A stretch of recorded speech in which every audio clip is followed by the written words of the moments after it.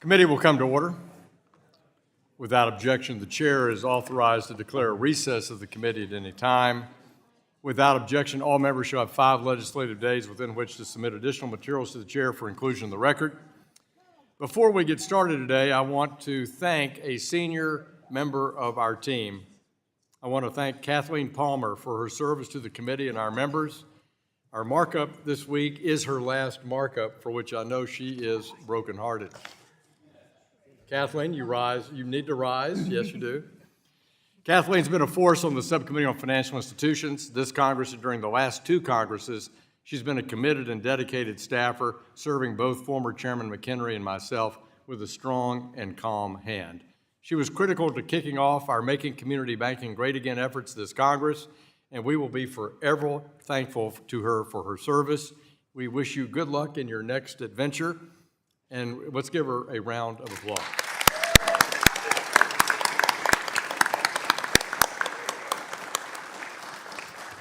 We will now proceed to today's business.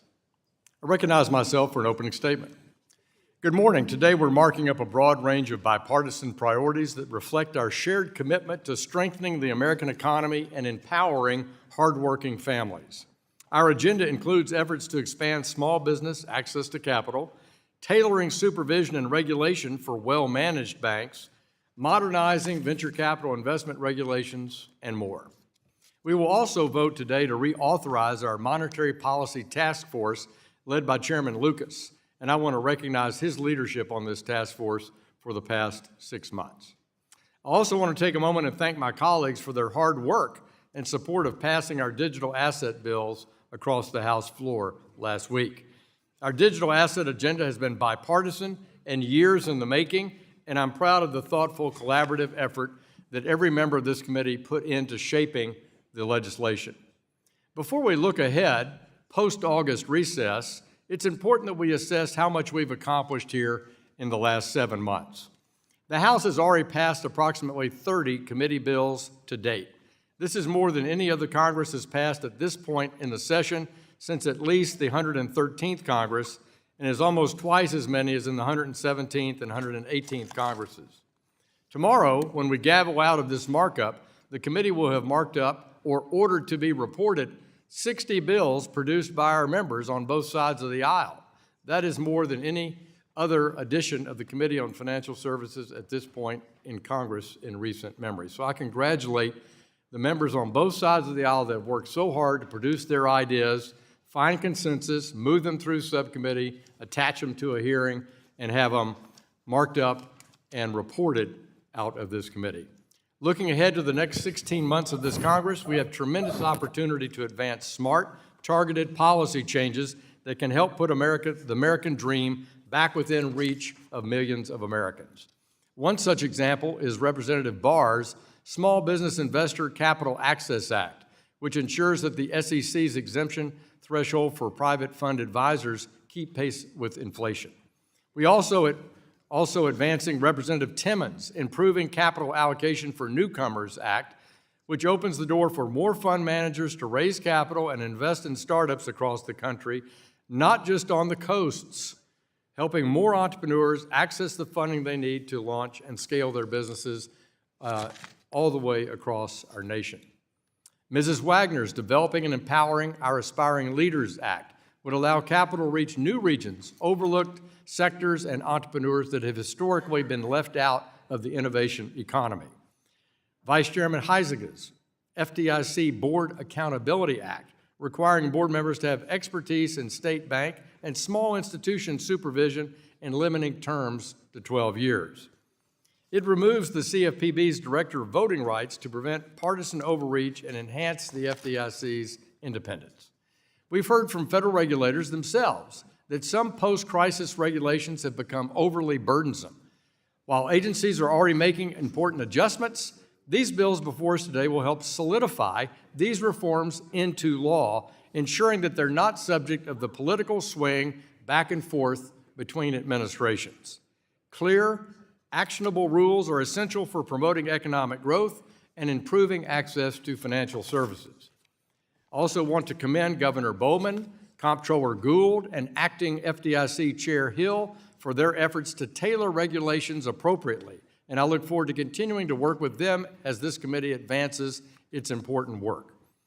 All the bills we're considering today share a common goal: to strengthen economic opportunity and bring the American dream within reach to every American household. I look forward to the thoughtful and robust conversations that we'll have today, and I yield back the balance of my time. I now want to recognize the ranking member of our committee, Mrs. Waters of California, for an opening statement. Good morning, and thank you, Mr. Chairman. Today, we're marking up a series of bills. While I'm encouraged that many are bipartisan, I'm deeply concerned that a few proposals from my Republican colleagues will worsen economic conditions and further erode consumer confidence. As we saw last week, inflation is ticking back up. Americans are feeling the effects of Trump's tariffs as corporations pass costs on to consumers. Meanwhile, the unpopular big billionaire bailout that Republicans passed is spreading fear among families at risk of losing health care and food assistance. During times of economic stress like this, we need our financial agencies like the Consumer Financial Protection Bureau now more than ever. Yet, while Trump continues his illegal attacks on these agencies, undermining their ability to respond to the needs of consumers, Republicans are introducing bills that double down on those attacks. One such bill would require the heads of federal financial departments and regulators to add unnecessary disclosures to numerous written comments, statements, and other materials on a wide variety of platforms, stipulating they don't have a legal effect. Make no mistake, this is a veiled attempt to further undermine the CFPB. This bill responds to Republicans' unfounded claim that the Bureau doesn't provide enough clarity. In reality, the bill bolsters the efforts by Trump to rescind nearly 70 guidance documents and stifle how the CFPB and other agencies communicate with the public. This is guidance that industry participants often rely on to better understand their legal obligations. The irony is striking. Republicans complain about unclear guidance from the CFPB, while President Trump routinely issues chaotic, confusing policy statements and directives via social media that send markets crashing. Yet, he'd be exempt from that bill. Does anyone in this room actually know what U.S. tariff policy is? It's both hypocritical and laughable. Republicans are also pushing a partisan bill to eliminate the CFPB director's voting rule from the board of the Federal Depository Insurance Corporation, undermining the FDIC's mandate to ensure consumer compliance for most of the banks they regulate. Trump's rollback of the CFPB's authority has already cost Americans $18 billion. These bills will cost hardworking families even more. That said, there are promising bipartisan bills before us today. This includes a bill that responds to calls from committee Democrats to address the Silicon Valley Bank failure by improving the discount window so banks, including minority depository institutions and rural banks, can access emergency loans to continue serving consumers during times of stress. I and my Democratic colleagues have numerous other bipartisan bills that address the problems this committee identified after the SVB failure, like my bill to increase deposit insurance for business payment accounts. If we're serious about supporting community banking, we should consider those bills as well. We also have legislation addressing the human rights crisis in Burma. And after months of Trump posturing and cowering to Russia, I'm pleased Republicans are finally joining Democrats by holding Putin accountable for his war in Ukraine. Additionally, I'm pleased my bill, the American Access to Banking Act, is being considered. It will promote the creation of new community banks and credit unions, including minority depository institutions and community development financial institutions to serve communities left behind by the traditional banking system.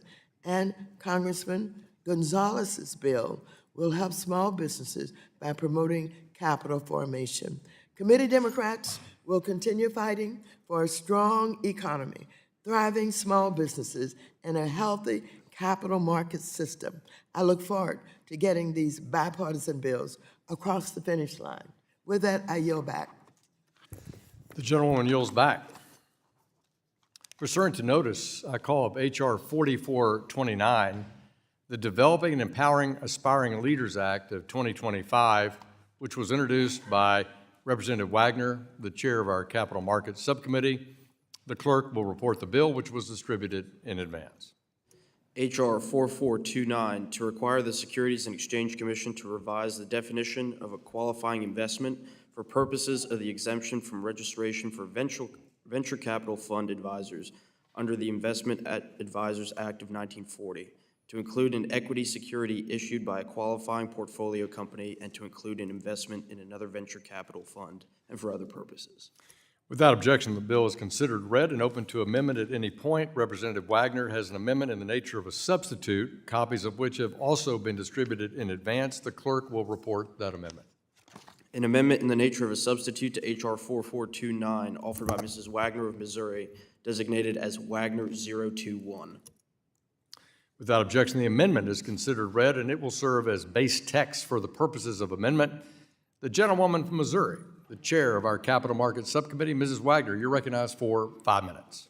I thank you, Mr. Chairman. And before I begin, I have a letter I'd like to submit to the record from 12 different innovation organizations in support of my Developing and Empowering Our Aspiring Leaders, the DEAL Act, Mr. Timmons, Improving Capital Allocation for Newcomers, the ICANN Act, and Mr. Barr's Small Business Investors Capital Access Act. Without objection.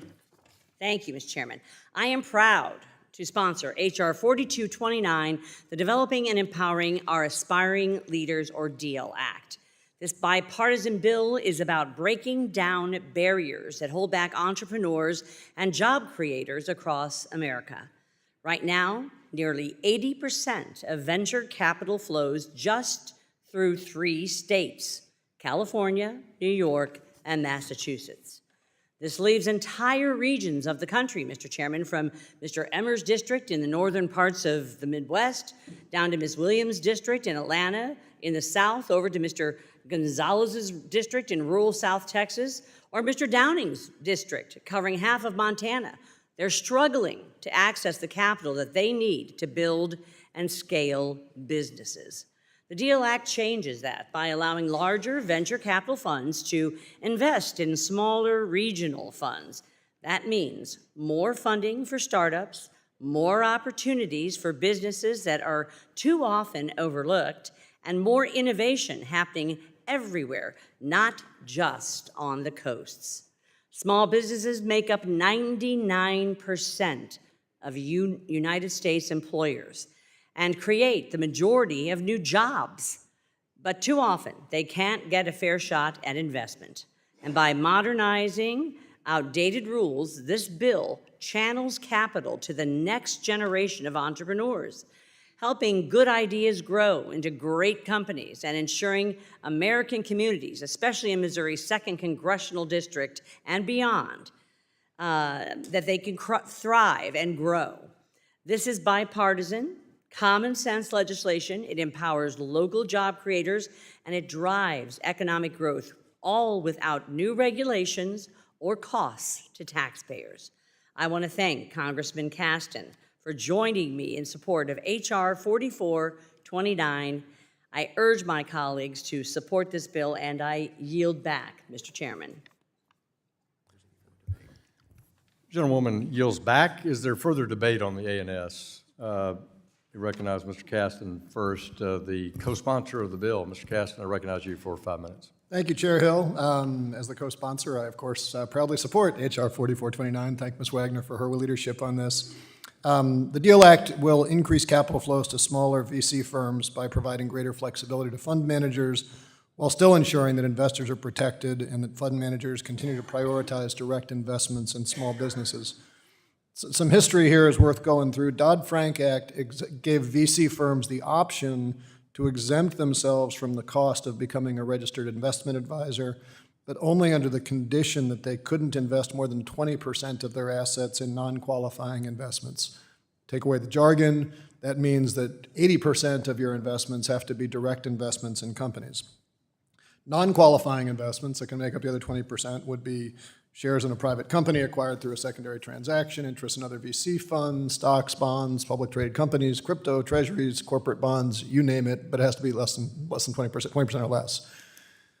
What's happened since Dodd-Frank primarily, and the reason that we wanted to work on this, is a change in the structure of exit opportunities available to those funds. The funds still have comparable lockup periods, the limited partners, the LPs still have similar expectations, but in the time since Dodd-Frank was passed, the VC-backed companies are on track for the fewest number of IPOs in a decade, with some citing uncertainty about the U.S. and trade policy driving that. There are fewer companies taking advantage of M&A opportunity, in part, I would argue thankfully, because of a crackdown in antitrust, that the big tech firms can no longer just buy out a company that they want to take out of the competitive landscape, but that means that those exit opportunities aren't there anymore. And of course, we've seen the surge in alternate investments that gives opportunity for people to stay private for longer. And so these secondary transactions have become the new exit to enable investors to sell their shares, but they're constrained by the 20% cap that's in Dodd-Frank.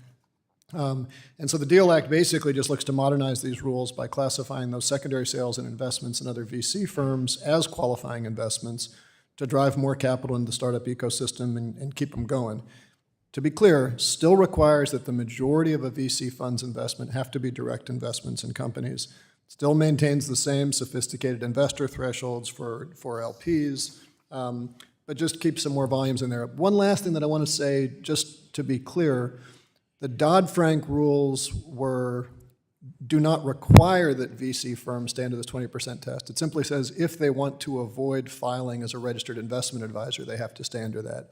The really big firms, the KKRs, the Anderson Horowitzes, they're RIAs already.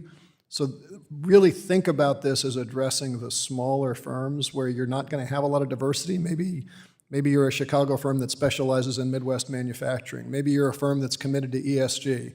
Maybe you're a firm that's committed to guns. I don't know, like whatever. This isn't about politics. The point is that a lot of these smaller funds don't have the same diversity. And so if they are going to diversify their portfolio and provide exits for growth capital, it's important to do this. So thank you again to Congressman Wagner for working on this. And I encourage all my colleagues to support, and I yield back. Gentleman yields back. Is there further debate on the A&S? Ranking member, recognized for 5 I minutes. move to strike the last word. Gentlewoman's recognized. Private funds pool money from investors to make investments, often in less liquid or alternative assets like startups, distressed companies, and real estate, with the goal of generating returns for their investors. The DEAL Act modifies Section 3C1 of the Investment Company Act, which defines these private funds, including venture capital funds. There are a couple of criteria that a fund must meet in order to qualify as a venture capital fund. One is that it must hold no more than $12 million in assets and has 250 or fewer investors. Additionally, and importantly, at least 80% of the fund's investments must be directly in operating companies. That 80% requirement is known as qualifying investments. So that means only 20% or less can consist of non-qualifying investments. Non-qualifying investments could include, among other things, equity of a portfolio company purchased on the open or secondary market, known as secondary purchases, as well as investments in other private funds, known as fund of funds. So, what this bill does is move secondary purchases and fund of fund investments from the non-qualifying bucket into the qualifying bucket. It also states that at least 51% of the fund's investments still need to be equity securities purchased directly from portfolio companies. And finally, it increases the non-qualifying securities bucket to 49%. As a result of these changes, venture capital funds will essentially provide those early-stage investors in startups like so-called angel investors another pathway to sell their stakes in a startup.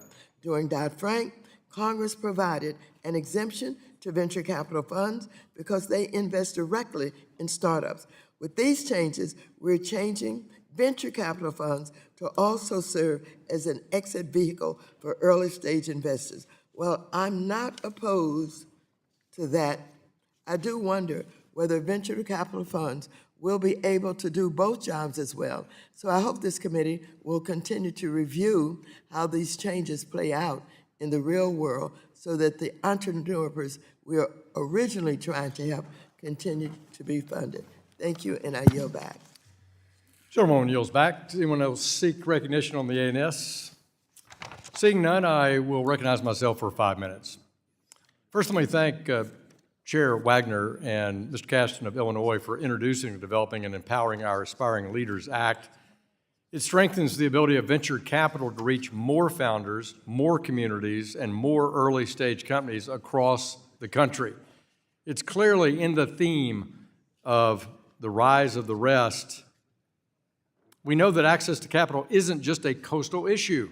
It's a national one, and newer venture capital funds are often the best positioned to back the kinds of entrepreneurs who are building businesses outside traditional hubs.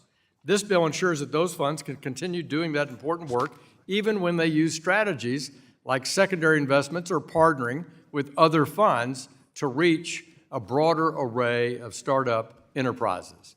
I know for a fact in my home city of Little Rock how important this is to support the Little Rock Venture Center and our ecosystem also in Northwest Arkansas as well. This bill is focused, forward-looking, and a good effort to support the people taking real risks to build something new and make sure our policies are helping capital flow to where it's needed most. I urge a yes vote on this bill, and I yield back a balance of my time. I join the chairman in asking for a yes vote on this bill. Yes, let me see if anyone else seeks recognition on the ANS. Hearing none, we'll move to amendments. Are there any amendments to the amendment in nature of a substitute? Seeing no amendments, there being no further discussion or amendments, the question is now occurs on the adoption of the amendment in the nature of a substitute. All those in favor shall signify by saying aye. Aye. All those opposed shall signify by saying nay. In the opinion of the chair, the ayes have it, and the ayes have it. The amendment is adopted. The question now occurs on ordering the bill as amended to be reported to the House with a favorable recommendation. Those in favor shall signify by saying aye. Aye. All those opposed shall signify by saying nay. In the opinion of the chair, the ayes have it. What reason does the gentlewoman from California seek recognition? You want to ask for the yeas and nays, is it? As for the yeas and nays. Gentleman has requested the yeas and nays. Recorded votes requested. All those in favor of a recorded vote, raise your hand. A sufficient number having raised their hand, a recorded vote is so ordered. Pursuant to subsection C5 of Rule 3 of the committee rules, the vote on this question is postponed. We'll now consider the next bill. Pursuant to notice, I call up H.R. 4431, Improving Capital Allocation for Newcomers Act of 2025, which was introduced by the distinguished gentleman from South Carolina, Mr. Timmons. The clerk will report the bill, which was distributed in advance.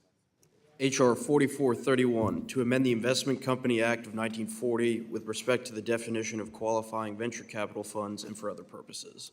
Without objection, the bill is considered read and open to amendment at any point. Representative Timmons has an amendment in the nature of a substitute, copies of which were also distributed in advance. The clerk will report that amendment. An amendment in the nature of a substitute to H.R. 4431, offered by Mr. Timmons of South Carolina, designated as Tim SCS 026. Without objection, the amendment is considered read and will serve as base text for the purpose of amendment. The gentleman from South Carolina, Mr. Timmons, you're now recognized for 5 minutes. Thank you, Mr. Chairman. For the second Congress, this committee will mark up my bill, H.R. 4431, the Improving Capital Allocation for Newcomers Act, or the ICANN Act. I'm proud to collaborate with my colleague, Brittany Pedersen, on this bipartisan legislation to expand access to venture capital beyond traditional finance hubs. This year, the ICANN Act was featured in 2 important hearings, reflecting the national focus on broadening investor access and capital formation for entrepreneurs across America. A version of this bill passed the House last Congress as part of the Expanding Access to Capital Act. H.R. 4431 updates the qualifying venture capital fund exemption by raising the capital cap from $10 million to $50 million and increasing the number of allowable investors from 250 to 500. These changes allow venture funds to raise more money from more individuals, helping startups outside Silicon Valley and other traditional hubs. Today, nearly half of all U.S. venture funding goes to California startups alone, with over 70% concentrated in just 4 states. Meanwhile, many entrepreneurs elsewhere struggle to secure critical Series A funding, limiting their growth and access to later stage investments. The current $10 million cap on qualifying venture funds is simply too low. It limits a fund's ability to cover costs and invest in promising companies, especially outside major financial centers. H.R. 4431 removes these barriers, empowering local funds to support their communities and combat the harmful practice of pattern matching, where investors back only familiar type of companies, leaving many entrepreneurs behind. Importantly, 5 years after this bill becomes law, the advocate for small business capital formation will study its effects and report back to Congress to ensure we continue to support entrepreneurs effectively. Mr. Chairman, an entrepreneur in Spartanburg, South Carolina deserves the same access to capital as one in Silicon Valley. This bill democratizes venture capital, enabling more Americans to invest in local businesses, drive innovation, and create good-paying jobs. It is about expanding opportunity and fueling growth in communities too often overlooked. Lastly, of note, I want to bring attention to a letter of support issued by the U.S. Chamber of Commerce for this bipartisan legislation. Mr. Chairman, I ask unanimous consent to submit this letter for the record. Without objection. Thank you. I urge my colleagues on both sides of the aisle to support this legislation that gives investors in every one of our districts a more equal playing field. Thank you, Mr. Chairman, and I yield back. Gentleman yields back. Who seeks recognition? The gentlewoman from Colorado. You're recognized to strike the last word. Thank you, Mr. Chairman. I move to strike the last word. Gentlewoman is recognized for 5 minutes. Thank you. I first want to recognize the work of Mr. Timmons and your team for this very important bill. We really appreciate the partnership, as well as to Ranking Member Waters and her team. Thank you for coming together. It's an example that we can actually have bipartisan work here in Congress, so grateful to be a part of that. This is an important step forward in increasing opportunity and expanding the opportunity to build wealth in this country. There are 2 major ways that people can build wealth in the United States, and that is to start a business and build it, and invest in a company and help grow it, and you can see potentially exponential dividends. Unfortunately, these opportunities are not available for far too many Americans. And just to go back, the reason why startups are difficult for most people to get started is because they're risky. A third of them fail by the 2nd year, and half of them fail statistically by the 5th year. And that's why, because they're so risky, new businesses are unable to find bank financing. And because startups are risky, equity investing becomes a critical opportunity because they invest early and they take a percentage of ownership in the company. And so when investors look at 20 companies, for example, that maybe only 1 or 2 of them will succeed, and equity investors look for opportunities that make it worth it and that scale quickly. So there's a lot of businesses that wouldn't qualify for this. They're looking for really big impact companies that rely on venture or angel investors.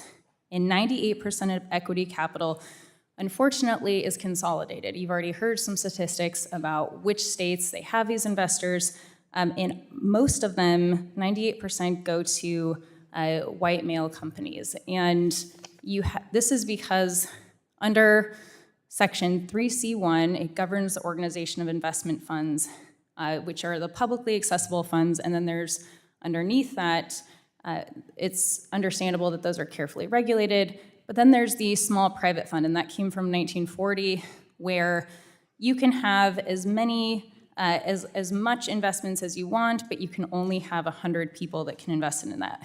So the unintended consequence is that when you look at these smaller funds, give an example of $30 million for a smaller fund, you are only able to go to a small pool of people. Statistically, very unlikely to get these $300,000 checks in this example that I'm giving from women and people of color. So you continue to see the consolidation of wealth to certain people and the lack of opportunity for others.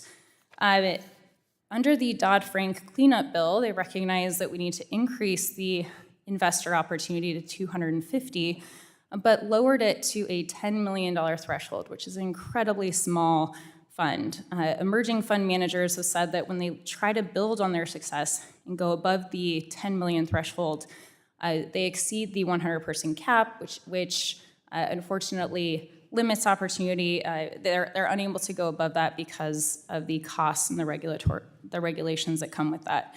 So this does a really important thing. It increases the cap to $50 million so that it's more reasonable, increases that $10 million cap, and then increases it to from 250 people to 500 people.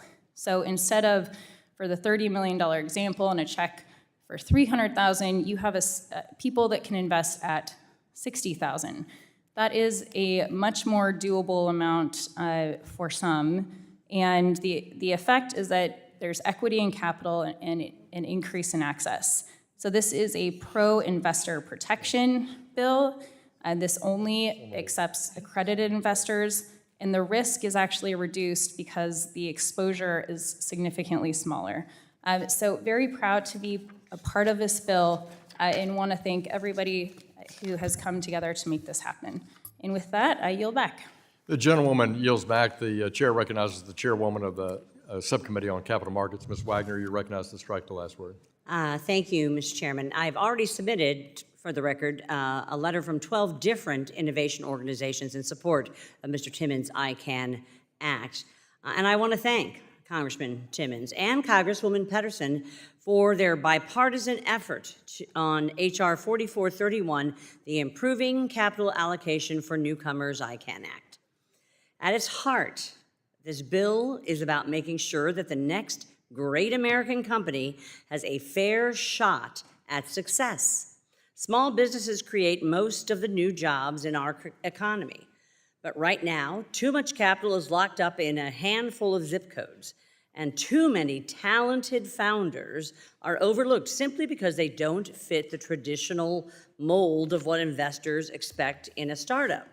The ICANN Act modernizes outdated rules so that more small and regional venture funds can launch.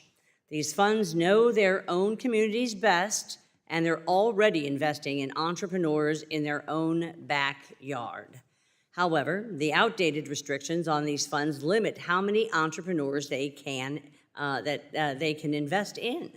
By raising the cap for qualifying funds to $50 million and increasing the number of allowable investors, we open the door for local investors to back local innovators in higher numbers, creating jobs and building wealth in places that have been left behind.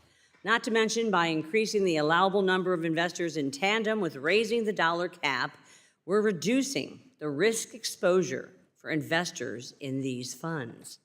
This is how we keep America competitive, Mr. Chairman, by empowering new voices, new ideas, and new businesses in every part of the country. A good idea shouldn't die in a garage just because the founder lives in St. Louis instead of San Francisco. This is bipartisan, common-sense legislation, and I urge my colleagues to support H.R. 4431, and I yield back, Mr. Chairman. Gentlewoman yields back. The ranking member of the full committee, Ms. Waters, you're recognized. I move to strike the last The word. gentlewoman's recognized for 5 minutes. Thank you. Like the DEAL Act, the ICANN Act also amends the definition of a qualifying venture capital fund. In order to be exempt from the SEC's Investment Company Act, a venture capital fund must not hold more than $12 million in assets and can have no more than 250 investors. This bill adjusts those figures upwards. Raising the $12 million cap to $50 million and the 250 investor limit to 500. It also requires the SEC to conduct an assessment 5 years after enactment to determine the bill's impact on how capital is being allocated to portfolio companies. It does this by asking SEC staff to assess what types of startups still need capital. Based on the results of this assessment, the SEC would be authorized to conduct a rulemaking that can adjust the 50 million and 500 beneficial owner limit upwards or downwards. I support additional capital for startups and will continue to press funds to invest in all communities across the country. I thank you. I yield back. I support this bill, and I ask for an aye vote. Gentlewoman yields back. I want to thank my friend Mr. Timmons and Ms. Peterson for leading on this important legislation, which addresses one of the most persistent and fixable barriers in private markets today: outdated fund limits that prevent capital from flowing to the next generation of entrepreneurs and investors. We've heard testimony from investors like McKeever Conwell, who built a fund from the ground up to support underrepresented founders in overlooked cities. His firm, Rare Breed Ventures, raised its first fund from nearly 200 accredited investors, many investing just $10,000 to $50,000, many and most, he says in his testimony, for the first time. Every one of them qualified under existing SEC rules. But because of a decades-old cap in the Investment Company Act, most of these investors won't be allowed into his next fund, not because they're unqualified, but because the law just hasn't kept pace. And this isn't just about one fund. Across the country, newer, smaller, more diverse fund managers are being told they must raise from fewer people who can write bigger checks or not raise at all. And that means less capital for startups in Arkansas, South Carolina, Baltimore, beyond. It means fewer founders of color get a shot, and it means fewer communities benefiting from job creation and innovation brought about by a startup ecosystem and new company formations. All these bills that Chair Wagner has talked about this morning and that our members have worked so hard on a bipartisan basis are inspired by Steve Case, founder of AOL, Rise of the Rest, which talks about the barriers to raising venture capital and starting businesses off the coasts. And we've seen so many positive things in venture ecosystems around the country. I see it through the innovation hubs. I see it through Startup Junkie. I see it through the investments of the Kauffman Foundation. And I see it through actions taken by this committee to make it more straightforward. The Improving Capital Allocation for Newcomers Act changes that and contributes to the vision outlined by Steve Case. It modernizes the investment cap so that qualified investors aren't shut out of opportunities just because their paychecks aren't six figures. It allows emerging fund managers to scale responsibly while maintaining every investor protection currently in place. If we want more Americans of all backgrounds to participate in our private markets, we need to reform the rules that are holding them back. Because ultimately, this bill isn't just about expanding investment opportunities, it's about unlocking capital for entrepreneurs building real businesses across all of our communities. When we empower emerging fund managers, we empower the startups that they support and the resulting jobs, products, and growth that are a function of that creative approach. This bill reflects what we've heard across our hearings. Capital formation shouldn't be confined to a zip code or an asset class. It should be accessible to every qualified investor and every legitimate fund that wants to fuel growth. So I urge my colleagues to support this bill, and I yield back. Does anyone else seek recognition on the amendment in the nature of a substitute? Hearing none, we'll move to amendments. Does anyone wish to offer an amendment to the ANS? There being no further discussion or amendments to the bill, the question now occurs on the adoption of the amendment in the nature of a substitute. All those in favor shall signify by saying aye. Aye. All those opposed shall signify by saying nay. In the opinion of the chair, the ayes have it, and the amendment is adopted. The question now occurs on ordering the bill as amended to be reported to the House with a favorable recommendation. Those in favor shall signify by saying aye. Aye. All those opposed shall signify by saying nay. In the opinion of the chair, the ayes have it. For what purpose does the gentleman from South Carolina seek recognition? The gentleman requests a recorded vote. All those in favor of recorded vote, raise your hands. A sufficient number having raised their hand, a recorded vote is so ordered. Pursuant to subsection C5 of Rule 3 of the committee rules, a vote on this question is postponed. We'll now move to the next bill.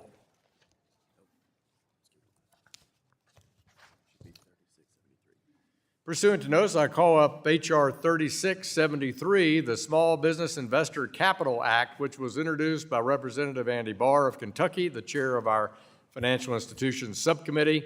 The clerk will report the bill, which was distributed in advance. H.R. 3673, to amend the Investment Advisors Act of 1940 to increase the exemption from registration threshold from certain investment advisors of private funds to reflect the change in inflation. Without objection, the bill is considered read and open to amendment at any point. Congressman Barr has an amendment in the nature of a substitute, copies of which have been distributed in advance. The clerk will report that amendment. An amendment in the nature of a substitute to H.R. 3673, offered by Mr. Barr of Kentucky, designated as Barr 060. Without objection, this amendment is considered read. It will serve as the base text for purposes of amendment. The gentleman from Kentucky, Chairman Barr, you're now recognized for 5 minutes. Thank you, Mr. Chairman. I move to strike the last word. Gentleman's recognized. Thank you, Mr. Chairman. And without objection, I'd like to enter into the record a letter from the National Venture Capital Association endorsing this legislation, the Small Business Investor Capital Access Act. Without objection. Thank you. Thank you, Mr. Chairman. I would like to thank my colleague from New York, Congresswoman Velasquez, the ranking member of the Small Business Committee, for co-leading this legislation, bipartisan bill, the Small Business Investor Capital Access Act. Small businesses are the backbone of the American economy, and communities across the country, including communities that make up the 6th District of Kentucky. These small businesses need access to capital to grow their operations and serve their communities. Private funds are an incredibly important vehicle to ensure that these very small businesses can access the financial markets. Smaller funds, which collectively manage 0.5% of total AUM in the private equity sector, are burdened by the massive compliance costs that stem from SEC reporting. This inability to comply with these reporting requirements means that they must divert capital away from small businesses and startups. We must modernize our regulatory requirements for small private fund advisors so they can continue to invest in small businesses in each of our congressional districts, increasing access to capital for these small institutions. That's why Representative Velasquez and I introduced the Small Business Investor Capital Access Act. Currently, the exemption for SEC registration for private fund advisors is $150 million. This, however, has not been adjusted for inflation since its original passage in 2010. As we can all attest, $150 million is a very different dollar figure now than it was in 2010 due to growth in our economy and private capital markets and the historic inflation we faced from 2021 to 2024. The Small Business Investor Capital Access Act indexes the current assets under management cap to inflation every 5 years to ensure our registration requirements stay up to date with the size of the economy and growth in our markets. While there was not an inflation adjuster in Dodd-Frank, Congress has implemented adjustments for certain SEC regulations. This is doing the same. The registered market dwarfs the exempted advisor market, and therefore making this change will not reduce the regulations we have in place to protect the private markets, but it will provide relief for the smallest players and ensure our regulations are modernized to reflect growth in our financial system. The private markets are essential for a diverse, successful economy. Our small businesses rely on the capital that is formed through these small advisors. So, to protect small funds in the private markets and small businesses' access to capital, we must pass this legislation. I urge my colleagues to support this policy and the overall package. And with that, Mr. Chairman, I yield back. I thank the gentleman. Gentleman yields back. Who seeks recognition?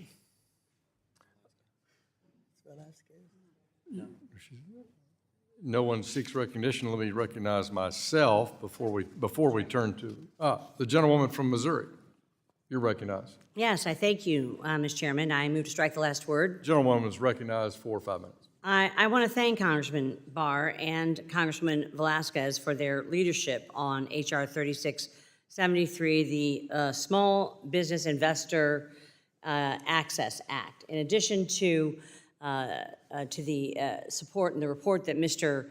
Barr entered into the record, I want to again note that we also submitted for the record 12 different innovation organizations that were in support, in fact, of Mr. Barr's Small Business Investor Capital Access Act.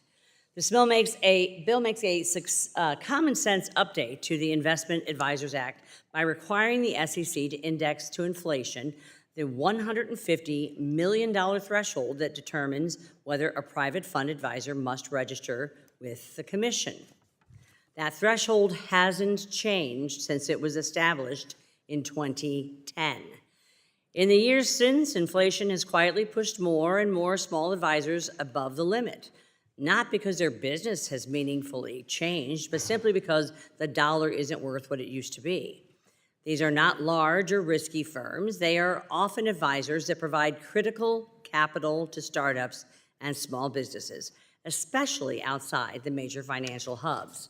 By requiring the SEC to make annual inflation adjustments going forward, this bill ensures that the original intent of the law is preserved and small advisors aren't pulled into a costly regulatory regime just because of economic drift. This is a bipartisan, targeted fix that supports small business capital formation without weakening investor protections. I urge my colleagues to support this bill, and I yield back. Gentleman yields back. Who seeks recognition on the ANS? Seeing nobody, I'll recognize myself for 5 minutes. I rise in support of this good bill, H.R. 3673, the Small Business Investor Capital Access Act. I want to commend Congressman Barr and Congresswoman Velasquez for this good bill. When Congress created the $150 million exemption for private fund advisors, the intent was clear: allow smaller capital providers to operate without the weight of full SEC registration. But over the last 14 years, inflation has quietly moved the goalposts. That static threshold no longer reflects today's economy, and without action, it will continue to pull firms that Congress never intended to regulate at that level. This bill is a straightforward way to restore that intent by requiring the SEC to adjust the exemption every 5 years for inflation.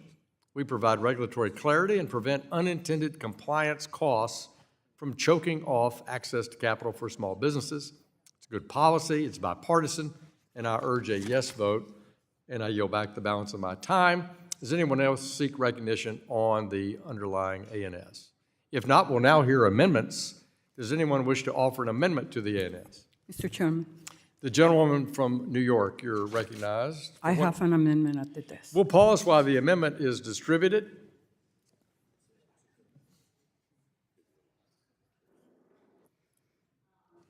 Mr. Chairman, I reserve a point of order. The chair of the Capital Markets Subcommittee has reserved a point of order. The clerk will report the amendment.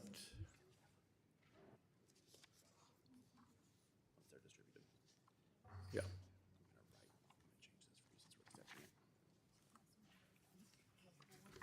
Sir?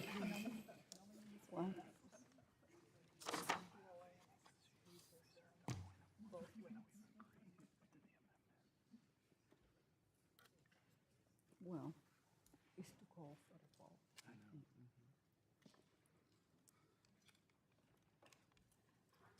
If everyone has the amendment, may I ask the clerk to report the amendment? An amendment to the amendment in the nature of a substitute to H.R. 3673, offered by Ms. Velasquez of New York, designated as H.R. 367301. Without objection, the amendment is considered read, and I recognize the gentlewoman from New York to describe her amendment. Thank you, Mr. Chairman, and I want to thank my colleague, Mr. Barr, for this important legislation Today, we're taking a small but important step. It is a step that, in my opinion, is long overdue. As part of the Dodd-Frank Act, we exempted the advisors of small private funds with $150 million or less in assets under management from registration with the SEC. At the time, the $150 million exemption made sense. It allowed the SEC to focus its attention after the financial crisis on larger funds. But that was 15 years ago, and the registration threshold has never been adjusted. Today, we are rectifying that oversight. Under this bill, we are providing an immediate adjustment to registration threshold, raising the limit to $175 million to provide relief to some funds, while also prospectively raising the registration exemption for private fund advisors to adjust for inflation every 5 years. We provide inflation adjustments in other areas of federal law, including in federal securities law, and I believe it makes sense in this context as well. Importantly, including this language in the federal code will prevent us from having to make these adjustments through legislative enactment again in the future. Let's be clear, not all private funds are created equal.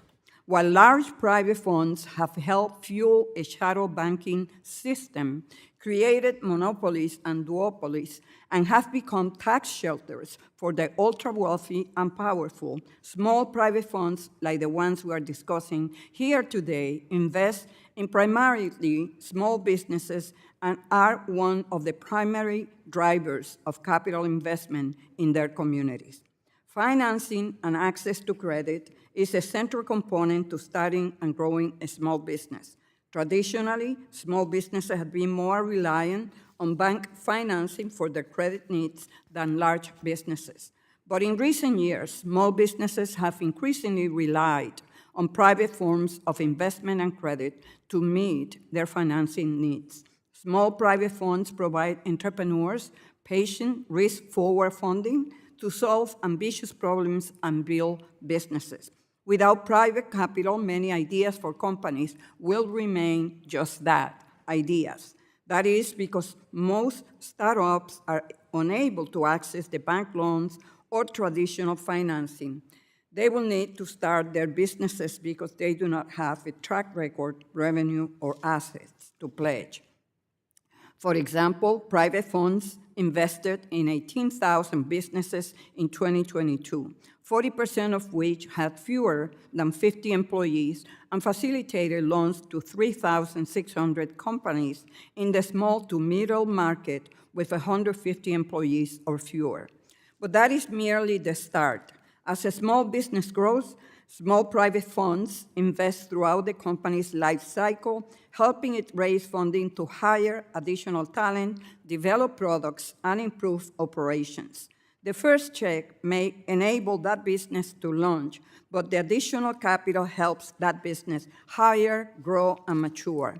By making this inflationary adjustment, we are not allowing more private funds to escape SEC registration and oversight. We are simply allowing small private funds to keep pace with the CPI and the small businesses they invest in. I want to thank Mr. Barr for working with me on this important bill and his willingness to be open to my comments and feedback. I also want to thank Ranking Member Waters and Chairman Hill for their support as well. Through our collective effort, I believe we have created a strong bipartisan product. I urge my colleagues to vote yes. I yield back. The gentlewoman yields back. Does the gentlewoman from Missouri insist on her point of order? I withdraw, Mr. Chairman. Is there any further debate on the gentlewoman's amendment? Mr. Barr of Kentucky, you're right. Thank you, Mr. Chairman. I just want to thank Representative Velasquez for offering this common sense amendment that will provide immediate relief and more relief, better relief to small funds, and I look forward to voting in favor of the amendment. I urge my colleagues to do the same. Thank you to the ranking member of the Small Business Committee for recognizing the importance of this issue and for her leadership. Look forward to continuing to working with her. I yield back. Gentleman yields back. If there's no further debate, the question now occurs on, oh, I'm sorry, I beg your pardon, the gentlewoman of California, ranking member. Yes, I move to strike the last word. The gentlewoman's recognized for 5 minutes. Thank you. H.R. 3673, sponsored by Mr. Barr and Ms. Velasquez, adjusts for inflation the threshold that requires private funds such as private equity funds and hedge funds to register with the SEC.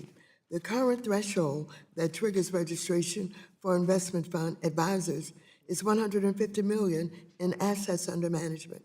This amendment would increase the threshold to $175 million, ensuring that certain funds at this threshold today can continue to do what they do to provide funds to businesses. This increase, along with the adjustment for inflation every 5 years, are technical changes that ensure that the largest funds continue to register with the SEC. I will note that we set this threshold in Dodd-Frank to ensure that both private equity and hedge funds had to register with the SEC when they grow to a certain size because we saw how they contributed to the financial crisis. This bill affirms that decision by ensuring the threshold continues by appropriately adjusting it for inflation. I appreciate the work of Ms. Velasquez, and I'm so pleased she was able to help Mr. Barr with this very important bill. And having them work together is a very good thing. So I support this amendment and the underlying bill. I don't find this amusing. I think that the gentleman from New York is in constant help to the gentleman from Kentucky. So I'm not in any way shocked by that. The gentlewoman yields back. Is there any further debate on the Velasquez amendment? All those in favor of the amendment shall signify by saying aye. Aye. All those opposed signify by saying nay. Opinion of the chair, the ayes have it. The ayes have it. The amendment is adopted. We'll now move on. Mr. Chairman, Gentlewoman. you were not referencing Section 1071. Well, no, I wasn't. That's true. That's true. We'll now move on. Is there another amendment to the ANS for Mr. Barr? No recorded vote. Voice. Voice. We're doing voice. There being no further discussion or amendments to the bill, the question now occurs on the adoption of the amendment in the nature of substitute. All those in favor shall signify by saying aye. Aye. All those opposed shall signify by saying nay. In the picture, the ayes have it. The ayes have it, and the amendment is adopted. Question now occurs on ordering the bill as amendment to be reported to the House with a favorable recommendation.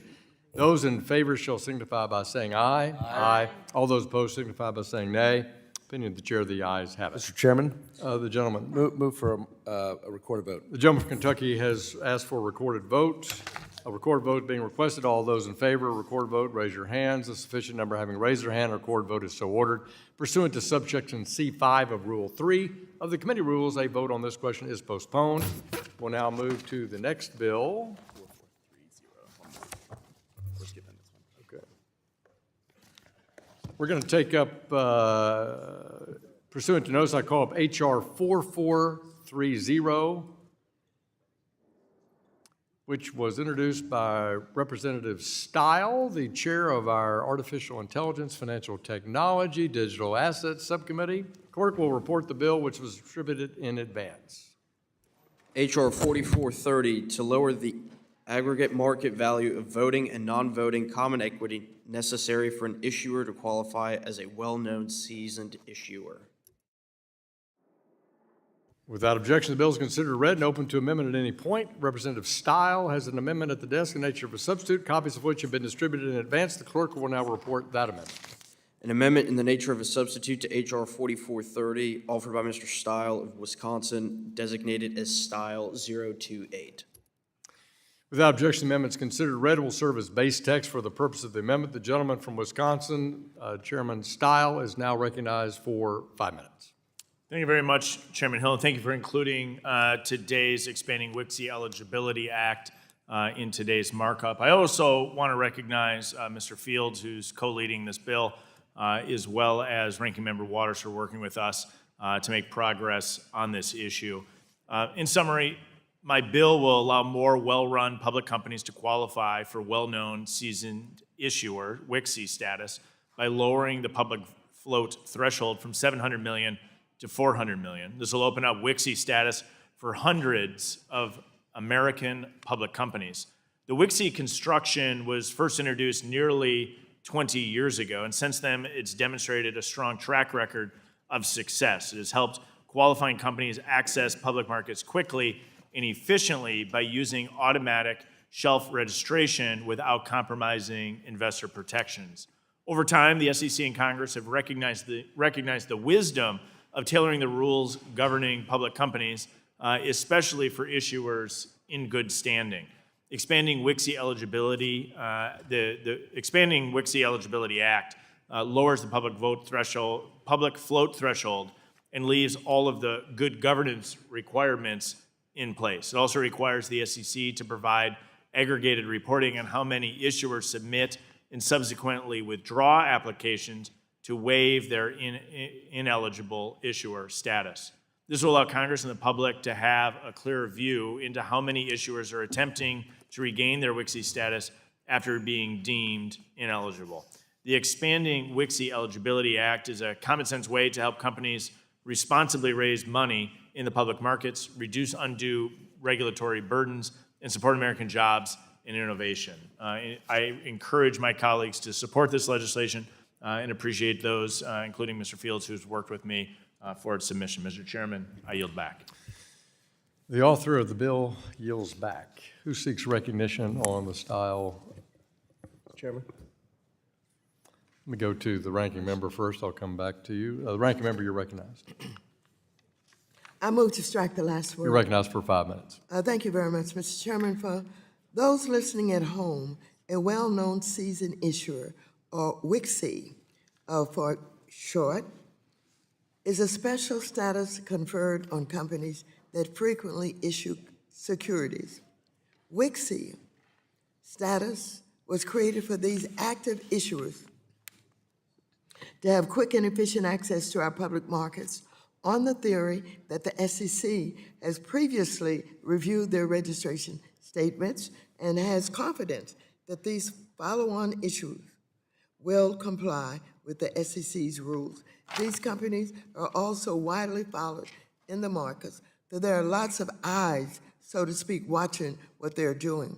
One of the most important benefits of being a WICSI is automatic shelf registration. Shelf registration is a process where a company registers securities with the SEC but doesn't sell them all at once.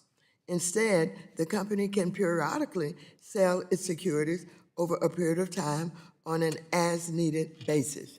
The main requirement for an issuer to meet WICSI status and therefore earn automatic shelf registration is that it has previously issued 700 million or more in securities. Mr. Stiles' bill would lower that figure to 400 million. By reducing the WICSI threshold, the bill allows an additional 400 companies to qualify on top of the about 2,000 companies that qualify today. This will confer increased flexibility on more issuers who will be able to issue securities in the market when it makes the most sense for them. One final piece this bill does is provide transparency around the process of issuers that have been disqualified for operating as WICSIs from requesting a waiver from SEC staff. Notably, an issuer can lose their WICSI status if the issuer has been convicted of a securities-related felony or misdemeanor or has violated the anti-fraud provisions of the securities laws. Waivers are rarely formally denied because staff normally gives the issuer a heads up that their waiver is likely to be denied. So many issuers ultimately withdraw their waiver request. The final provision of this bill provides investors an annual basis, a view into the number of waiver requests that have been withdrawn. Mr. Chair, I support this bill, and I urge all members to do the same. Thank you, and I yield back the balance of my time. The gentlewoman yields back. Who seeks recognition? The gentleman from Pennsylvania? The gentleman's recognized for 5 minutes. I rise in support of H.R. 4430, the Expanding the WICSI Eligibility Act introduced by Representative Stile. The bill is about cutting red tape, lowering costs, and giving growing companies the tools they need to succeed in our public markets. By expanding well-known, seasoned issuer status, we allow more businesses, particularly emerging ones, to raise follow-on capital quickly and efficiently.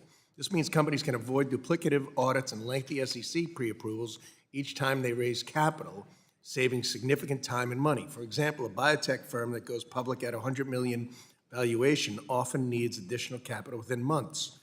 Today, they face weeks of regulatory delays and hundreds of thousands in legal costs just to get back to market. This bill changes that, letting them launch subsequent offerings seamlessly so they can focus resources on innovation and hiring instead of this type of paperwork. This reform strengthens our public markets by encouraging companies to stay public longer, deepening market liquidity, and expanding opportunities for investors.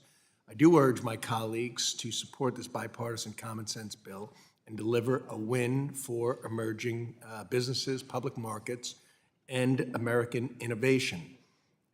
Again, this allows new companies to access capital much more quickly.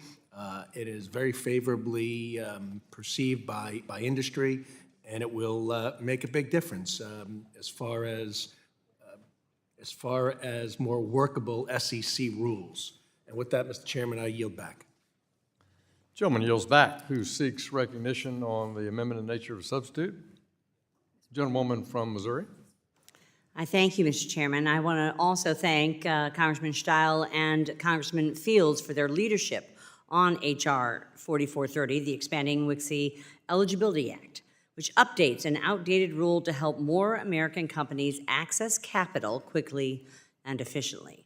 Right now, the bar to qualify as a well-known seasoned issuer, or WICSI, is set too high, locking out hundreds of strong mid-sized companies. By lowering the public float threshold from $700 million to $400 million, this bill simply brings the definition in line with today's markets, allowing more companies to take advantage of the proven benefits of WICSI status. This designation matters. WICSI companies can raise capital faster and at a lower cost through a streamlined registration process. That means they can react quickly to market opportunities, they can invest in growth and hire more workers, all without sacrificing any investor protections. For nearly 20 years, the WICSI framework has worked exactly as intended, boosting market efficiency and helping companies thrive, while still providing investors with all the information that they need. This is a straightforward bipartisan fix that modernizes an outdated threshold and strengthens American competitiveness. I urge my colleagues to support this bill. And Mr. Chairman, I yield back. Gentlewoman yields back. Who seeks recognition on Mr. Stiles' amendment in nature substitute? Seeing no additional speakers, I recognize myself for 5 minutes. I want to thank Chairman Stile and Mr. Fields for sponsoring this bill to modernize the WICSI issuer framework to strengthen our public markets. Current rules deny many well-established companies from accessing streamlined offerings, not because they lack a strong disclosure record, but because they just don't meet outdated public float thresholds that were established 2 decades ago. This bill corrects that imbalance by lowering this public float requirement. Smart, bipartisan, I support it. I urge a yes vote. I yield back the balance of my time. Does anyone, if hearing no other debate on the ANS, does anyone wish to offer an amendment to the ANS? There being no further discussion or amendments to the bill, the question now occurs on adoption of the amendment in nature of a substitute. All those in favor shall signify by saying aye. Aye. All those opposed signify by saying nay. Opinion of the chair, the ayes have it. The amendment is adopted. The question now occurs on ordering the bill as amended to be reported to the House with a favorable recommendation. Those in favor shall signify by saying aye. Aye. All those opposed shall signify by saying nay. In opinion of the chair, the ayes have it. For what purpose does the gentleman from Wisconsin seek Mr. recognition? Chairman, I seek a A recorded. recorded vote is requested. All those in favor of recorded vote, raise your hands. A sufficient number having raised their hand, a recorded vote is so ordered. Pursuant to subsection C5 of Rule 3 of the committee rules, a vote on this question is postponed.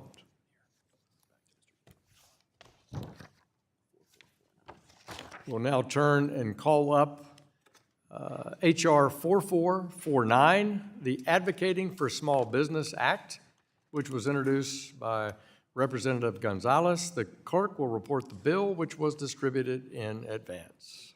H.R. 4449, to amend the Securities Exchange Act of 1934 to establish offices of small business within rule writing divisions of the Securities and Exchange Commission to coordinate on rules and policy priorities related to capital formation.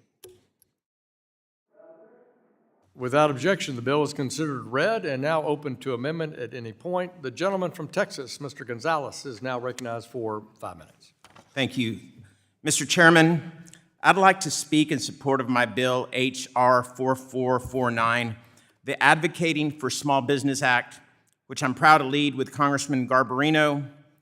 This bipartisan bill takes a common sense step towards ensuring that the voices of small businesses are heard during the Securities and Exchange Commission's rulemaking process. Small businesses are the backbone of America. They create 2 out of every 3 new jobs and serve as engines of innovation and local prosperity. They also provide real benefits to our local communities. For example, provide an opportunity for our veterans to contribute to their communities as they build a life after service, sponsor little leagues, and give back to charity.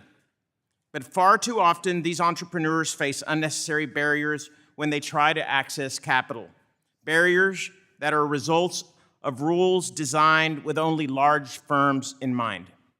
The Advocating for Small Business Act would create dedicated offices for small business. With each of these SEC rule writing divisions, these offices will work hand in hand with the Office of the Advocate for Small Business Capital Formation to ensure that new policies support, not stifle, capital formation for small businesses and emerging businesses.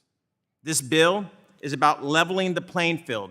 It's about making sure that small business owners in communities like South Texas have the same opportunities as those on Wall Street. So, Mr. Chairman, I urge the support for this bill, and I yield back. Gentleman from Texas yields back. Does anyone else seek recognition? The gentlewoman from Missouri, the chair of the Capital Markets Subcommittee. Thank you, Mr. Chairman. I move to strike the last word. You're recognized for 5 minutes. I want to thank the gentleman from Texas, Mr. Gonzalez, and the gentleman from New York, Mr. Garbarino, for their leadership on this bill, which would ensure that the voices of small businesses are heard across the SEC. Far too often, when federal agencies write new regulations, they fail to consider the differences between the largest firms and the smallest ones. Rules that are written with Wall Street in mind can apply indiscriminately to Main Street, driving up costs and compliance burdens that small businesses don't have the ability to bear. This bill would make certain that the voices of small businesses are not an afterthought in the regulatory process. By creating an Office of Small Business in each of the rulemaking divisions at the SEC, this bill will ensure that the Commission takes a tailored approach to new regulations, one that weighs the realities of different sized businesses and uses a fuller understanding of the companies these rules will impact. I urge my colleagues to support this bill, Mr. Chairman, and I yield back. The gentlewoman yields back. Who else seeks recognition to speak on the gentleman's bill? Ms. Waters, the ranking member is now recognized. I move to strike the last word. And you're recognized for 5 minutes. Mr. Chairman, while the SEC's North Star should always be investor protection and market integrity, it also is a premier federal agency that supports private capital formation for businesses. Established by Congress nearly a decade ago, the SEC's Office of the Advocate for Small Business Capital Formation acts as an independent voice for small businesses and startups, helping them to navigate SEC rules and advocate for improved access to capital. It also engages directly with small businesses, investors, and regulators to identify and address regulatory challenges. This bill would strengthen the voice of small businesses across the SEC and encourage the SEC staff to focus on the capital formation needs of small businesses. I want to thank Mr. Gonzalez for sponsoring this bill. I support this bill. I yield back the balance of my time. The gentlewoman yields back. Anyone else seek recognition on the gentleman's bill? Seeing none, I recognize myself for 5 minutes. I want to thank my friend from Texas and the gentleman from New York, Mr. Garbarino, for their collaborative work on this bill that puts small businesses at the center of SEC policymaking, not just on paper, but in practice. By creating the Office of Small Businesses within each rule-making division, the bill ensures early and consistent input from those who understand the capital formation challenges faced by startups and growing companies. If we want more business to grow and go public in the U.S., we need rules that reflect the realities, not just those of the largest firms. It's a common sense bill, it's pro-growth, it's bipartisan, it has my support, and I yield back the balance of my time. Does anyone else seek recognition? Hearing none, we'll move to amendments. Mr. Speaker, may I ask for a recorded vote? Not yet. And I don't want the job of speaker. I'll stick with chairman, but thank you so much. Hold that thought for just a moment. Are there amendments or further discussion? No further discussion or amendments. The question now occurs on ordering the bill to be reported to the House with a favorable recommendation. Those in favor shall signify by saying aye. Aye. All those opposed shall signify by saying nay. Independent chair, the ayes have it. For what purpose does the gentleman from Texas seek recognition? Mr. Speaker, may I ask for a recorded vote? The recorded vote has been requested from the senator. All those in favor of recorded vote, raise your hand. A sufficient number having raised their hand, a recorded vote is so ordered. Pursuant to subsection C5 of Rule 3 of the committee rules, the vote on this question is postponed. We'll now move to the next bill.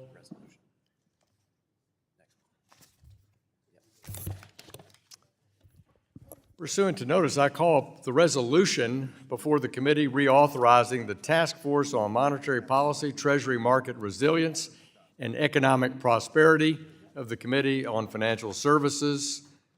The clerk will report the resolution, which was distributed in advance. Resolution offered by Chairman Hill, reauthorizing the Task Force on Monetary Policy, Treasury Market Resilience, and Economic Prosperity of the Committee on Financial Services. Without objection, the resolution is considered read and open to amendment at any point. I'd now like to recognize Mr. Lucas, the chair of the task force, for 5 minutes to describe the purpose of this resolution. Thank you, Mr. Chairman, and I'd like to speak in support of your resolution authorizing the Task Force on Monetary Policy, Treasury Market Resilience, and Economic Prosperity. The task force has been operating for 6 months. We've only just started to focus our attention on these topics that have gone neglected for years past. With the Fed's 5-year framework review wrapping up next month and transitions in leadership in the spring, this is a perfect time to examine monetary policy decisions and their effects on the real economy. We've also spent time taking stock of the health of the Treasury market, with the nation's debt continuing to outpace the capacity for market participants to intermediate. We held a hearing examining changes to market structure by agency regulations and market trends, and we've discussed the volatility observed in the market in April. And I want to thank Mr. Vargas, the ranking member of the task force, for his work engaging in these important issues. We found common ground on a number of topics, including reducing constraints on market participants in the Treasury markets and ensuring we have a smooth implementation of the SEC's clearing rule. And I look forward to continuing our work together. And with that, I yield back, Mr. Chairman. Gentleman yields back. I now recognize myself for 5 minutes.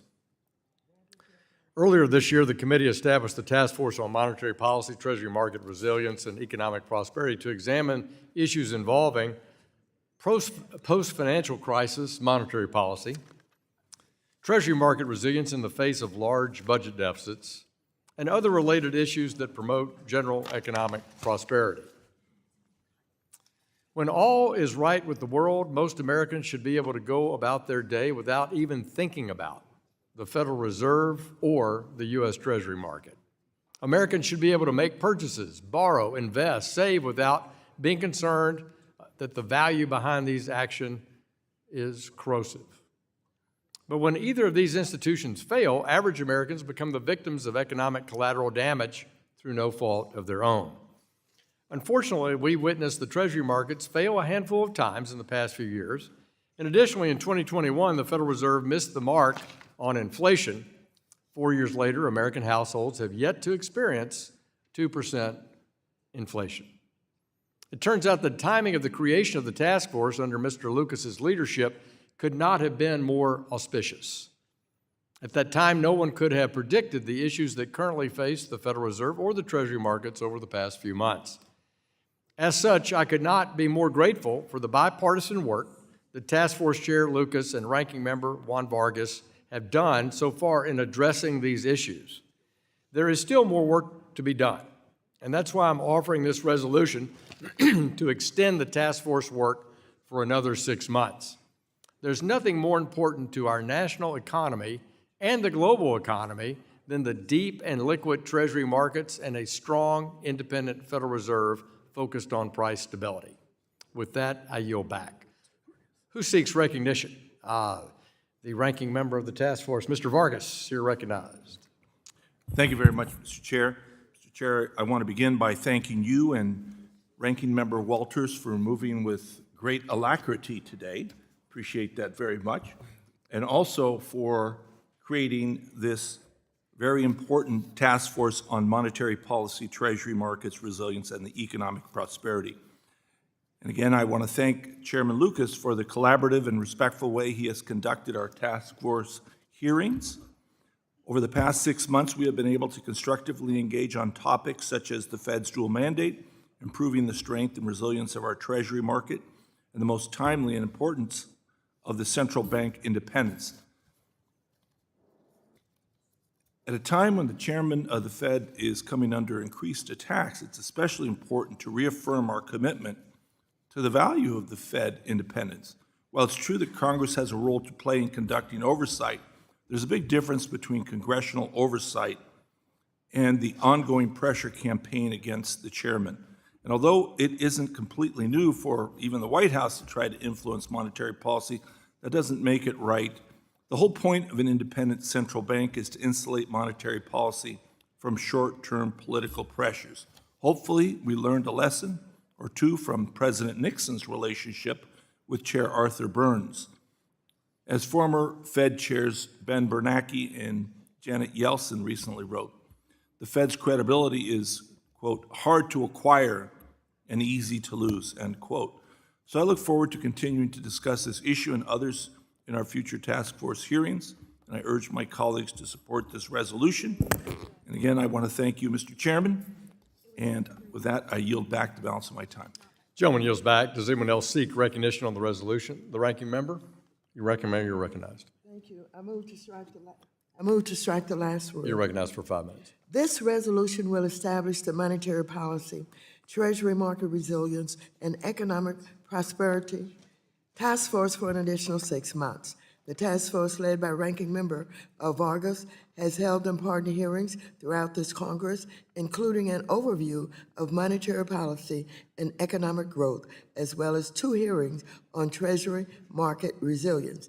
In light of the Trump administration's attacks on the Federal Reserve Chair Powell, this task force provides a vital platform to address the importance of Federal Reserve independence. Though the executive order, President Trump took the unprecedented step to seize control over historically independent federal financial agencies. Now, although the Fed's monetary policy function is carved out, experts have raised questions about how broad that exception is, as well as how the monetary policy function can effectively remain independent while other functions of the Fed are now overseen by the White House. The attacks on Fed independence don't stop there. Trump and others in his administration have also stooped to personally attacking Chair Powell, resorting to calling him names like a petty bully in a push to lower interest rates, even as inflation rises due to Trump's chaotic tariffs. Most recently, Trump and his allies have been using concerns over the Fed's building renovations as a pretext for firing Jay Powell.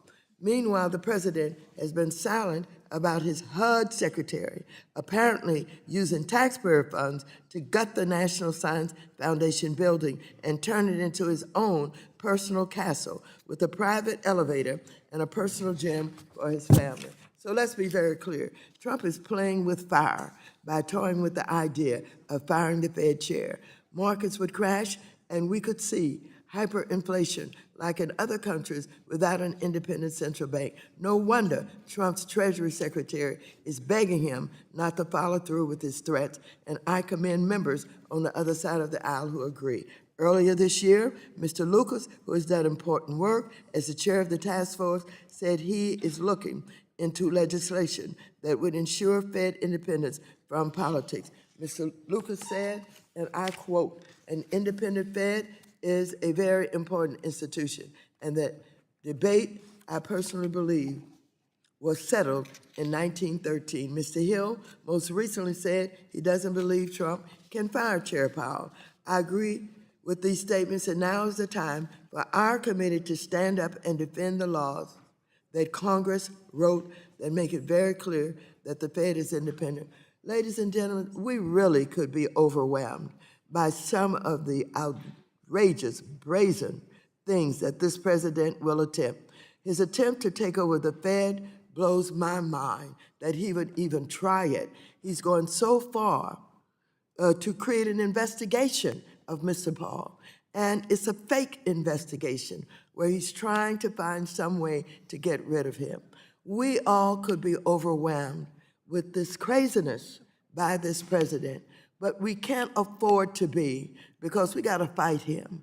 We got to fight him, and I would hope, at least on this, the Fed, that we could have bipartisan support when it gets down to whatever this president is trying to do.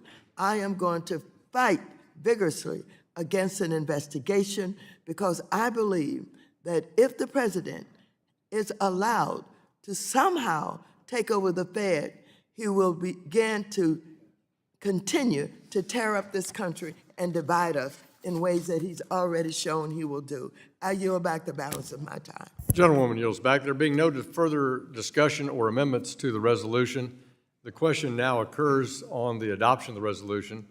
Those in favor shall signify by saying aye. Aye. All those opposed shall signify by saying nay. In the opinion of the chair, the ayes have it, and the resolution is adopted.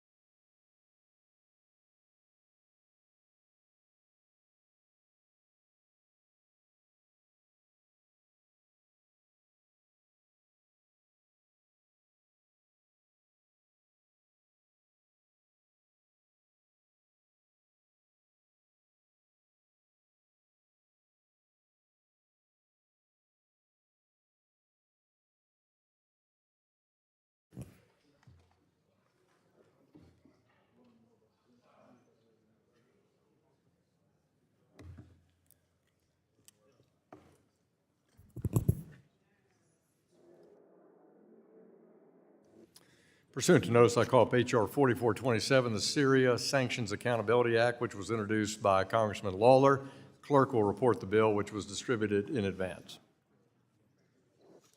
H.R. 4427, to review banking restrictions, strengthen anti-money laundering capacity, and update sanctions with respect to the government of Syria and for other purposes. Without objection, the bill is considered read and open to amendment at any point. Representative Lawler has an amendment in the nature of a substitute, copies of which were distributed in advance. The clerk will report the amendment. An amendment in the nature of a substitute to H.R. 4427, offered by Mr. Lawler of New York, designated as Lawler 070. Without objection, the amendment is considered read and will serve as the base text for purposes of amendment. The gentleman from New York, the author of the legislation, Mr. Lawler, is now recognized for 5 minutes. Thank you, Mr. Chairman. This past December, the security environment in the Middle East experienced a monumental shift that many of us didn't think possible at the time with the fall of the Assad regime. Bashar al-Assad was a brutal dictator who used chemical weapons, cluster bombs, and indiscriminate shelling against his own people. He authorized mass murders and forced disappearances. He mass-produced and trafficked Captagon. His deposition was a welcome change in the Middle East and one that the Syrian people have been yearning for decades. We must continue to recognize and ensure a path to justice for the victims who were harmed under his regime. As the new leadership in Damascus gets its footing and attempts to restore relations with the U.S. and our allies, we must ensure that the security environment allows them to do so. And that's why I introduced the Syria Sanctions Accountability Act. The sanctions regime that the U.S. placed on Assad-controlled Syria was necessarily crippling and unrelenting. But now that Syria has new leadership in Ahmed al-Shara, we must modernize the mechanisms of U.S. sanctions on Syria to ensure this government has a chance. The Trump administration has already begun to take action on this, issuing several temporary actions while they conduct reviews and engage with al-Shara. While there is still a lot to be done by the new regime, the goal is to give them the chance to succeed while ensuring accountability for any malign activities. My bill provides the administration with the flexibility to ensure our posture is in line with the current environment and provides Congress with the information we need to act.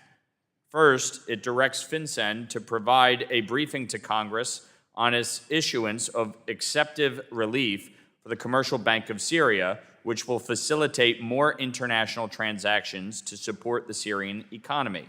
Second, it instructs U.S. representatives to the IMF and the World Bank to support regular economic monitoring in Syria, processes to improve financial connectivity in Syria, and priorities related to anti-money laundering, weapons non-proliferation, and anti-corruption policies.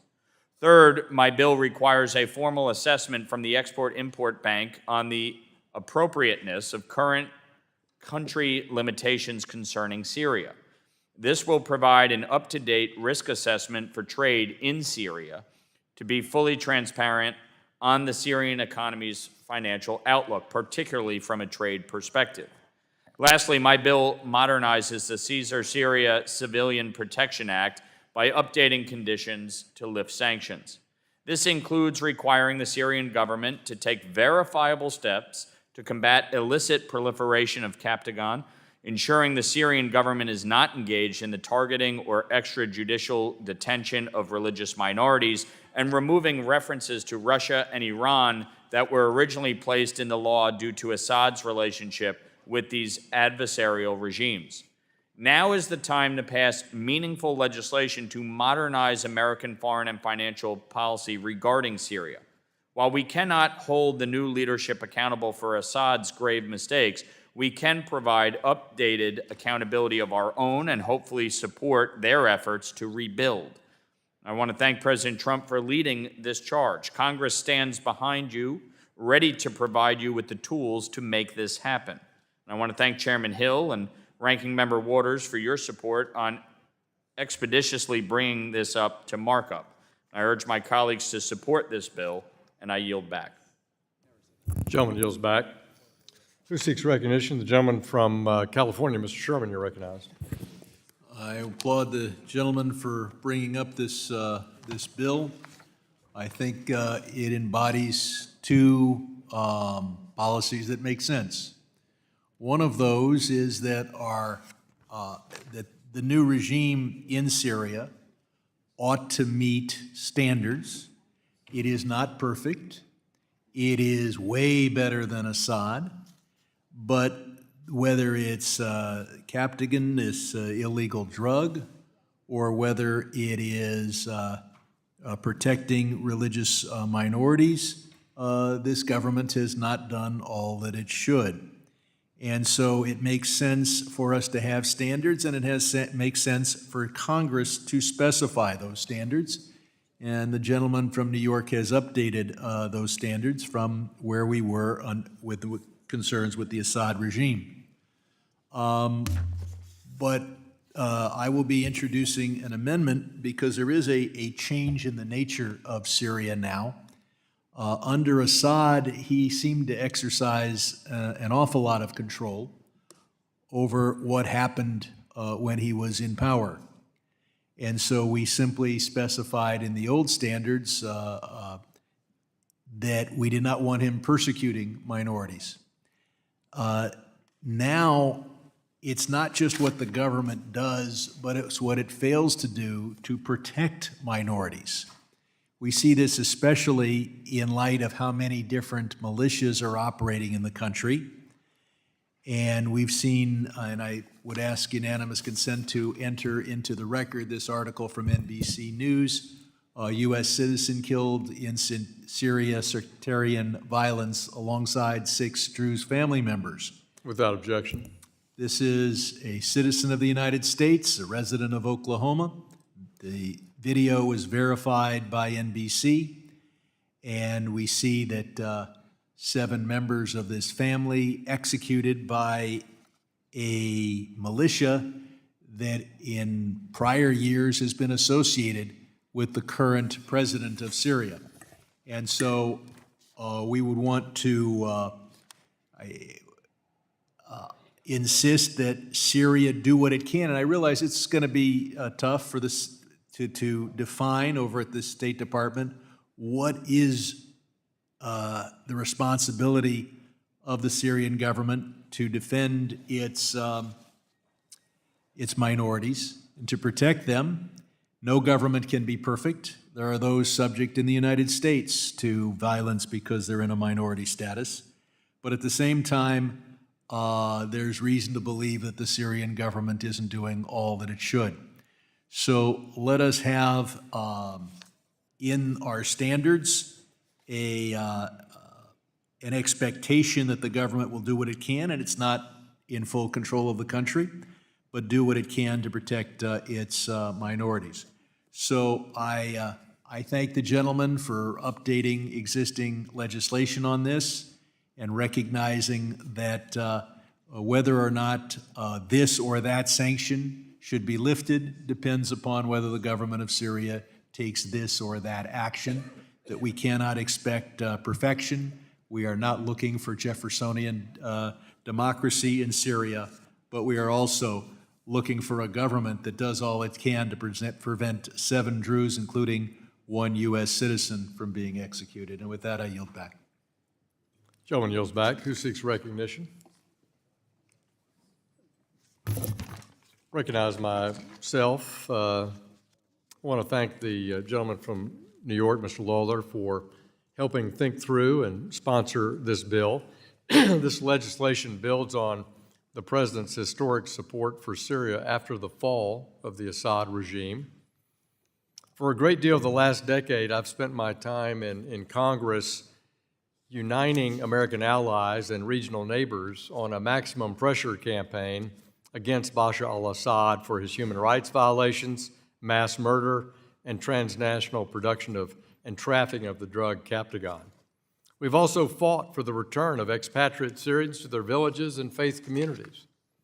Following Assad's ouster last year, the president announced that he would lift sanctions against the country to give the Syrian people a chance at greatness. For decades, the Syrians have been deprived of this opportunity under the brutal dictatorship of Assad and his father before him. Since 2011, during the Arab Spring, the Syrians voiced their desire for freedom, and Assad answered their protests with a slogan, "Assad, or we burn the country." And Assad went about doing just that. And now we must seize the chance to help the Syrians rebuild. On June 30th, the president kept his promise by officially removing sanctions against Syria's central bank and state-owned enterprises. At the same time, he's kept sanctions in place against Assad's henchmen and Syrian drug traffickers. The goal is to give the Syrian economy a fighting chance while continuing to hold bad actors accountable. Nonetheless, the president is limited in his ability to provide relief under the 2019 Caesar Syria Civilian Protection Act, a vast array of secondary sanctions that has a chilling effect on foreign investors and financial institutions that could otherwise help revive the Syrian economy. Under the Caesar Act, the president may only waive sanctions for up to 180 days at a time. That statute does not sunset until the end of 2029. These 6-month waivers do not provide foreign businesses the certainty they need to engage in long-term economic development projects in Syria. Moreover, some of the language in the Caesar bill now carries perverse incentives. For instance, the president cannot suspend sanctions if Russia or Iran targets Syrian civilians. This provision used to make sense when those countries were co-collaborators with the Assad regime. But today it means that Russia or Iran could unilaterally force the U.S. into reimposing sanction by launching an attack somewhere inside Syria. In other words, these adversaries could undermine the president's own policy of using this law against our new foreign policy.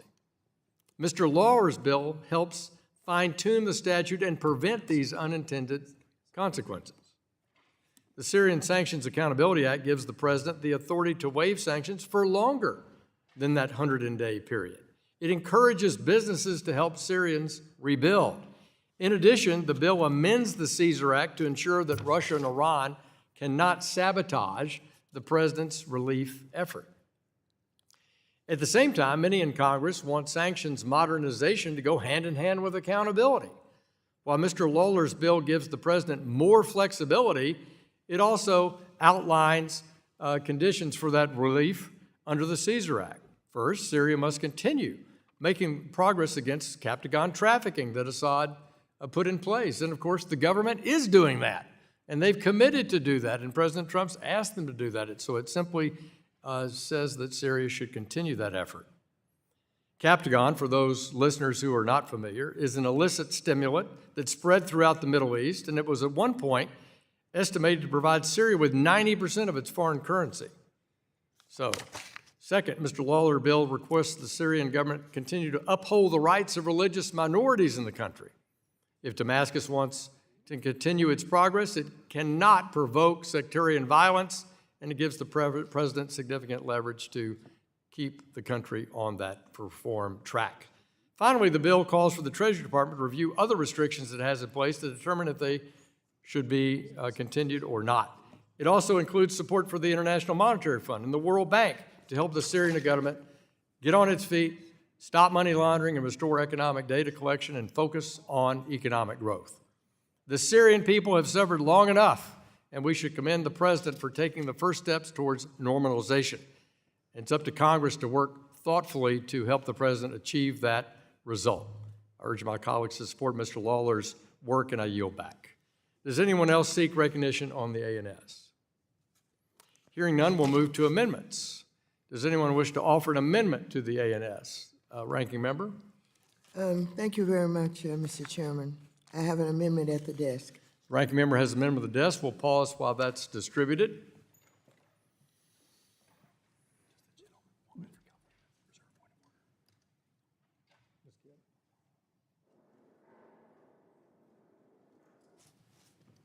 Can I raise a point of order? The gentleman from Tennessee raises a point of order.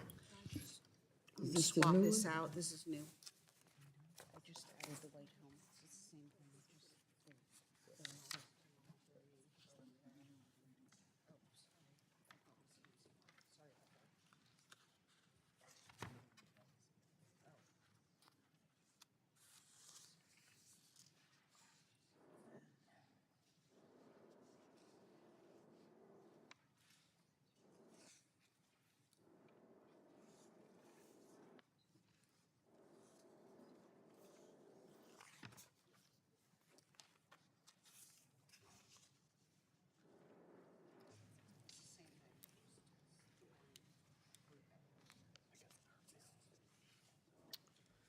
The clerk will report Mrs. Waters' amendment. An amendment to the amendment in the nature of a substitute to H.R. 4427, offered by Mrs. Waters of California, designated as H.R. 442701. Without objection, the amendment is considered read, and the gentlewoman from California is now recognized to describe her amendment. Thank you very much, Mr. Chairman. In December 2024, after years of civil war, the brutal authoritarian government of Syria collapsed. Armed rebel groups drove President Bashar al-Assad and his family from the country, and the victorious forces stepped in to form the new government of Syria. That government now faces significant challenges, depleted of resources, and under heavy economic and trade sanctions, which are remnants of the policies and laws directed at the Assad regime. The new government also faces significant challenges in standing up new laws and institutions, including federal agencies, a national military, diplomatic relations, and a robust banking system. It is for this reason that non-governmental organizations, civil society, and others have called for the removal of U.S. economic and trade sanctions in Syria.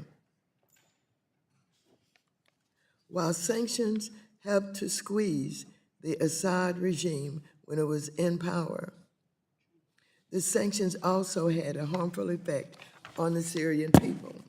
The Syria Civilian Protection Act of 2019, or CISA sanctions, are one such set of sanctions that were designed to change the behavior of the previous government as it waged war against its own people.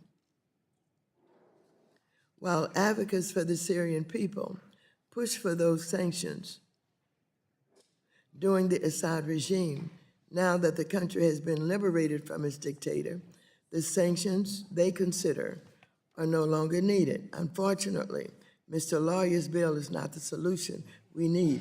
It doesn't go nearly far enough to eliminate the sanctions nor provide the certainty needed for banks, infrastructure companies, and others to engage in Syria. In fact, passage of it may prevent that relief from being applied. My amendment instead would repeal the CISA sanctions in full.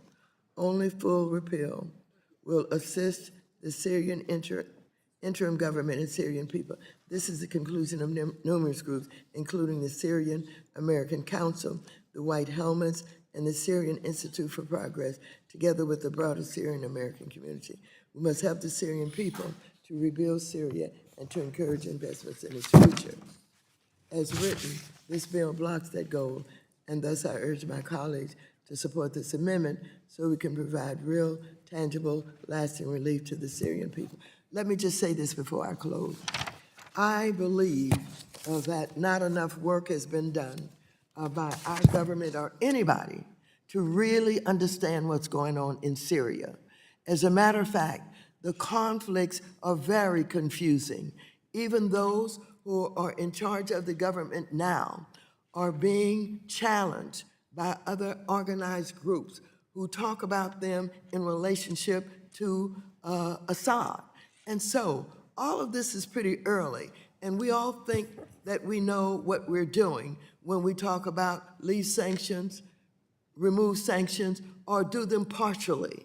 And we allude to accountability, but really we don't have all of the information, all of the intelligence that we need to really understand the conflicting groups and who's doing what. Would the gentlelady yield for a question? Yes, I would happily yield to the gentleman. Thank you. So I agree with you in part that we don't have a full picture yet. And so what we're trying to do with the legislation is to provide the administration with a little bit of flexibility. What is confusing to me based on what you just said is why you would introduce amendment then to fully repeal the CISA Act, which applies the sanctions, if in fact you are concerned that we don't have all the information on the ground and there may be problems that arise. You could have a coup tomorrow. why would you introduce an amendment then to fully repeal the sanctions? When Reclaiming I'm my- trying to tailor it to actually. Reclaiming my time. Yes. I think that your amendment does something that is not complete, and giving a little bit of money to the Syrian government is a throwaway. It does not really accomplish what you think it will accomplish. I do believe we need to, first of all, know and understand what is going on, and then fully remove the sanctions so that those in Gentlelady's time charge has expired. have the accountability and we can move forward. I thank the I gentleman. yield back. Does the gentleman from Tennessee insist on his point of order? Withdraw my point. Gentleman withdraws his point of order. Is there further debate on the amendment? Gentleman, Mr. Lee. I move to strike to last word. The gentlewoman's recognized for 5 minutes. Mr. Chair, I fully support this. I think, look, I come from the nonprofit sector and we work on, humanitarian work here at home. And one of the things that if you talk to humanitarian organizations, international service organizations, they will tell you the sanctions are not effective in what the goal here is, maybe into focusing on the leaders, focusing on war criminals and so forth. Because on the ground, it is the Syrian people that are hurting because of these sanctions. You hear it from everyone in regards to how they're able to put their lives back together after over and over again human rights violations by, the Assad regime. And, I think the chairwoman, the ranking member is absolutely right in regards to if we're really here to partner and make sure that the Syrian people are able to rebuild and able to heal from all of the human rights violations and all of the destruction that has happened to their lives, we need to understand these sanctions are not hurting anybody but the Syrian people on the ground that in many ways had nothing to do with some of the things that I think is the focus of some of the intent, I guess, for the sanctions. You can see it everywhere, Mr. Chair. Every time we do sanctions, I don't care if it's in Syria or any other country, it is not the leaders that we're all focused on that get hurt. It is the people on the ground, and you hear it from humanitarian organizations all the time. And these are people that provide food and medical relief and so much more. And right now, it is hurting the opportunity for so many, even American-based organizations, to be able to provide support for the Syrian people. And so, Mr. Chair, I fully support this. If you want to all start over again and try to figure other ways out, fine. But sanctions, overwhelmingly, if you hear from different organizations, will tell you it's ineffective. If anything, it hurts the people. Again, I call them community members without titles, the person that are on the ground. They are the people that get hurt by this, not the people that, again, may be the target of the sanctions. So I really urge people to fully support this.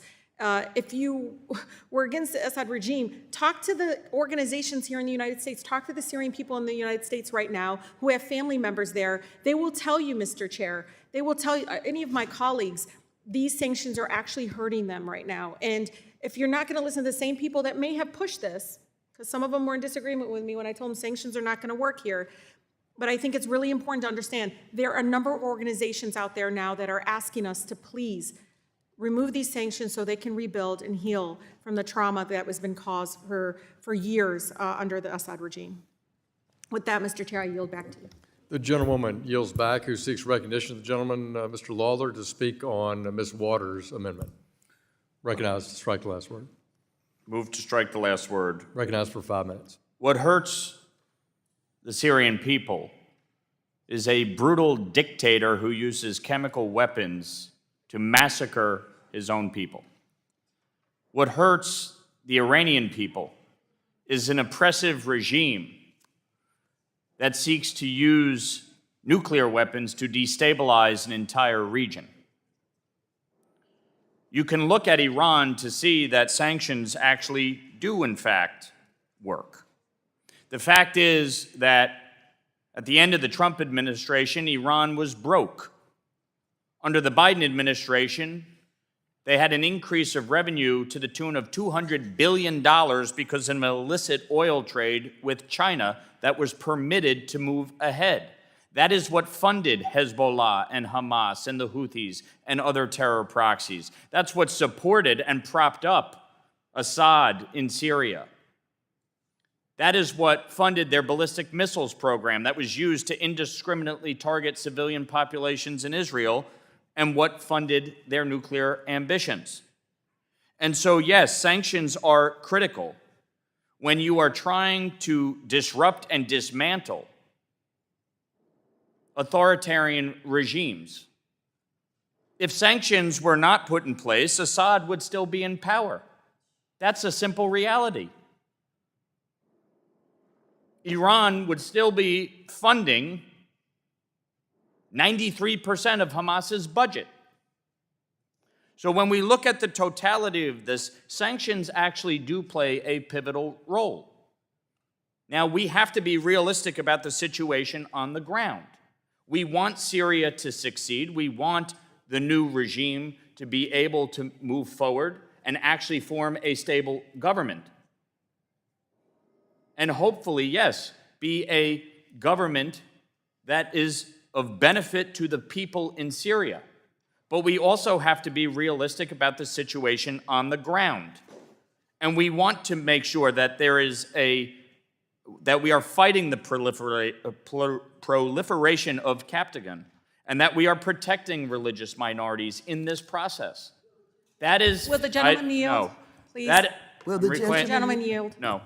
The bottom line here... Will the gentleman yield? No, I'm in the middle of making a point, thank you.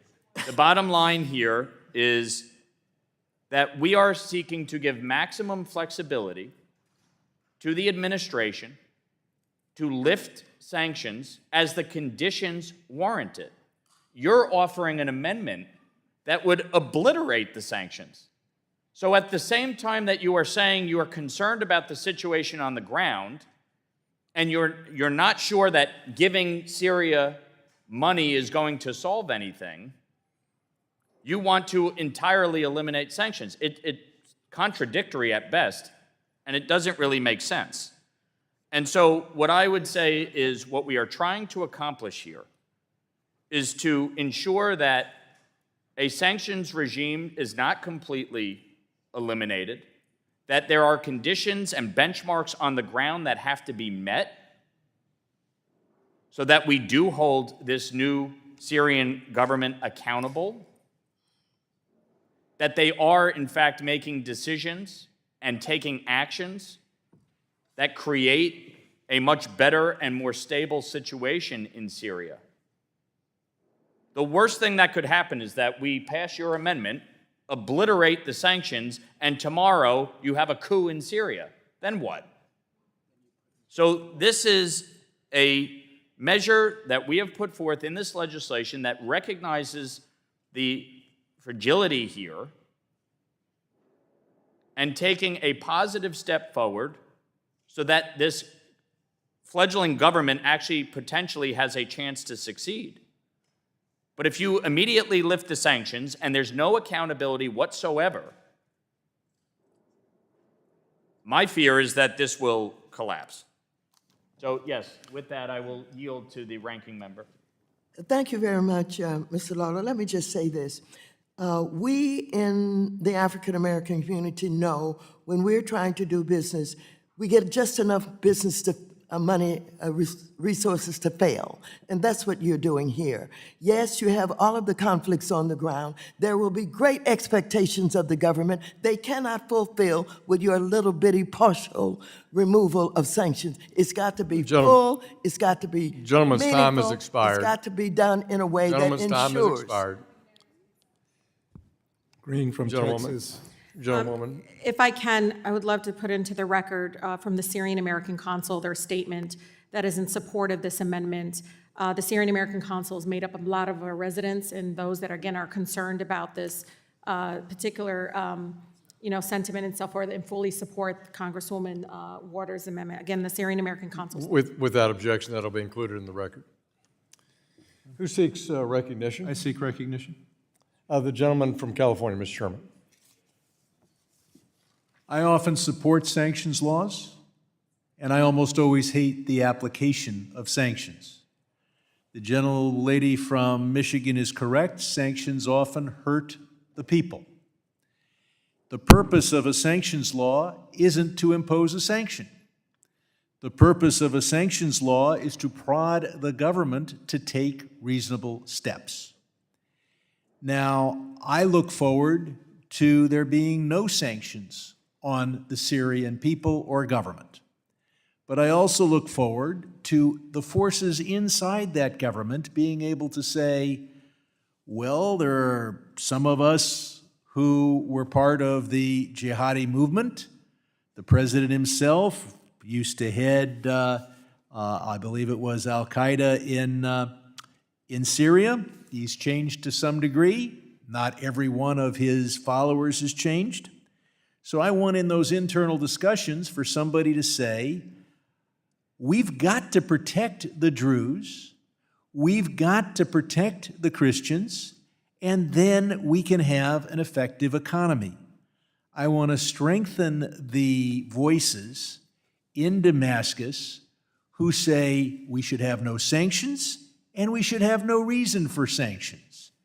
And I believe that the list of standards that the gentleman has in his bill needs to be improved in one respect, but is generally good. Nothing in this bill says we're going to sanction Syria until it recognizes Israel, becomes a democracy, and adopts woke policies. I would like to see Syria do all of that, but I don't think it's realistic, and I don't think we should sanction Syria if it fails to do so. But we should use the economic policy of the United States to prod this government to take reasonable steps. And the execution death of an American citizen by forces that some say are allied or not allied with the new government, at least says that we should be using the economic power of the United States to insist that this government do what it can to protect its minority citizens. And if we don't speak up for the Christians, Druze, and Alawites, who will? Yeah. And at the same time, I hope that we're effective in prodding this government to have reasonable policies and effective in eliminating all sanctions. Well, my colleague. With that, I would yield to the ranking member if she has comments, and if she doesn't, then to the gentlelady from... Thank you. I will yield to the gentlelady yes, from Michigan. I was going to yield to you I think too. it's just really important. Sanction him. Sanction him. Because what the Syrian American community is telling us is what you're doing is crippling their effort. Sanction them, just like we did with Russia. We sanctioned the oligarchies and all those that supported Putin. Sanction the people that want to fund it, but don't sanction the whole country to the point that you're crippling the economy and you're not letting them rebuild. It is so important to listen to the people on the ground who has no interest in whether or not he stays in power, he's connected to certain terrorist organizations or so forth. And if we want to talk about American citizens getting killed, look at Israel. We don't sanction them when they kill Americans. I'm going No, to... hold on, Mr. Chair. I It's really believe it's my... important. I know, but It is my time. I have yielded to the I know, but gentlelady, as but soon I as haven't say yielded her something about all Israel, my Mr. time. I want to Sherman's see how time. hypocritical we are in this chamber when we don't sanction other countries that Mr. I would Ms. like Lee, my remaining minute. Mr. Sherman's time. I gave you a minute of my time. I now would like my time back. No, I was about to reclaim it. You were about to hit the 1 minute. No, it had nothing, this is not a discussion of Israel. But what you did say was that we sanctioned Putin. We also sanctioned the Russian economy. We look forward to the day, not when we impose economic difficulties on Russia, but the day when Russia modifies its policies. We do not expect Russia to be entirely reasonable, but we do expect it to be more reasonable than it is. And if we limit our sanctions only to one man, there is little evidence that that would be effective. So I yielded to the gentlelady from Michigan, knowing that she and I don't always see eye to eye, but I didn't want to give her all my time, and I yield back. Gentleman yields back. Green from Texas.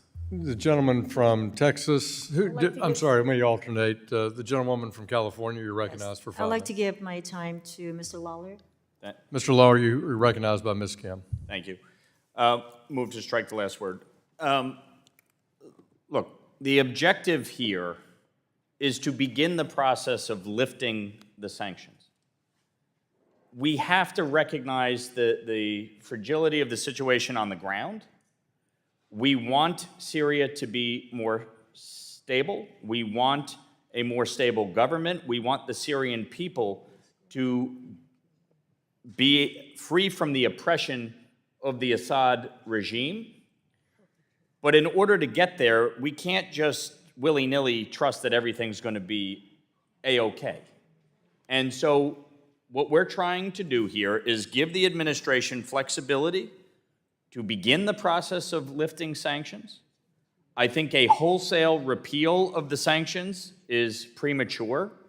And at the end of the day, yes, I agree with you. Oftentimes, the people on the ground are the ones that are most acutely impacted to the sanctions.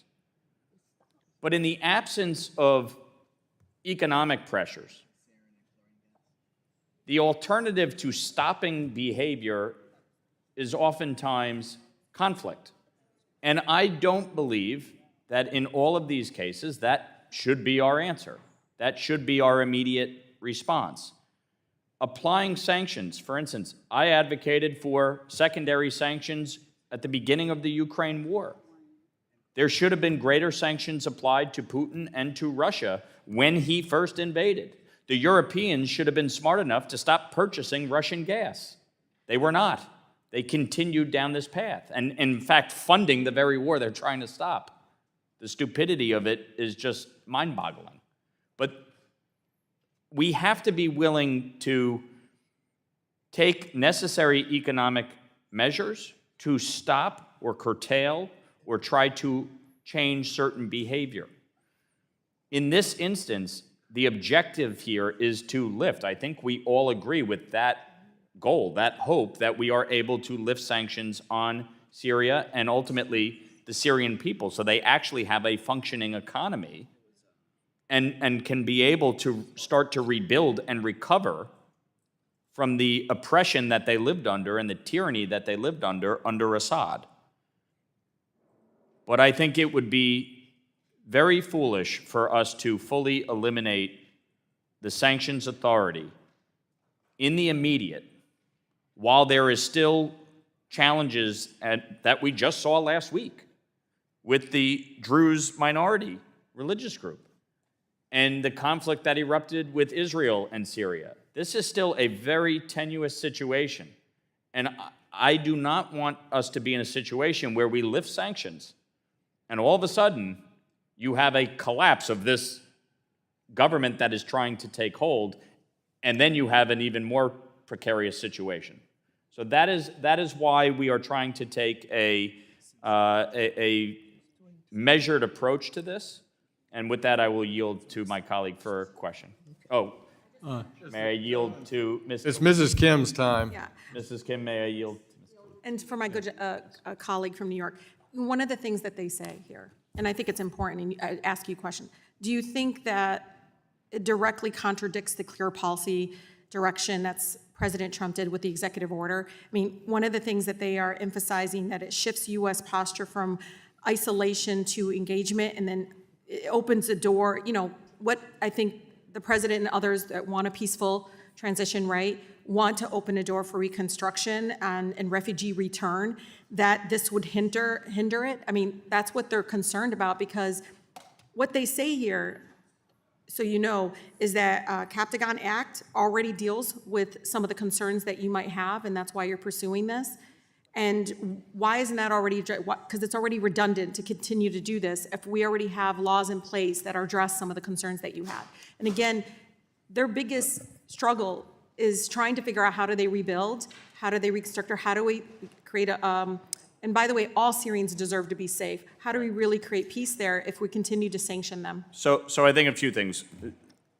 I do not believe this makes it more difficult. I think as long as the government continues to fight Captagon and refrain from targeting religious minorities, the president will have an open-ended waiver under this bill. And this will be crucial to spur investment. And by acknowledging Gentlelady's like time the from Druze California minority, has expired. I think the bill demonstrates to Israel and our other allies that The we take this gentlelady's seriously, time has expired. and we want to bolster the Thank president's the gentleman. authorities. The gentleman from Texas, Mr. Green, you're recognized. Thank you, Mr. Chairman. I yield to the gentlelady from California. Thank you very much, Mr. Green. What I'm trying to explain to Mr. Lawler and others is that there were 350,000 Syrians killed between 2012 and today. And what I'm trying to explain is, yes, there are these different factions, but what you have to understand is there are great expectations from the people. People expect that all of those children who were burned under the chemical warfare will be taken care of, and we'll not just bring 2 or 3 of them here every now and then as best we can to try and restore their faces, etc. They understand they've got to have the financial relationships and deal with the banks, but they've got to organize and get all of these groups. That takes money. That takes people. And these expectations cannot be met if you're dribbling out a little money and partial this and partial that. We need to remove the sanctions, give them the ability to not only get the resources that they need, get the support that they need, build their personnel in all of these areas of government, et cetera, so they can do all of this work. The worst thing that you can do is have them now in government, not with all of the resources that they need in order to meet the expectations of the people. This is extraordinarily important. Those 350,000 Syrians that have been killed, what do you think is happening with their families and those neighborhoods and all of that? The money must be there. The resources must be there. Give them a chance. Don't put them in a position to fail. Because if you put them in a position to fail, then you will say, see, it didn't work, but it will not have worked because you did not remove those sanctions. This is extraordinarily important. Ms. Tlaib, I yield back to you.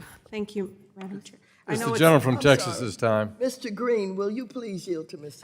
Tlaib? I honor the request of the ranking member. I yield to Ms. Tlaib. Thank you, sir. I just want you all to know we're creating a recipe for disaster. We really are when we continue these really hardcore sanctions. You know, peaceful transition is doomed if we maintain such a strong hold that doesn't allow humanitarian organizations. And these are organizations that have incredibly, strong credibility in the international world. And economic devastation, we saw this over and over again in other countries. Economic devastation and despair is the recipe for further conflict, instability, and human rights abuses that we're all trying to. It's not just the Druze, it's so many other people in Syria. And so I think we just have to move carefully. We are at a point, again, where I rarely agree with colleagues in regards to this, but one thing that we did agree was it was a brutal regime. But even then, those sanctions didn't hurt him. It hurt the people on the ground, and it hurt it over and over again, those that were trying to provide medical care and so much more. With that, I yield back to Mr. Green. I yield back. Gentleman yields back who seeks recognition. I recognize myself for 5 minutes. Let me say that members on both sides of the aisle have made good comments about a very tragic and appalling situation, which is the really 60 years of the Assad regime, which penalized, punished, killed, maimed, and destroyed the country of Syria for the power and glory and money for the Assad family.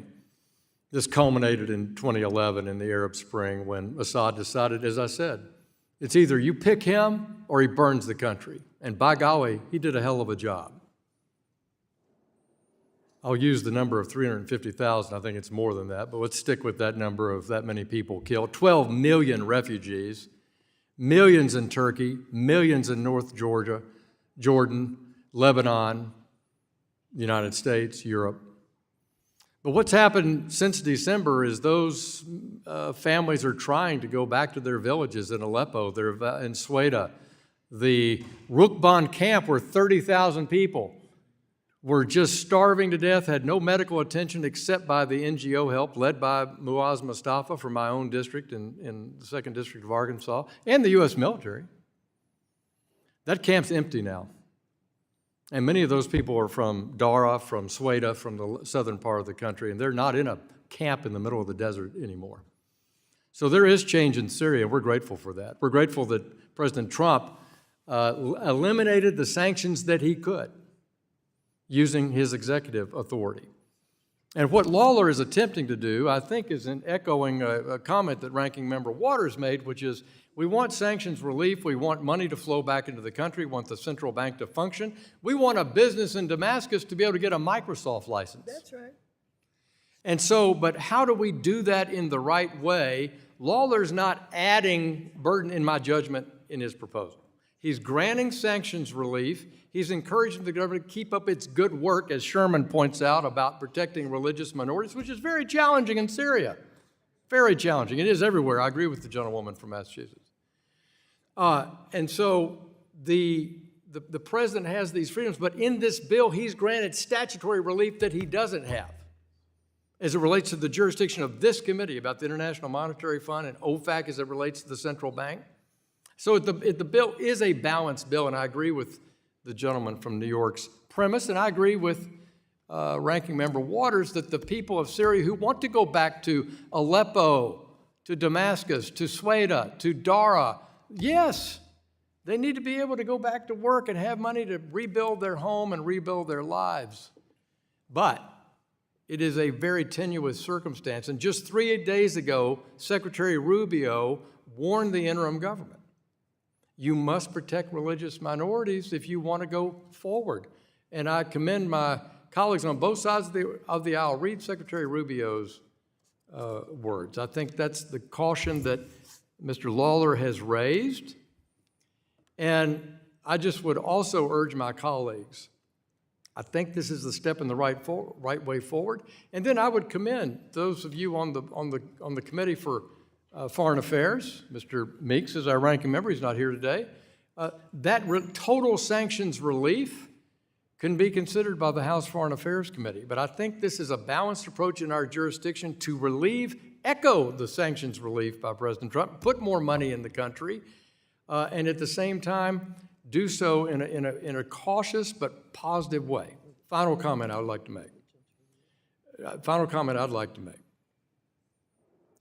There is appropriated money that this Congress has approved for the last several years to document the war crimes by Assad. We have had prosecutions succeed against Assad, his family, and his henchmen that created those mass graves that you read about in the New York Times over the weekend. But we need that funding from the United States to continue to support war crimes documentation, just as we remember Bucha in Ukraine. And I hope that money will continue to document the war crimes of Putin in Ukraine as well. I would yield to the ranking member. Thank you. Mr. Chairman, we're asking the World Bank and the IMF to help. They're expecting us to provide some leadership.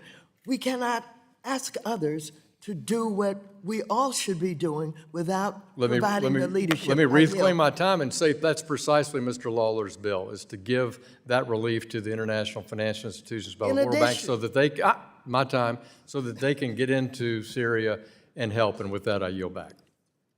Who seeks recognition? Is there further debate? If there's no further debate, the question now occurs on the amendment by Mrs. Waters to Mr. Lawler's A&S. All those in favor of the Waters amendment shall say aye. Aye. All those opposed shall say nay. Nay. In the opinion of the chair, the nays have it. The nays have it. The amendment is not adopted. We will now move on to the next amendment. Recorded vote. Recorded vote. The gentlewoman from California requests a recorded vote. All those in favor of a recorded vote, raise your hands. Sufficient number having raised their hands, a recorded vote is ordered pursuant to subsection C5 of Rule 3 of the committee rules. Further proceedings on the amendment are postponed. We'll now move to the next amendment. The gentleman from California. I have an amendment at the desk. The gentleman has an amendment at the desk. We'll pause while it is distributed.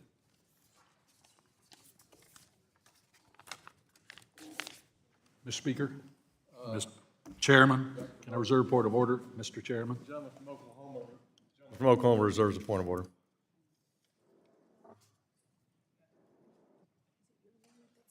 Yeah.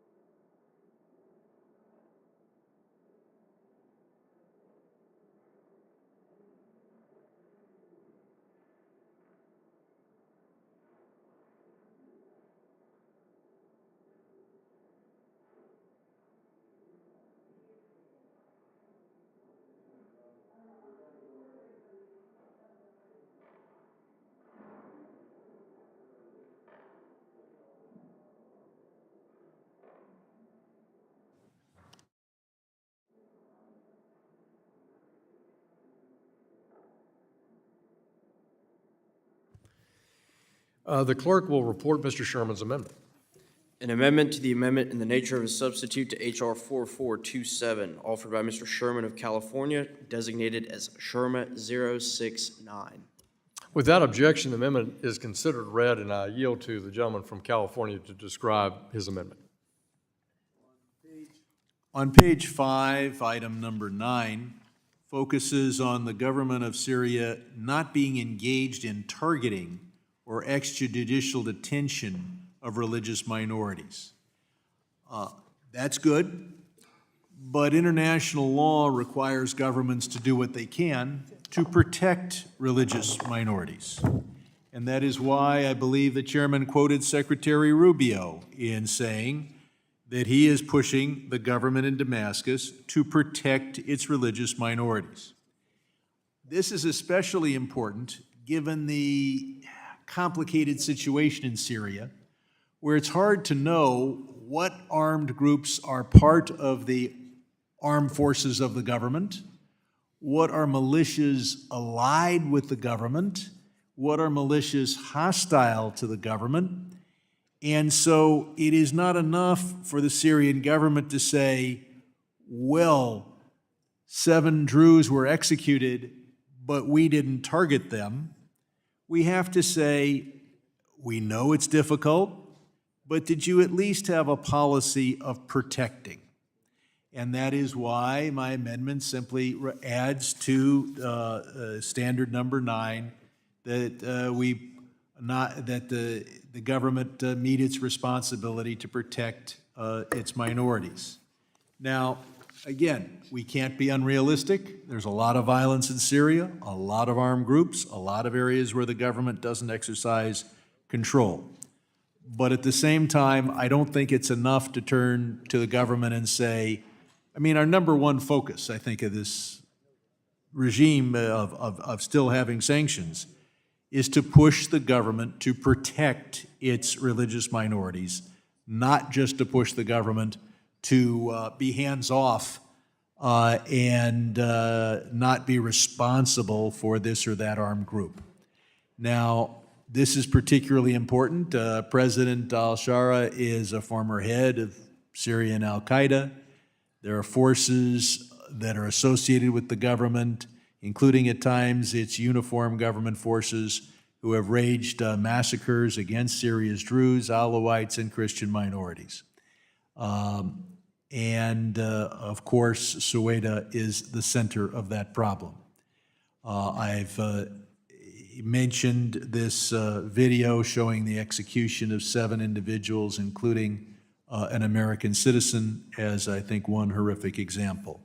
Just last month, Reuters reported that Syrian forces massacred 1,500 Alawites in March, with the chain of command going back to Damascus in the view of Reuters. So we want to prod the Syrian regime to do what a number of things, most importantly, is not only not to target its religious minorities, but to do all it can to protect. And I know the gentlelady from Michigan told us that we need to listen to the Syrian American Council, and we should. But that council tends to focus on the majority of Syrians, and we also have to listen to Christian minorities who are represented here in the United States as well. So I look forward to the government of Syria making it clear to the government of Syria that it should do all it can to protect its minority groups, and I look forward to the government of Syria meeting that standard, and I look forward to the end of sanctions against the Syrian regime. With that, I'll yield to anybody who wants me to yield. And not seeing anyone, I yield back to the chair. Gentleman yields back. Does Mr. Lucas, do you insist on your point of order? Would like to withdraw my point of order, Mr. The Chairman. gentleman withdraws his point of order. Who seeks recognition? Let's go to Mr. Lawler, then we'll come back to the ranking member. Mr. Lawler, you're recognized. Move to strike the last word. Gentleman's recognized to strike the last word for 5 minutes. I appreciate Mr. Sherman's amendment, and I certainly share his support and his intention in offering the amendment for the express purpose of making sure that the Syrian government does, in fact, protect religious minorities' rights in Syria. But I do have to oppose this amendment due to concerns over the unintended consequences and the kind of vagueness of the language in a way.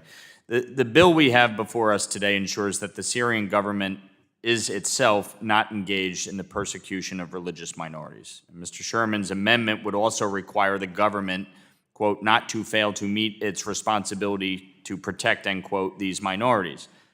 Unfortunately, as we know around the globe, we cannot all guarantee the capacity of that government to meet that standard. And I think the same applies to many governments in the developing world. And so I'm a little concerned that this amendment could end up, in fact, to the point of my colleague, Ms. Tlaib, punishing the Syrian people, even if the government is doing its best, but is unable to ensure that others are not, in fact, engaged in conduct that is detrimental to those religious minorities. And so I think we need to be a little cautious and a little realistic as possible as we're establishing these benchmarks for the purpose of lifting the sanctions. But I do want to reiterate, I share Mr. Sherman's concerns, but I do believe the bill as written addresses them in a way that can actually be implemented on the ground. And so I ask my colleagues to vote no, and I yield back. Will the gentleman yield? The gentleman yielded back. Now let me yield to the ranking member. Thank you very much, Mr. Chairman. I support Mr. Sherman's amendments. He's simply asking that the minorities on the ground be protected. It's one thing to talk about it, but it's another thing to have the resources by which to do that. Every day we're looking at Haiti, for example, where they have these gangs that are raining terror on the people. But guess what? We have to bring in people from other countries and pay them to do security in order to do protection. You cannot protect without making sure that you have means by which to protect. Again, it's one thing to say that's what you want to do, but you don't want to give them the resources by which to do that. I alluded to the awesome responsibility of organizing and getting everybody in place. I alluded to the fact that there are going to be great expectations for our government, who will not have the resources unless those sanctions are fully removed. And so, with that, I yield to Mr. Sherman to continue. I support your amendments. I think my amendment is clear, but I'm willing to make it more clear to make the gentleman from New York's concerns. The amendment as written says responsibility to protect. No nation has an absolute responsibility to protect. each government has a responsibility to take reasonable steps to protect. That is well-established international law. So obviously, we do not want to impose sanctions on the government of Syria because it is imperfect in its ability to protect its religious minorities. If the gentleman from New York would like, and I hope you're looking at the amendment, we can add on its second line, failing to take reasonable steps to meet its responsibility to protect. So if those words meet his concerns and tighten up the amendment, we would add after the word TO on the second line, to take reasonable steps to. With that, I would hope that the gentleman from New York would respond. I appreciate you working to adjust the language, and I am okay with that amendment for the purpose of our shared goal of protecting the religious minorities within Syria while recognizing the reality of the situation on the ground. So I ask unanimous consent to be able to add those words to my amendment. Otherwise, I'd have to suggest another amendment. Without objection, and could I ask, could we stop the clock there for a minute and let Mr. Lawler and Mr. Sherman and Mr. Waters visit for a minute? Yeah. Yep. That's good. Yes.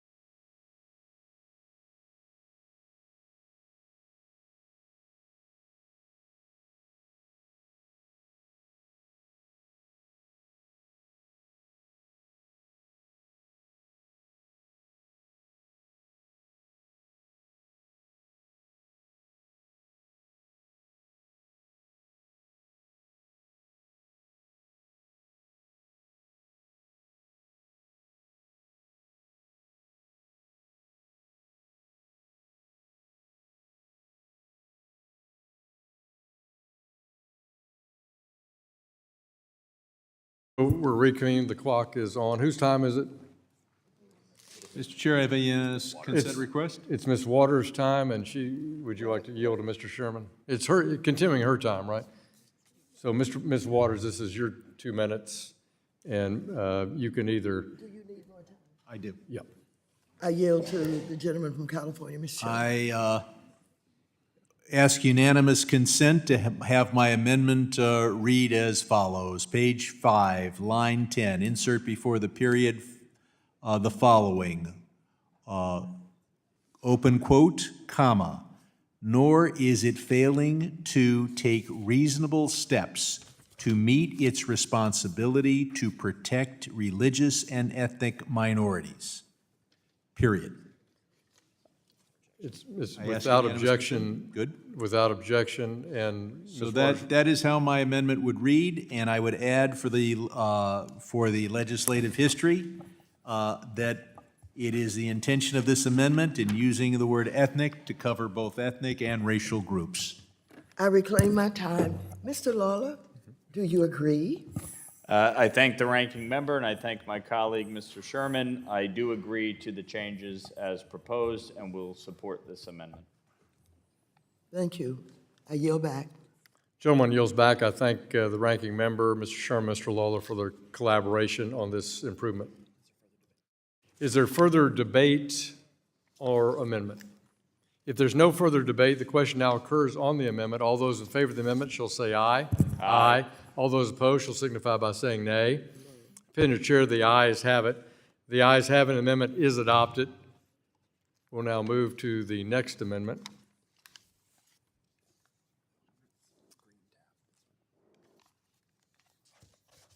Seeing no further amendments, without objection, the previous question on the substitute is ordered, and recorded votes on the pending amendments have been postponed.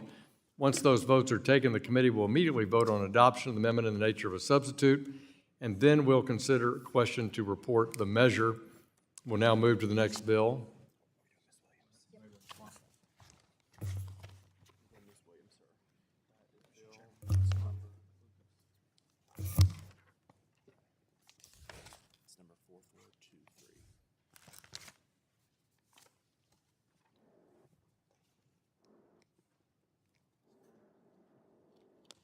I'll let you find it. Yeah, it's always back up front. Yeah. So much skipping. Yeah.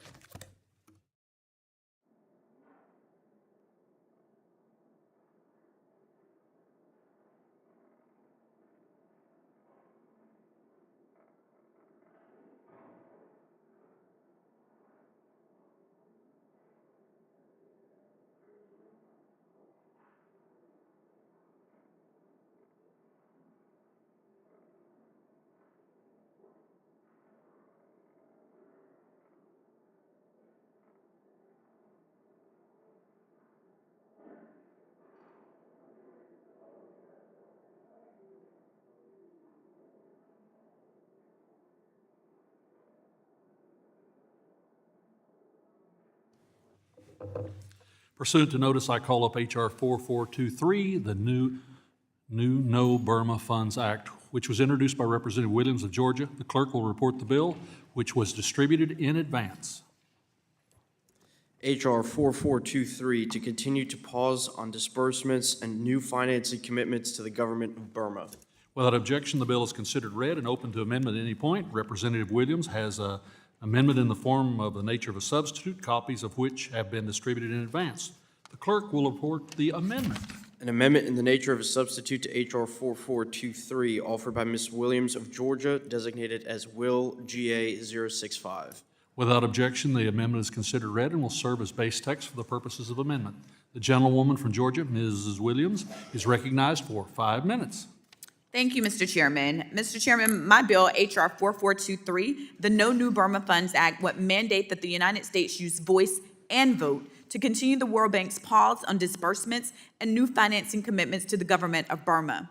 This pause was initiated after a military coup overthrew the democratically elected government of Burma in 2021. As you may know, over 4 years ago, the democratically elected leaders of Burma's ruling party, the National League for Democracy, was overthrown by the Tatmadaw, Burma's military. Since the military regime's coup, we have seen families displaced, citizens detained without access to income, education, or health care, and acts of genocide against the Burmese civilian population. I've always said that I center my work on my constituents and fighting for those most marginalized, and this is true with this bill. In my district alone, in DeKalb County, it is home to over 2,000 Burmese refugees. In another life, prior to my congressional service, I was a public school teacher, and I had a student who was a Burmese refugee. Chit Yen's story was empowering, and it was a stark reminder that not only do we have an obligation to help those, no matter their zip code, but we have a duty to help those, no matter where they are on the globe. This legislation gives our country yet another tool in the toolbox to put financial pressure on the Burmese government by ensuring that the U.S. Executive Director at the World Bank presses the institution to continue the pause on the disbursement of funds and new financing commitments so that the Burmese government can give power back to the most important piece of any thriving free country, the people. I'd like to thank Congresswoman Young Kim for co-leading this important piece of legislation, and I urge all of my colleagues to support this bill. And with that, Mr. Chairman, I yield back. The gentlewoman yields back. Is there any further debate on the ANS? The gentlelady is recognized for 5 minutes. Thank you, Mr. Chairman, and I would like to ask to strike the last word. Gentlelady is recognized for 5 minutes. Thank you, Mr. Chairman. On February 1st, 2021, the democratically elected members of Burma's government were deposed by the military. 4 years after the military coup, chaos has overtaken Burma. Since 2021, more than 6,000 people have been killed, 20,000 people have been detained, and more than 3.5 million people are displaced. This humanitarian crisis caused by the Burmese military junta proves that it cannot be trusted to store funds provided by international financial institutions to the communities that actually need them in Burma. The No News Funds for Burma Act would suspend disbursements and financing from the International Bank for Reconstruction and Development to Burma until the Treasury Secretary identifies a meaningful change in the regime and a restoration of democratic values. So I want to thank Representative Williams of Georgia for allowing me to co-lead the No News Funds for Burma Act, and I hope that my colleagues will join me in condemning the violence in Burma and supporting this legislation. Thank you. Gentlewoman yields back. Who seeks recognition? The ranking member is recognized for 5 minutes. I move to strike the last word. Ranking member is recognized for 5 minutes. I want to thank Representatives Williams of Georgia and Representative Kim for their work on this important bill, one that stands up for human rights and those suffering under oppression. This bill would require the Secretary of the Treasury to press the International Bank for Reconstruction and Development, the IBRD, which is an arm of the World Bank, to continue its current pauses on disbursing money to Burma and on making new financing commitments to the Burmese government. The IBRD is a global development cooperative owned by 189 member countries. Through loans, guarantees, and other services, it provides financial products and policy advice to help countries reduce poverty and extend the benefits of sustainable growth to all of their people. The World Bank provided assistance to Burma for educational, infrastructure, agricultural, and health purposes. However, after February of 21, in response to the military coup that took over the country, the World Bank froze existing and future financial activities with the Burmese government. The World Bank found that the military overthrew, quote, set back the country's democratic transition and development, end quote, resulting in a sharp increase in internal conflict and displacement. This has been especially true for the Nahim and ethnic minority, largely Muslim, that has borne the brunt of the military government's abuse. The decision to pause funding and new financing commitments is in line with United States policy, and no new projects have been approved since 2021. Given the human rights violations committed by current Burmese leadership, we must pass this bill to ensure that no new funds are dispersed by the World Bank to the government. We do not want the country's repressive military leadership to use those funds to continue committing human rights violations against its own people. I support Representative Williams' bill, and I urge my colleagues to vote yes on its passage. Thank you, and I yield back. The gentlewoman yields back. Is there further debate on the ANS? Seeing none, I now recognize myself for 5 minutes. I want to thank Representative Williams of Georgia for her work on this bill. Following the military coup in Burma in 2021, the international community acted with remarkable speed and unity to exert diplomatic and economic pressure on the junta. The World Bank took a significant stance at the time. It suspended all direct financial assistance to the Burmese government. This sent a clear message that illegitimate rule and crimes against civilians would not be rewarded. It is essential that the U.S. continues to advocate for the World Bank's suspension of new disbursements in financing to the minor military-controlled government. This is what Ms. Williams' bill accomplishes. It is a prudent approach that reinforces the economic pressure on the regime. By continuing to withhold financial support, the global community diminishes the junta's ability to consolidate power and resources, thus promoting conditions conducive to a political transition. Our shared goal is to support the Burmese people in their pursuit of freedom and justice so that democracy may flourish again. I applaud the gentlewoman from Georgia for her efforts on this issue, and I believe it's an important step in the right direction, and I urge all my colleagues to support this legislation, and I yield back. Does anyone else seek recognition on ANS? Hearing none, we'll move to amendments. Does anyone wish to offer an amendment to the ANS?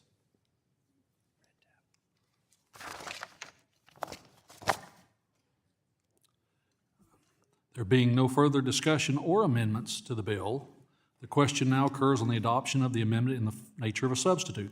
All in favor will signify by saying aye. All those opposed will signify by saying nay. In the opinion of the chairs, the ayes have it, and the amendment is adopted. The question now occurs on ordering the bill as amended to be reported to the House with favorable recommendation. Those in favor shall signify by saying aye.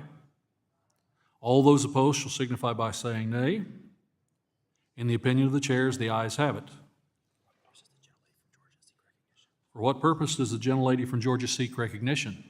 Mr. Chairman, I ask for a recorded vote. A recorded vote is requested, and all those in favor of a recorded vote raise your hand. A sufficient number having raised their hand, a recorded vote is ordered pursuant to subsection C5 of Rule 3 of the committee rules. The vote on this question is postponed. We will now move on to the next bill.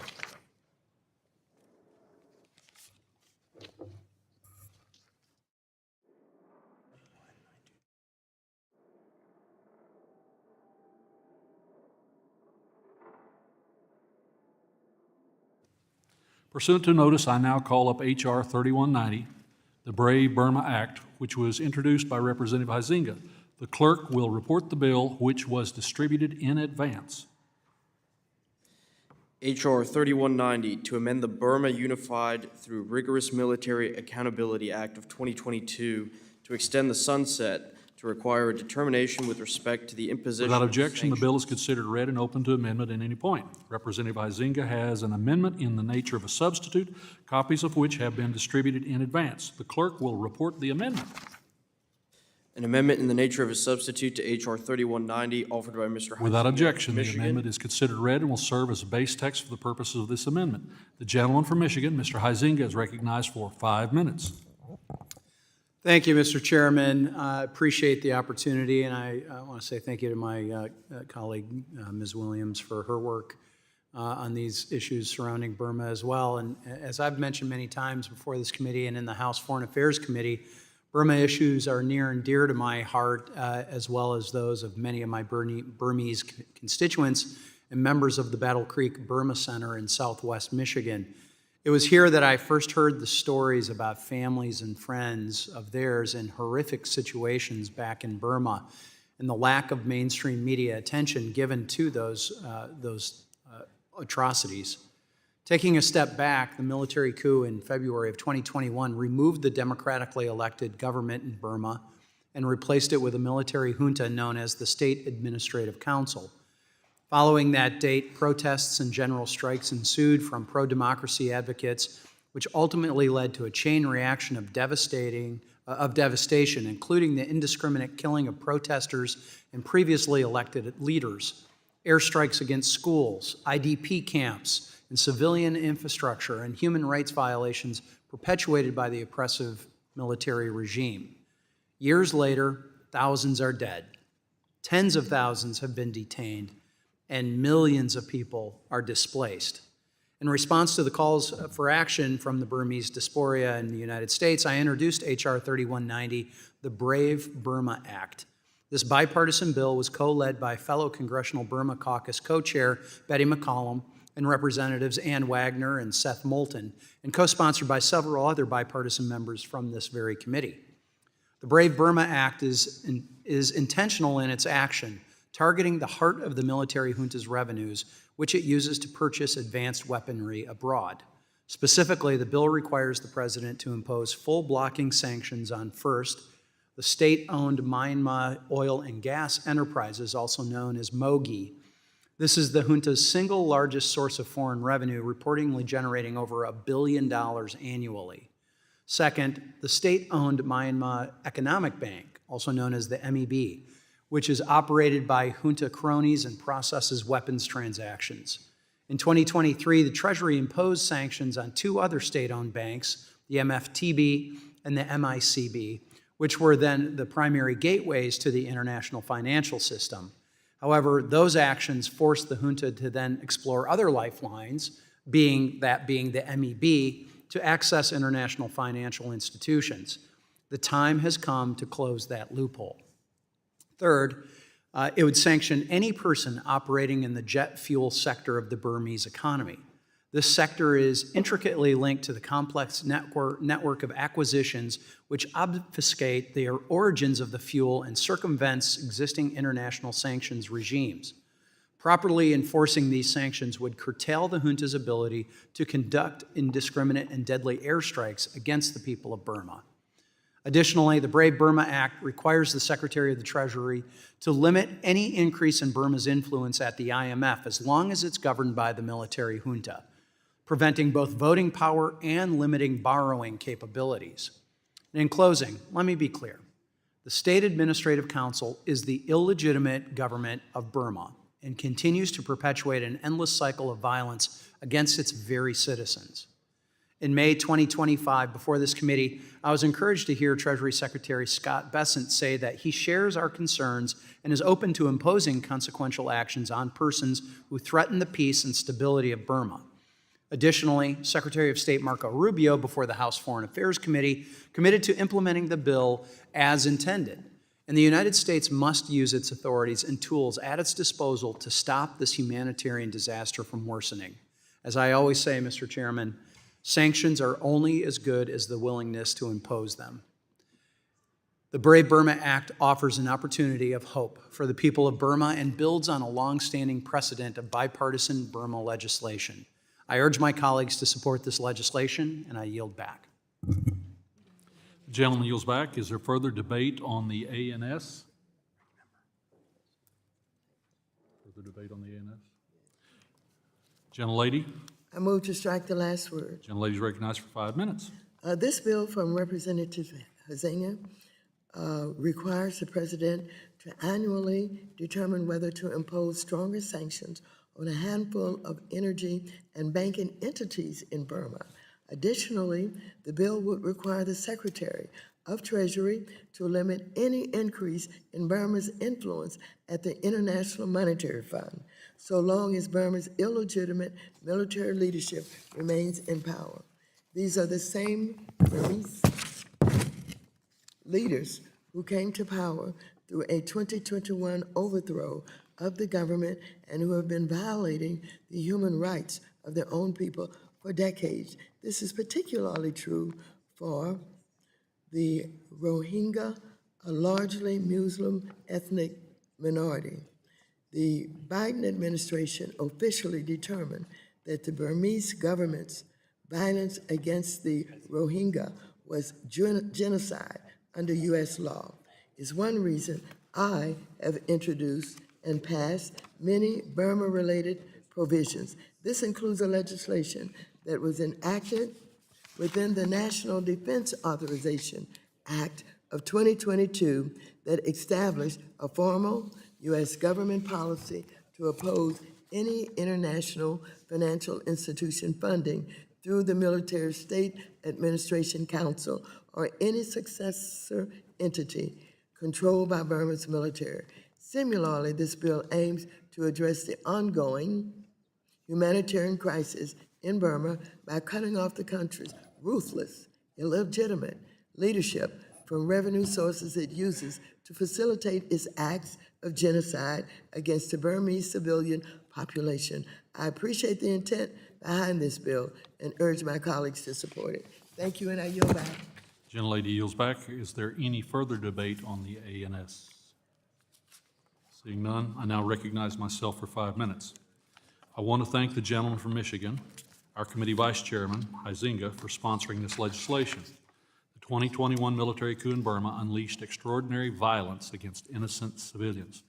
Thousands have been killed and arrested, with millions more internally displaced. At the same time, the military has steadily lost territory, and the time to exert additional pressure is now. Mr. Huizenga's bill requires sanctions determinations for major Burmese entities, and it targets the jet fuel sector at a time when the junta is reliant on air assaults to preserve its rule. Like Representative Williams of Georgia's efforts on H.R. 4423, the No New Burma Funds Act, our committee is focused on a bipartisan basis to support the Burmese people and their return to democracy. I commend the gentleman's strategic approach and I urge my colleagues to support this legislation. And I yield back. Does anyone else seek recognition on the ANS? Hearing none, we shall move to amendments. Does anyone wish to offer an amendment to the ANS? Seeing no amendments, there being no further discussion or amendments on the bill, the question now occurs on the adoption of the amendment in the nature of a substitute. All those in favor shall signify by saying aye. Aye. All those opposed shall signify by saying nay. In the opinion of the chair, the ayes have it, and the amendment is adopted. The question now occurs on ordering the bill as amended to be reported to the House with a favorable recommendation. Those in favor shall signify by saying aye. Aye. Those opposed signify by saying nay. In the opinion of the chairs, the ayes have it. For what purpose does the gentleman seek recognition? Mr. Chairman, I request a recorded vote. A recorded vote is requested, and all those in favor of a recorded vote raise your hand. A sufficient number having raised their hand, a recorded vote is ordered. Pursuant to subsection C5 of Rule 3 of the committee rules, the vote on the question is postponed. We shall now move on to the next bill.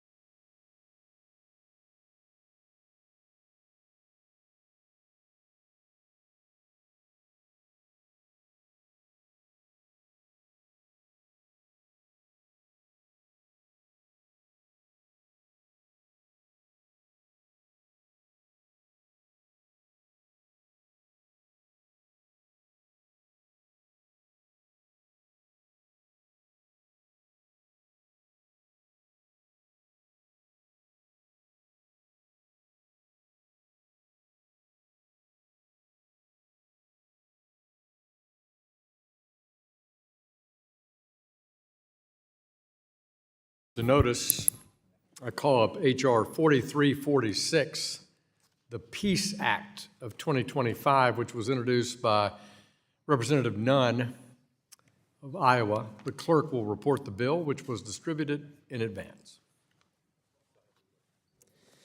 H.R. 4346, to secure a peaceful resolution to the Russia-Ukraine conflict by requiring the Secretary of the Treasury to prohibit or impose strict conditions on the opening or maintaining in the United States of a correspondent account or payable through account by certain foreign financial institutions and for other purposes. Without objection, this bill is considered read and open to amendment at any point. Representative Nunn has an amendment in the nature of a substitute, copies of which were also distributed in advance. The clerk will report that amendment. An amendment in the nature of a substitute to H.R. 4346, offered by Mr. Nunn of Iowa, designated as Nunn 084. Without objection, the amendment is considered read and will serve as base text for the purposes of amendment. The gentleman from Iowa, Mr. Nunn, the author of the bill, is now recognized for 5 minutes. Well, thank you very much, Mr. Chairman, and thank you for this committee coming together today. I believe there is strong bipartisan support here for H.R. 4346, preventing the escalation of armed conflict in Europe, or more specifically, the Peace Act. This spring, while President Trump led the global push for diplomacy with Russia, the war in Ukraine continued to escalate. On March 6th and 7th, the Kremlin launched missile strikes on civilian homes and energy infrastructure, its sixth assault on Odessa in just the last 2 weeks. On July 9th, Russia launched its largest aerial attack of the war, raining down hundreds of drones and ballistic missiles after President Trump allowed European allies to purchase U.S.-made Patriot missiles to send to Ukraine. Dozens were killed. Thousands have been displaced, and yet the war continues to rage. As President Trump continues to ask for peace in the region and pleading directly to Moscow itself, his answers have gone mute. This escalation requires a strategic, immediate, and forceful response. As a combat veteran who has flown sorties off the coast of Russia, who has seen firsthand Russian actions across the Middle East, across the world, we know that Russians respond best to peace when it comes in the form of strength.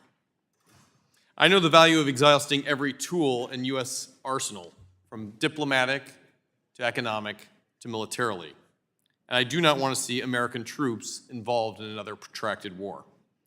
And that is why, Mr. Chair, I believe we need to maximize our most powerful non-military tool, financial pressure. Despite past sanctions, foreign banks are still working to with prohibited Russian oligarchs and energy companies and the Kremlin-linked firms to keep Russia's lifeline alive. That lifeline must now be severed. That is where our Peace Act comes into being.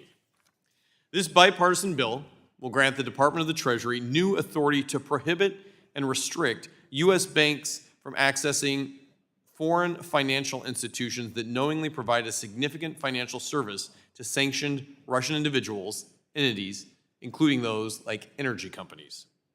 It directly targets the financial pipeline that is fueling Putin's war, without costing U.S. taxpayers a single dime. This is not a blunt instrument. This bill is narrow, it's targeted, it's enforceable, and it will be highly effective. It does not impose broad-based sanctions that cause needless disruption to global markets while leaving Putin prime sources of hard currency and results in unaffected harm to the Kremlin. Instead, it allows the administration to have its hands untied and be able to execute effectively in stopping these funds.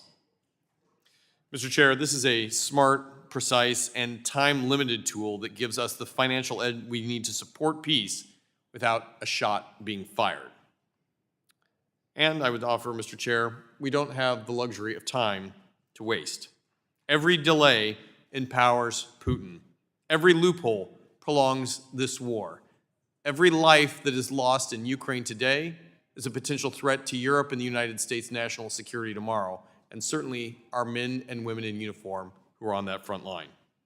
If we want peace, we must act with urgency and strength, reinforcing the message that access to the U.S. financial system should not be used by enablers of Moscow's aggression. Therefore, I urge my colleagues on both sides of the aisle to pass this bill now, to send a clear message to Russia. The world is watching, and we will not stand by. I want to extend my personal gratitude to my co-lead on this, Representative Josh Gottheimer.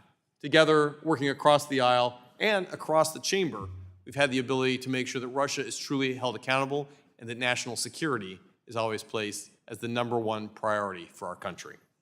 With that, Mr. Chair, I yield the remainder of my time. Gentleman yields back. Who seeks recognition on Mr. Nunn's ANS? Mr. Davidson, the chair of our subcommittee on national security, you're recognized. Thank you, Chairman. I thank Mr. Nunn for his thoughtful approach to this. We've got some rival ideas on this challenging time with Russia. Russia's unjust invasion of Ukraine has gone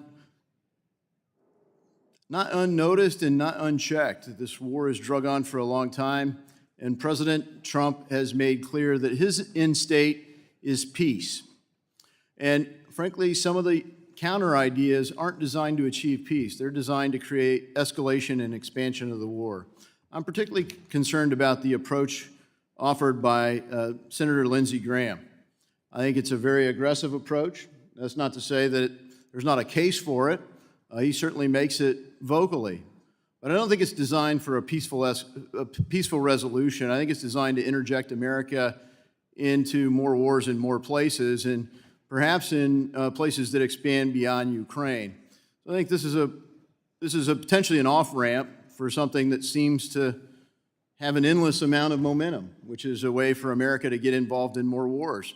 I hope that the president can be successful and get Zelensky and Putin to the table, and they can negotiate a peaceful resolution to this unjust war.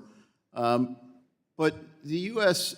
use of sanctions and the U.S. use of our economic power in some ways is posing a threat to the power and influence of the dollar. Our sanctions haven't been incredibly effective against Russia, and part of it is the Europeans have given cash to Russia's energy economy, even as they've grown, their purchases of American LNG.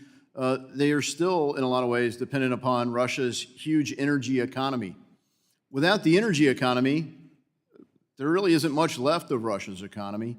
So what's left for Russia at the end of this? Now, maybe the intent is that this is why Russia will somehow come to the table. But the reality is you really do put the Europeans in a box. Are they going to go with us, or are they going to go with China? Are they going to go with us, or are they going to go with India? Is India going to go with us, or are they going to go with China and Russia? Because they are all using Russian energy. And they've all chosen at some level to trade, even though we've got massive amount of sanctions in place already. So in a lot of ways, this is undermining the dollar, and it is driving interest in alternative payment rails of all kinds. And so I think while the intent is good, I am concerned about the overuse of sanctions and economic warfare, and frankly, in a place where the United States isn't directly obligated to fund or fight this war. Ukraine is not a NATO ally, and in a lot of ways, the U.S. involvement there has contributed to this war and certainly to its lack of resolution. The last administration may have not caused the war, but they certainly didn't do things that would help end it, and they certainly actively intervened when there were early stage negotiations that could have had a peaceful outcome. So whatever the resolution here is, I hope it's an off-ramp from Senator Lindsey Graham's approach, and I hope we very thoughtfully consider this policy, because the U.S. position should be clear, as our president has laid out, our commander-in-chief has laid out. Our interest is peace, that people stop dying. We shouldn't do things that are designed even surreptitiously to escalate or expand the war. And with that word of caution, I yield back. Gentleman yields back. Who seeks recognition? Mr. Meeks. Ms. Waters. This is on the ANS, not on amendment. Not on the amendment. All right. Seeing no other speakers on the ANS, I'll recognize myself for. Oh, you do? Okay, that's what I'm asking. I yield to the distinguished, handsome gentleman from New York, the ranking member of the House Foreign Affairs Committee. Mr. Meeks, you're recognized to strike the last word. Thank you, Chairman Hill. I want to speak in support of H.R. 4346, the Peace Act, and I applaud the sponsor and Chairman Hill for bringing this legislation before the Financial Services Committee for markup today. As ranking member of the House Foreign Affairs Committee, I can attest that this legislation is necessary. It is imperative that we prohibit, or at the very least, put strict conditions on the use of correspondent accounts or payable through accounts by foreign financial institutions that knowingly provide financial services to Russian persons sanctioned by our government and anyone working in or propping up the Russian energy sector. The Russian economy is worn down, but still runs on energy exports, and these are facilitated by the provisions of financial services to importers and their Russian associates. This legislation presents a choice. You either maintain access to the financial services capital of the world or help prop up the Putin regime. By forcing foreign financial institutions to make this choice, we are taking an important step in choking off the remaining financial resources at the Russian economy's disposal and bringing peace to Ukraine. Now, to me, it's also disappointing that Speaker Johnson and Leader Thune have not brought legislation putting pressure on the Putin regime and supporting Ukraine in the House Foreign Affairs Committee. My Comprehensive Ukraine Support Act bill, H.R. 2913, has yet to be taken up by the Foreign Affairs Committee since its referral in April. That legislation would impose new and stronger sanctions and export controls to shutter the Russian war machine, would provide security assistance through lend-lease capabilities and direct loans for military financing to Ukraine and our allied partners, and would codify support for Ukraine and our NATO allies through various measures.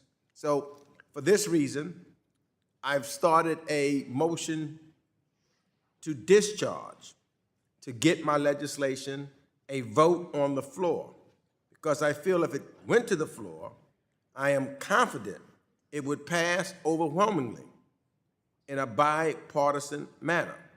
The bill is made up of provisions that members of both parties have supported for years. I yield back the balance of my time. Gentleman yields back, who seeks recognition on Mr. Nunn's underlying A&S. I recognize myself for 5 minutes. I want to thank the gentleman from Iowa for authoring this critical legislation, as well as his co-sponsor, Mr. Gottheimer.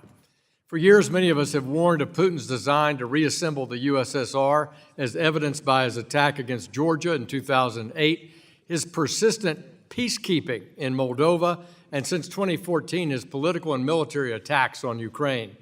I joined in objection to the appeasement by the Obama administration and the European Union over the Donbass and the Crimea.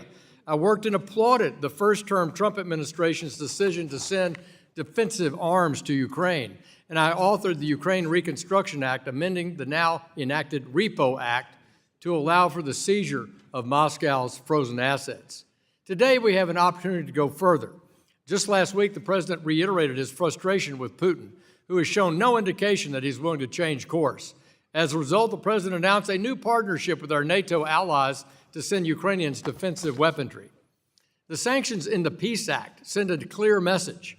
If foreign banks want to maintain access to the U.S. financial system, they must cut ties to Russian bad actors.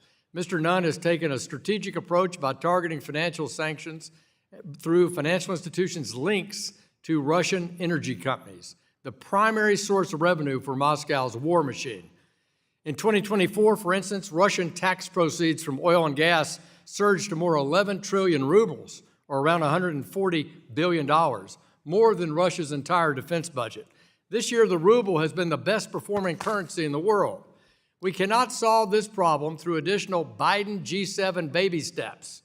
According to the Center for Research on Energy and Clean Air, even full enforcement of the Biden G7 price cap for Russian oil would only have reduced last month's export revenues by only 5%.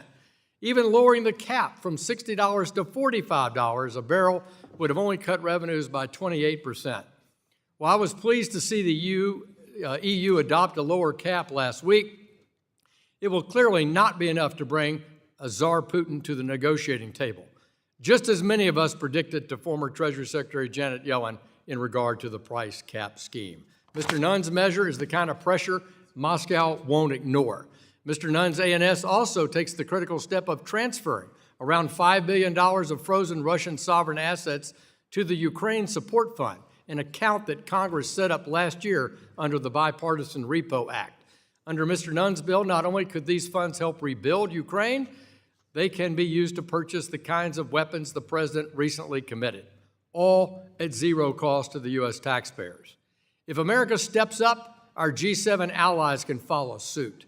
G7 members hold around $300 billion in frozen assets, and their use for Ukraine's direct defense would be a game changer. At this point, I'd like to ask unanimous consent to enter in the record a Financial Times op-ed I wrote earlier in the month, calling on Europe to put frozen Russian assets to work in order to end the war without objection. The urgency to take these measures cannot be overstated. According to the UN, over 13,000 Ukrainian civilians have been killed since Russia's invasion, including 716 children and over 34,000 wounded. And with the surge in drone and missile attacks, the toll is only worsening. June saw the highest monthly number of civilian casualties in 3 years. This is on top of the 14,000 killed. Behind me, you see a father and his daughter, Nicole, killed by a drone attack just a few weeks ago. Their house blown apart by a 110-pound bomb, and the mom was severely injured and is in recovery. This brutality is precisely what motivated the president to call Putin's bluff last week. Today, our committee is calling his bluff as well. The president understands that Moscow must pay a price for the choices if we want it to change course. Mr. Nunn's legislation raises that price significantly. I want to thank the gentleman from Iowa and New Jersey for their collaboration, their leadership, and I urge my colleagues to support this measure, and I yield back. Does anyone seek recognition on the ANS? Mr. Lee.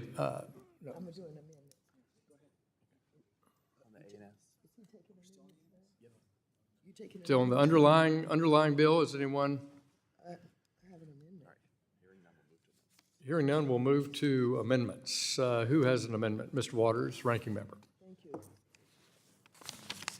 Mr. Chair, I have an amendment at the desk. We will pause while the amendment's attached, and Mr. Lucas, I think you. Mr. Chairman, I reserve point of order. I thought you did. Mr. Lucas reserves a point of order. We'll pause for Ms. Waters' amendment to be distributed.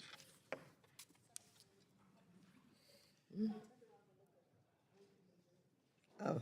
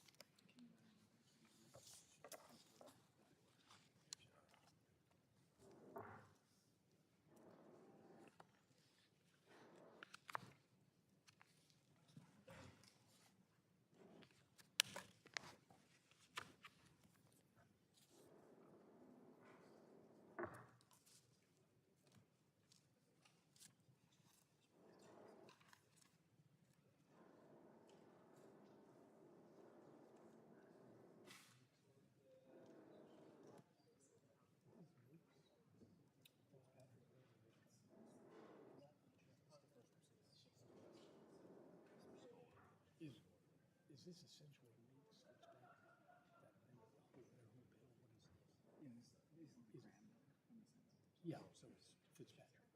Fitzpatrick. Yeah, it's Fitzpatrick.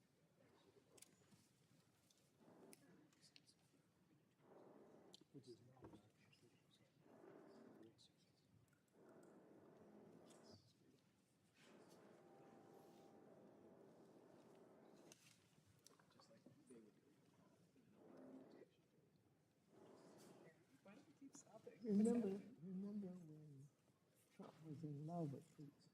Remember when he met with him secretly? And didn't Marjorie Taylor Greene say something about supporting and liking Putin at one point? I don't know if she said that or if she said something about how we shouldn't be giving money to Ukraine. She still says that. Yeah. Well, this was before Ukraine. Matt Gaetz was very close to Russia. I have a whole theory about that. Still. My theory is that Russia is doing the motion to expel the speaker. All right, Mr. Clerk, you report the amendment. I have an amendment at the desk. No, we're doing it. That's what we're doing, yeah. Go ahead. An amendment to the amendment in the nature of a substitute to H.R. 4346, offered by Ms. Waters of California, designated as H.R. 434601. Without objection, the amendment is considered read, and the gentlewoman from California, Mrs. Waters, is now recognized to explain her amendment.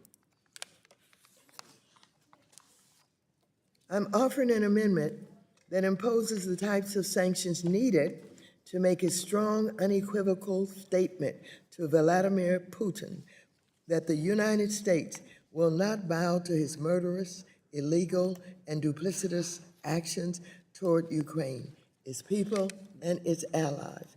My amendment adds the text of Representative Fitzpatrick's Sanctioning Russia Act to this bill in its entirety. That bill leverages a number of economic tools, including sanctions on energy, to make it more difficult for Russia to export hydrocarbons and thus deprive the Kremlin of the revenues it needs to fund the war. After Russia's unprovoked invasion of Ukraine in 2022, the U.S. and its partners sharply ramped up already significant sanctions against Russian individuals and entities. Over 3 years, the Biden administration worked in a coordinated manner with the United Kingdom, the European Union, and others to respond to Russia's attack. In its last month in office, the Biden administration imposed over 500 sanctions designations against Russia's core financial infrastructure, as well as people and entities in other countries that helped supply Russia with critical technology and equipment and to evade sanctions. In contrast, President Trump spent the last 6 months fawning over Vladimir Putin. Not only have there been a few actions related to Russia, but at the direction of President Trump, the Treasury Department has actually removed sanctions prohibitions on Russia's, that is, Rosatom nuclear power company. Also on April 1st, 25, President Trump's so-called Liberation Day, where he imposed retaliatory tariffs on over 100 nations, Trump conveniently left out Russia. He's disbanded the task force Klepto Capture, an interagency law enforcement task force designed to enforce sanctions, export restrictions, and economic countermeasures, and he's gutted the Corporate Transparency Act, an essential national security tool for detecting Russian dirty money. Finally, we know that Russia has used crypto exchanges and alternative payment platforms to evade sanctions and launder funds. So while I appreciate Representative Nunn's bill that seeks to impose new sanctions related to Russia's energy and sanction Russian actors, we should go much further, much further. Donald Trump has very outwardly demonstrated that he is more concerned with Russia's interests than America's national security or the security of allies like the United Kingdom, Europe, especially the Baltic states, and of course, Ukraine. And so, members, you know, it is so interesting that Trump was in love with Putin for so long. As a matter of fact, it was suspected that Trump was a Russian asset, the way he embraced him and met with him secretly. What took him so long? What made him believe that Putin was going to keep his word on anything? And now, I'm sure he's embarrassed because Putin could give less than a peace agreement, and he's going to continue to bomb. This man is interested in reuniting the United, Kingdom that he has? And so I believe that we should be stronger, we should be tougher. And so while I'll appreciate Mr. Nunn, Representative Fitzpatrick's Sanctioning Russia Act is what we need to pass. And so what can we do to amend the Nunn bill and include Fitzpatrick's Sanctioning Russia Act to the bill? I yield back the balance of my time. Gentlewoman yields back. Who seeks, does the gentleman insist on his point of order? I seek to withdraw my point of order, Mr. Chairman. Gentleman, Mr. Lucas withdraws his point of order. Is there further debate on Ms. Waters' amendment? The sponsor of the underlying bill, Mr. Nunn, you're recognized to strike the last word. I move to strike the last word. You're recognized for 5 minutes. Thank you, Mr. Chair, and I want to thank Ranking Member Waters on this. I think that we are in complete agreement here in recognizing the threat that Putin poses to the rest of the world, the threat that has perpetuated across multiple presidencies, but also the response that we have in this situation, at this time, at this moment, to hold it accountable. You know, in looking at your amendment, I recognize the good work that you have put forward, as well as the similar nature that it possesses with the Graham bill. My immediate concern is that if we were to include the Graham language, your language being a carbon copy of it in this bill, we would expand the jurisdiction of committees here. We're talking Ways and Means. We're talking Foreign Affairs. We're talking multiple other committees that now also have to see this. And I think that we would agree our opportunity to strike exists right now in this committee. And so I would ask for your partnership in not only the dialogue to make sure that we move those other aspects of the bill forward, but that we remain singularly focused. As a military member on the battlefield, taking a tactical action was what was necessary to be able to move the objective forward.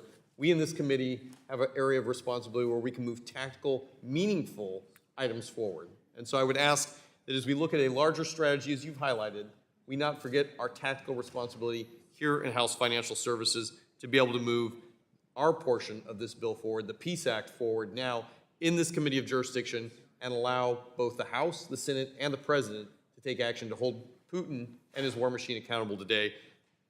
Ranking Member Waters, I appreciate you and I are on the same page here, along with Chairman Hill, and I would ask that we Will the gentleman yield? vote this amendment down. Will I the would gentleman yield? Absolutely. I appreciate the bill that you have before us, but I also sincerely believe that it is time to get tough on Russia and Vladimir Putin. Putin is interested in the United Kingdom again, and whatever it's called, and he's not our friend. And so I believe that we should be a lot tougher. And I would plead with you to get unanimous consent to take your bill and to keep in it whatever you want to keep in it and add the rest from Kilpatrick, and still it's a non-bill, but it will be a much stronger bill. It will be a real bill. And so that would take, of course, a unanimous consent request to our chairman, Mr. Hill. And so I would respectfully ask, given the good work that you have done, given the work that you've put into this, understanding what is needed, that you would consider my request, and I yield back. Thank you, Chairman, Ranking Member Waters, and appreciate both your intent. You and I are absolutely aligned. Let's hold Putin accountable, and let's do it today. The loss of 14,000 Ukrainians, the death and destruction, as we just saw, to another 35,000, but most importantly, the threat to the West by a belligerent Russia can stop today. And while I join you in a larger sanctions and review package, this is what we can do now. This is what we have the responsibility to do. This is what we have jurisdiction to do. And so I would ask that we have the opportunity to move forward. I would yield the remainder of my time to the chair of the committee, Chairman French Hill. Well, Mr. Nunn, I want to thank you for your work. I want to say to the ranking member, Mr. Meeks, our distinguished ranking member of the Foreign Affairs Committee, I'm a co-sponsor of the Fitzpatrick bill. And I support those sanctions, but I would argue that Mr. Nunn is right, that this bill is targeted not only because it's in the jurisdiction of this committee and doesn't get any other referral, but it's also more enforceable, actually, than the Senator Graham's approach or Fitzpatrick Meeks, because those secondary sanctions on energy, for example, to India and China, will be very hard to enforce, and yet I am a co-sponsor of that bill. This bill, the Nunn bill, is an additional arrow in the quiver for the president to put an additional financial targeted sanction on energy that I believe is more enforceable and more directed, potentially more effective than even the broad set of sanctions that I do support over in the House Foreign Affairs Committee. I want to thank the gentleman for authoring it, and I yield back to him. With that, I would just say to our partners on both sides of the aisle, our goals are mutually aligned. We have the opportunity to leverage a bullet in the arsenal right now that can take a shot at Putin while we build a larger package with the president. And with that, I would ask that we move the bill forward free of this amendment. Thank you. Gentleman yields back. Who seeks recognition on the Waters Amendment? If there's no further debate on the amendment, then the question now occurs on the Waters Amendment. All those in favor of the amendment, please signify by saying aye. All those opposed signify by saying nay. Nay. Independent of the chair, the nays have it. The nays have it. The amendment is not adopted. We'll now move to the next amendment. The gentleman, Mr. Lee, the gentleman from Michigan, Mr. Lee. Thank you. Mr. Chair, I have an amendment at the desk. The gentlewoman has an amendment at the desk. We'll pause for it to be distributed.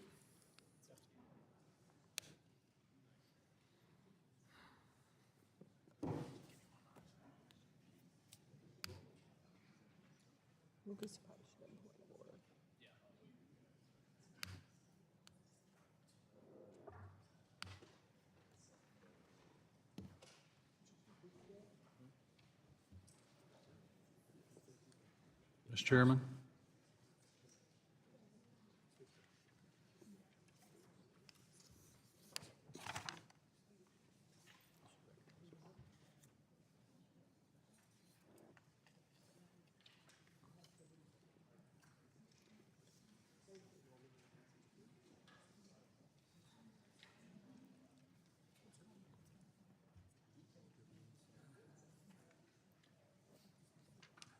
Mr. Chairman, do I want to reserve a point of order?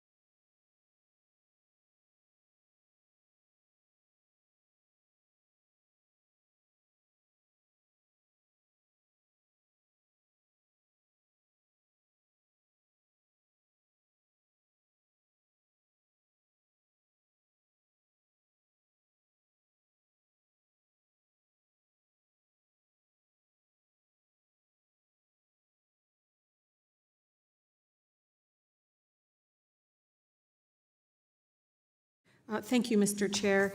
I appreciate the opportunity here. I think, like everyone, we all saw this come out of the Senate Finance Committee, where Senator Ron Wyden and his team announced that the Treasury Department found there were like thousands of bank wire transfers dealing with the suspicious activity of Jeffrey Epstein's financial network, which detailed thousands again of transactions in the amount of not millions, but $1.5 billion. These transactions include payments to women in Belarus and Russia. Among the largest transactions are two that JP Mortgage Chase reported with Russian banks for as much as $100 million. But get this, and I think the public needs to know this, many of the banks, the three banks, did not even report out on this, which they're required by law within 60 days, until Epstein was arrested. Among the largest, again, transaction, again, was $100 million. Epstein's countless victims, as you all know, deserve a complete and thorough investigation. They deserve justice. The public deserves the full story. They are actually demanding it. The Treasury Department already has the information, Mr. Chair. So my amendment would require that the Secretary of Treasury release a report on Epstein's transactions detailing what information they can shed on his broader network and relationships with various financial institutions. Again, thousands of wire transfers. To this date, we only have a partial picture of Epstein's financial transactions. The confidential nature of suspicious activity reports has limited the ability of Congress and the public to get a full understanding of the extent, again, of the horrific activities of Epstein. In addition, we want a complete picture of the sordid characters and institutions that were involved in the human trafficking. The Treasury Department has thousands, again, of pages of information that we, the public, deserve. And again, Epstein's victims deserve this information, especially because it is a primary factor in pushing forward in this human trafficking scheme. I must note again, and this is something I mentioned at the beginning, Mr. Chair, you know, JP Mortgage Chase, Bank of America, and Bank of New York Mellon only filed their reports after Epstein was arrested in 2019. These reports are supposed to be filed within 60 days. This delay in reporting should be taken up by these committees. These big banks should not be let off the hook in supporting and enabling human trafficking. Some have claimed that this whole thing is fake. Well, then release the documents and transactions and show the public. But the Treasury Department, again, has thousands of pages that I should encourage my colleagues to push for release and let the public decide. My amendment would ensure that the relevant information in these reports are made public again, and so we can have a full picture. And Mr. Chair, I would like to submit for the record the article published last week, where again, the committee found 4 banks waited until Epstein's arrest on federal charges to flag $1.5 billion in suspicious activities. We want the documents made public. Without objection. Again, reporting out bank accounts and transactions used by Epstein is the right thing to do. And again, I encourage my colleagues to please support my amendment. With that, I yield back to the chair. Gentleman yields back. Does the gentleman from Oklahoma insist on his point of order? Mr. Chairman, I insist on the point of order pursuant to Clause 7, Rule 16 of the Rules of the House of Representatives. The amendment is not germane to the underlying bill, and as it relates to the subject matter, is different than the underlying bill. The chair is prepared to rule. Pursuant to Clause 7 of Rule 16 of the House Rules, the chair finds the amendment is not germane to the underlying bill as it relates to a subject matter that's different than the underlying bill. Mr. Chair, I would like to appeal that, the ruling of the chair. The gentlelady has appealed the ruling of the chair. And I request a record. Mr. Chairman, I move to table that appeal. The gentleman from Oklahoma moves to table. The question is now on the motion to table the appeal of the chair's ruling. All those in favor, please say aye. Aye. All those opposed, say no. No. In the opinion of the chair, the ayes have it, and the motion to table is agreed to. Mr. Chair? Gentlewoman? I would request a record roll call vote. The gentlewoman has requested the yeas and nays. Committee will pause while we arrange to take that vote.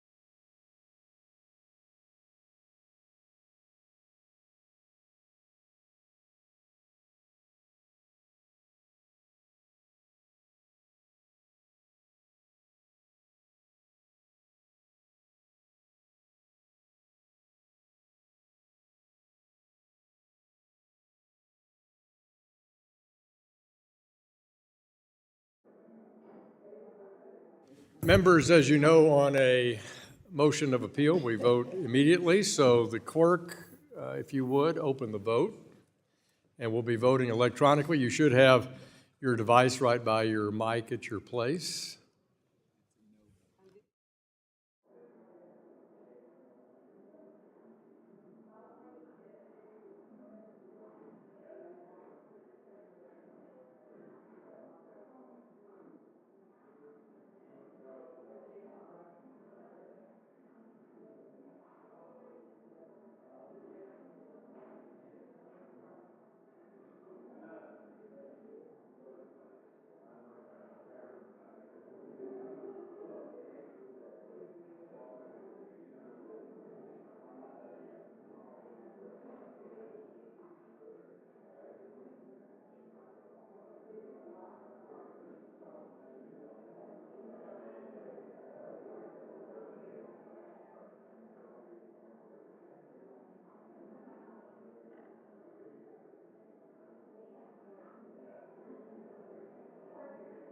Have all members voted? Mr. Flood? Does anybody wish to change their vote? Clerk will report. Mr. Chairman, on this vote, the ayes are 22 and the nays are 17. Motion is not agreed to. Motion to table is agreed to. Is there any, we'll move to the next amendment.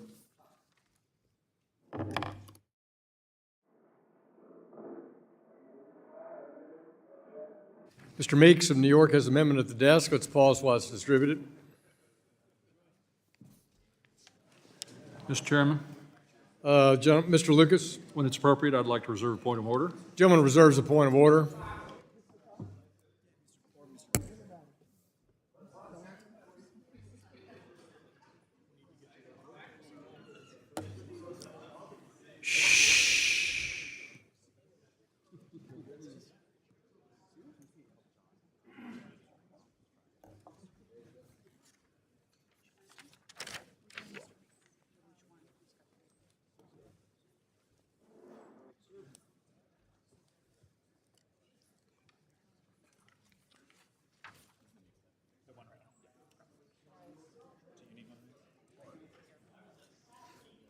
So this is.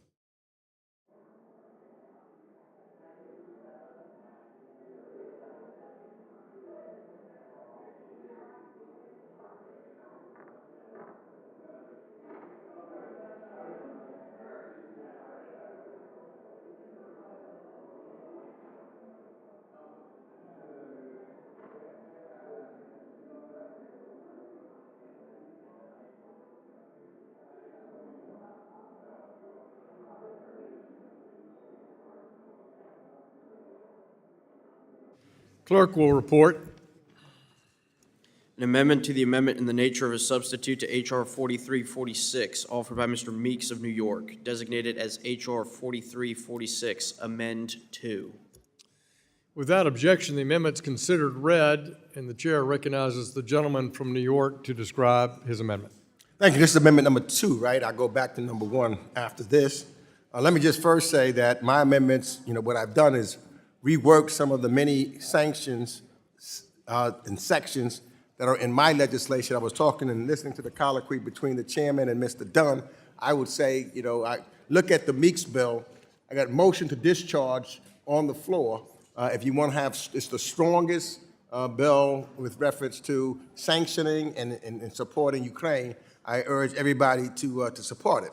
But this amendment is straightforward. It directs the Treasury Secretary to forbid all transaction in Russian sovereign debt. While direct purchases have been banned, the secondary market continues to thrive. In other words, Americans and allies are still directly trading on and profiting from the most core financial product issued by the Russian state. We should cut this off, and we should cut it off right now. The regulations set forth by Treasury could allow for certain waivers and exceptions, but we need to take this bold action, serious action, against Putin and punish him for his war that he has started in Ukraine. So it's simple, it's basic, and I urge all of my colleagues to support my amendment. I yield back, Mr. Chairman. The gentleman yields back. Who seeks recognition on Mr. Meeks' amendment? Mr. Nunn, the author of the underlying bill. Thank you, Mr. Chair. I move to strike last word. The gentleman's recognized for 5 minutes. I want to thank the ranking member on Foreign Affairs, Mr. Meeks, on this. He has been a longtime champion of holding not only Putin accountable, but standing for U.S. integrity and leadership in the world. Your long, storied history of being a leader in this area is much respected by folks on both sides of the aisle. I do want to highlight that the jurisdiction of this committee and the intent of this bill, the Peace Act, goes directly after Russia's ability to use energy as a sales point to buy the weaponry that is killing tens of thousands of individuals across Europe today. It is leveraging an occupation illegally of 20% of Ukraine, and that by this committee's jurisdiction, we have the opportunity to make a major impact on that. Today, Russia leverages $750 billion in petro sales that are directly financing it. That's something this committee tactically has the ability to stop right now. And so, Mr. Meeks, while I appreciate the intent of your amendment and your partnership in this area, I believe that there is a strategic bill moving forward in the Senate that should be looked at for a comprehensive realm of multi-jurisdictional committee bills that can be moved forward, including in yours in Foreign Affairs. But today I ask that we keep this bill as is so we can move out quickly in stopping Putin's war machine from being able to acquire the funding that it is using to leverage to take the lives of families like this in Ukraine. The death of this little girl, the death of this man, the recovery of this family demands that we take action today, not enter into a congressional process that could take months, if not years. I ask that you join with me in this effort and that we, at this time, reject your amendment and move forward with the Peace Act as is. With that, I yield my time. The gentleman yields back. Does the gentleman from Oklahoma withdraw his point of order? Mr. Chairman, I wish to withdraw my point of order. The gentleman withdraws his point of order. Who seeks recognition? Dr. Foster, recognized to strike the last word. Move to strike the last word. You're recognized for 5 minutes. We need to continue putting pressure on Russia every way that we can, on its economy and on its war machine. One way to do that is to ensure that Russia cannot use its sovereign debt to fund its war on Ukraine. So I support this amendment and urge my colleagues to vote in favor of its passage and yield back. Gentleman from Illinois yields back. Who seeks recognition on Mr. Meeks' amendment? If there's no further debate, the question now occurs on the amendment. All those in favor of Mr. Meeks' amendment shall say aye. Aye. All those opposed shall signify by saying nay. Nay. In the opinion of the chair, the nays have it. The nays have it. The amendment is not adopted. We will now, Mr. Meeks has requested a roll call vote. All those in favor of roll call vote, raise your hands. A sufficient number having raised their hand, a recorded vote is ordered. Pursuant to subsection C5 of Rule 3 of the committee rules, further proceedings on this amendment are postponed. We'll now move to the next amendment. Amendment number 1. Mr. Meeks has amendment number 1 at the desk. Let's wait till it's distributed.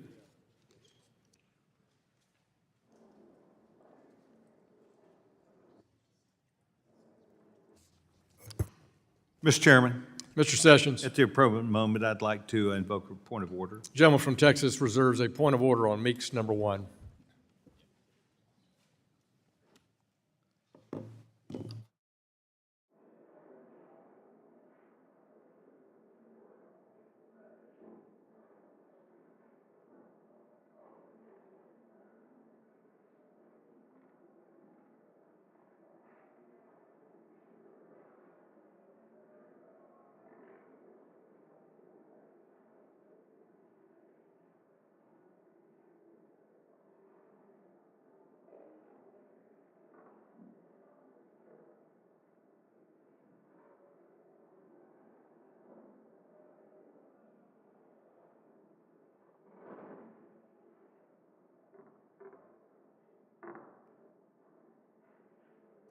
Clerk will report the amendment.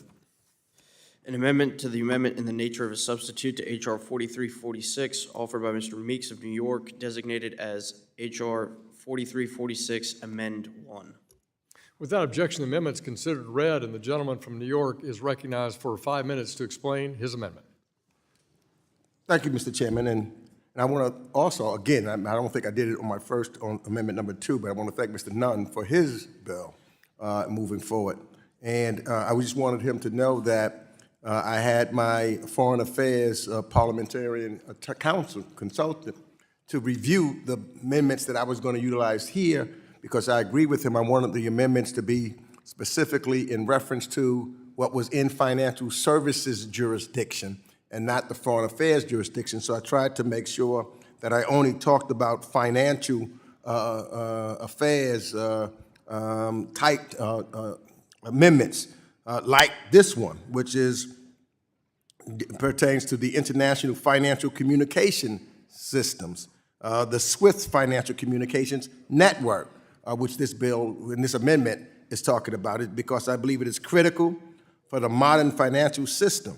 While SWIFT, what they've done, they've cut off Russian banks, but they could be more aggressive at doing it.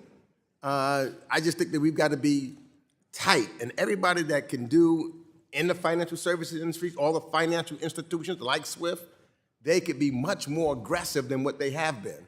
And I think that's the only way that we are really going to get Putin's attention and help protect and fight back with the Ukrainians to make sure that they are not continuing to be assaulted day in and day out by drones and other mechanisms. So I think that this amendment, with your legislation, would force their hand on that front, and that's why I put this in. I think I have also included in mine because it is more comprehensive, as you said, but I tried to limit this so that I could put this into this to even make this a little stronger on financial services terms. So with that, I yield back, Mr. Chair. The gentleman yields back. Does the gentleman from Texas insist on his point of order? Mr. Chairman, I'd like to remove my point of order. I thank the gentleman from Texas. He removes his point of order. Who seeks recognition on the Meeks amendment? Mr. Nunn, the author of the underlying bill, you're recognized to strike the last word. Thank you, Mr. Chair. I do move to strike the last word. You're recognized for 5 minutes. I want to thank my colleague across the aisle. Mr. Meeks, again, you continue to be a leader on this. I think that we all recognize that we want to look at every possible tool in America's great arsenal to be able to hold the Putin regime accountable. Your amendment on SWIFT is absolutely one of those tools that can go after it. I do think that there's probably dual jurisdiction here, both between foreign affairs and financial services. But this much I know to be true. We have an ability with this Peace Act right now, as is, to move out swiftly, effectively, and possibly in the most impactful way to stop Putin's war machine. We have the ability to starve off Russia from $750 billion with this Peace Act alone that stops the type of weaponry that took the life earlier this month of this young student in Ukraine, just as she went about studying, but was killed by a Russian drone.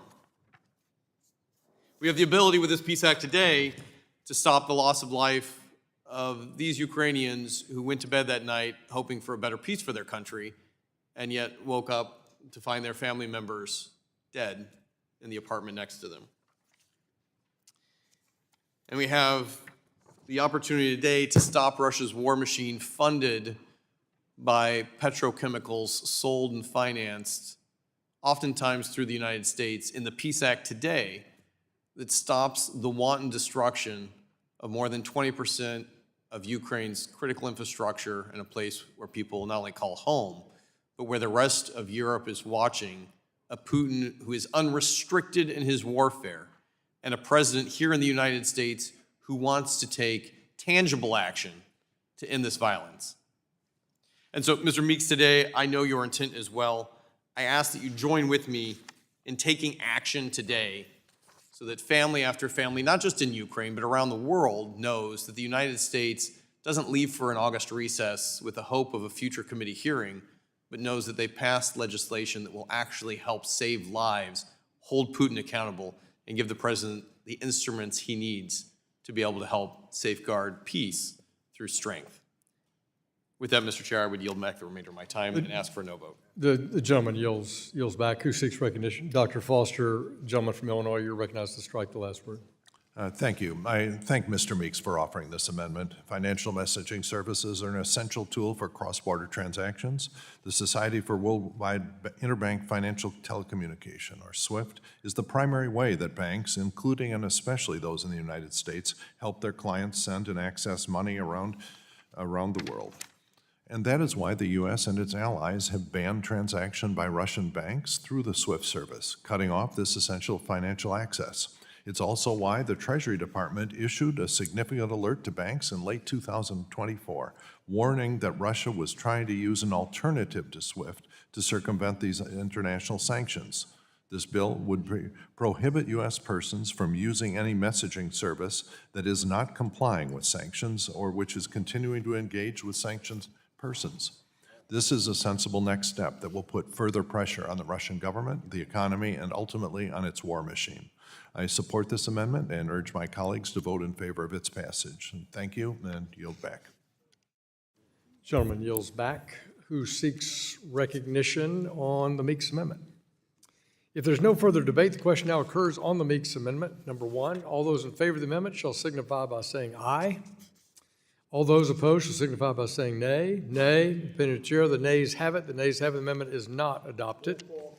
The gentleman has requested a roll call vote. Mr. Meeks of New York. All those in favor of roll call vote, raise your hands. A sufficient number having raised their hand, a recorded vote is ordered. Pursuant to subsection C5 of Rule 3, the committee rules further proceedings on the amendment are postponed. We'll now move to consider our next amendment. I have another amendment number 3 at the desk. Mr. Meeks has Amendment 3 at the desk. We'll postpone while it is distributed. Mr. Chairman. Gentleman from Texas. The appropriate point, I'd like to raise a point of order against this. The gentleman from Texas reserves a point of order against Meeks number 3.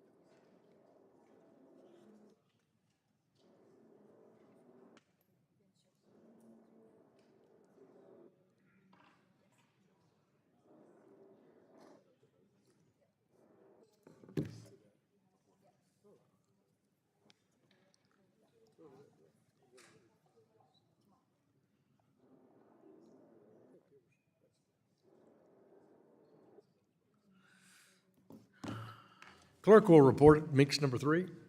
An amendment to the amendment in the nature of a substitute to H.R. 4346, offered by Mr. Meeks of New York, designated as H.R. 4346, Amend 3. Without objection, the amendment is considered read. The gentleman from New York is now recognized to explain his amendment. Mr. Meeks. Let me try the third time. This one is real simple. I tried to make this one very simple. Let's have a determination on whether Rosatom is an energy company for the purposes of this bill. It shouldn't even be a question because Rosatom literally is by some measures the largest nuclear energy company in the world. And unfortunately, it is also deeply involved in Russian state affairs and has played a potentially catastrophic role in causing the instability of Zaporizhzhia nuclear power plant in Ukraine. So, Rosatom must be and should be held accountable, in my viewpoint. So that's what this amendment does, and hopefully it can fit in so that we're clear on where we are with reference to that. And with that, I ask for your support, and I yield back the balance of my time. Gentleman from New York yields back. Does the gentleman from Texas Chairman. insist on his point of order? Mr. Gentleman? Chairman, I'd like to remove my point of order against the Gentleman from gentleman. Texas removes his point of order. Further debate on the Meeks number 3 amendment. The gentleman from Iowa, author of the underlying bill, Mr. Nunn.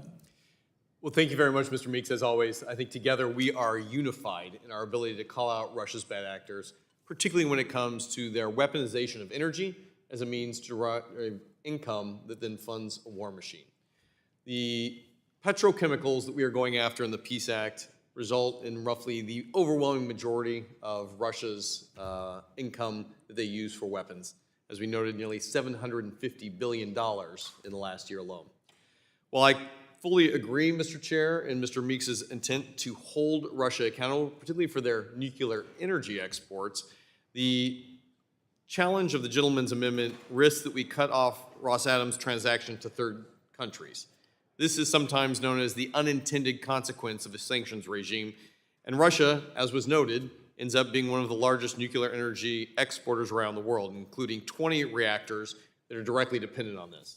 If we were to stop this immediately, we would immediately put 20 reactors at risk of potentially becoming not only unserviceable, unupdatable in their software, but also at a real risk, as was noted in Ukraine earlier this year, of having a large and catastrophic impact on the civilian populations in those immediate areas.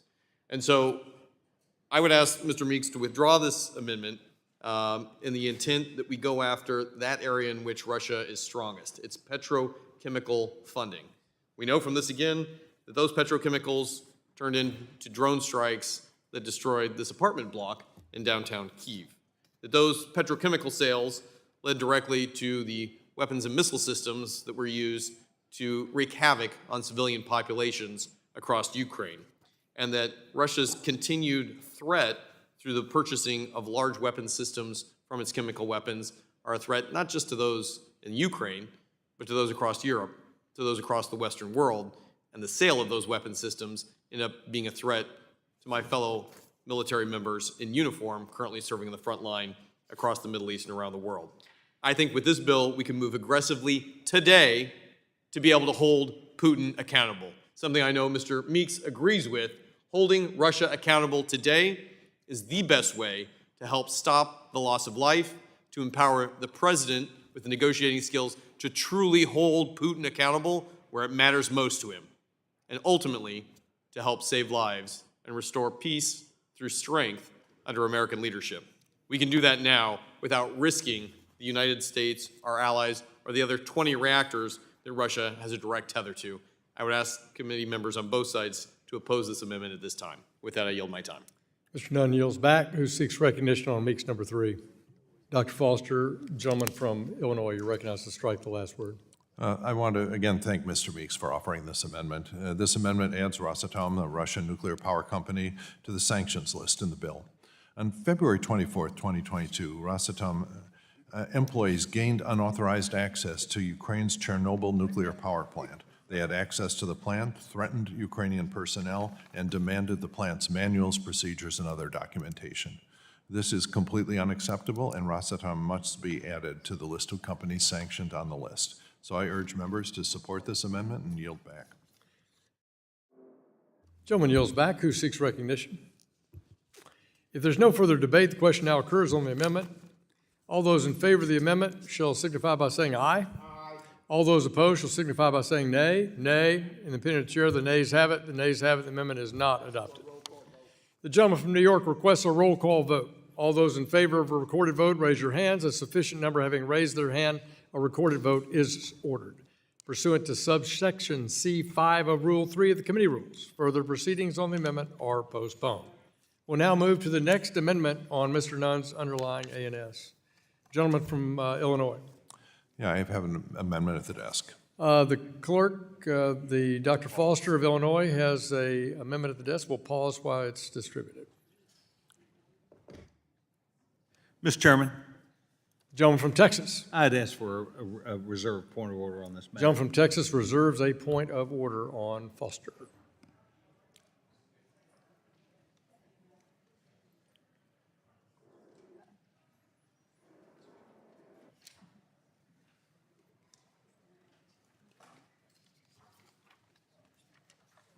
Thank you.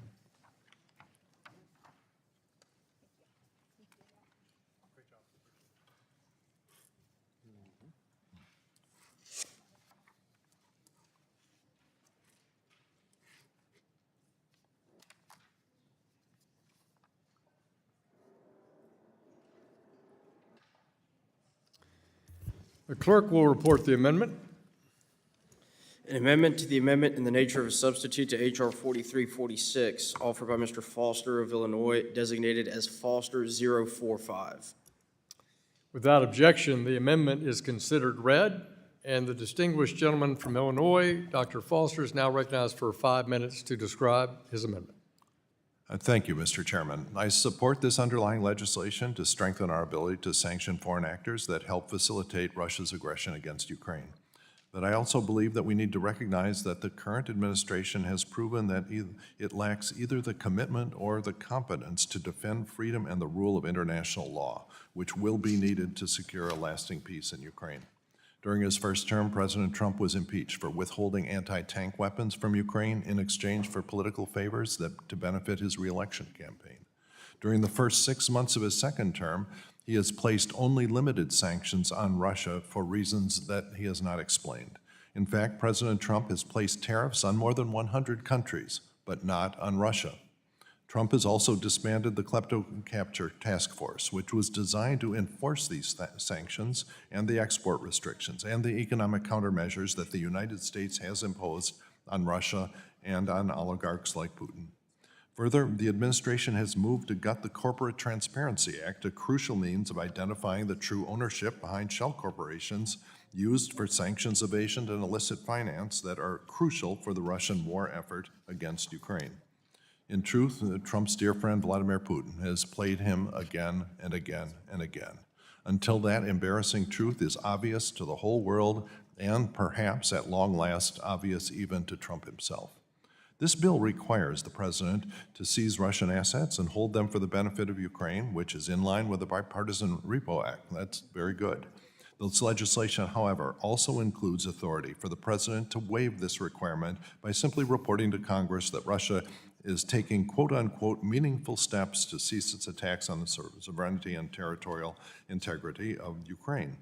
So I do not believe that this administration has proven its ability to negotiate successfully with Putin, nor have they proven their willingness to support the crucial element of these negotiations, which is the restoration of Ukraine's territorial integrity as it was prior to the illegal 2014 annexation of Crimea. So this amendment requires the president to certify not only that Russia is taking meaningful steps to respect Ukraine, but also that Putin has agreed to restore the full territory of Ukraine as required under international law. We should all recall that at the end of the Cold War, Ukraine gave up its nuclear weapons, the third largest inventory of ICBMs and atomic bombs in the world, in exchange for a guarantee of its territorial integrity, which they did under the terms of the Budapest Memorandum in 1994, signed by the United States, by Russia, by the UK and European nations.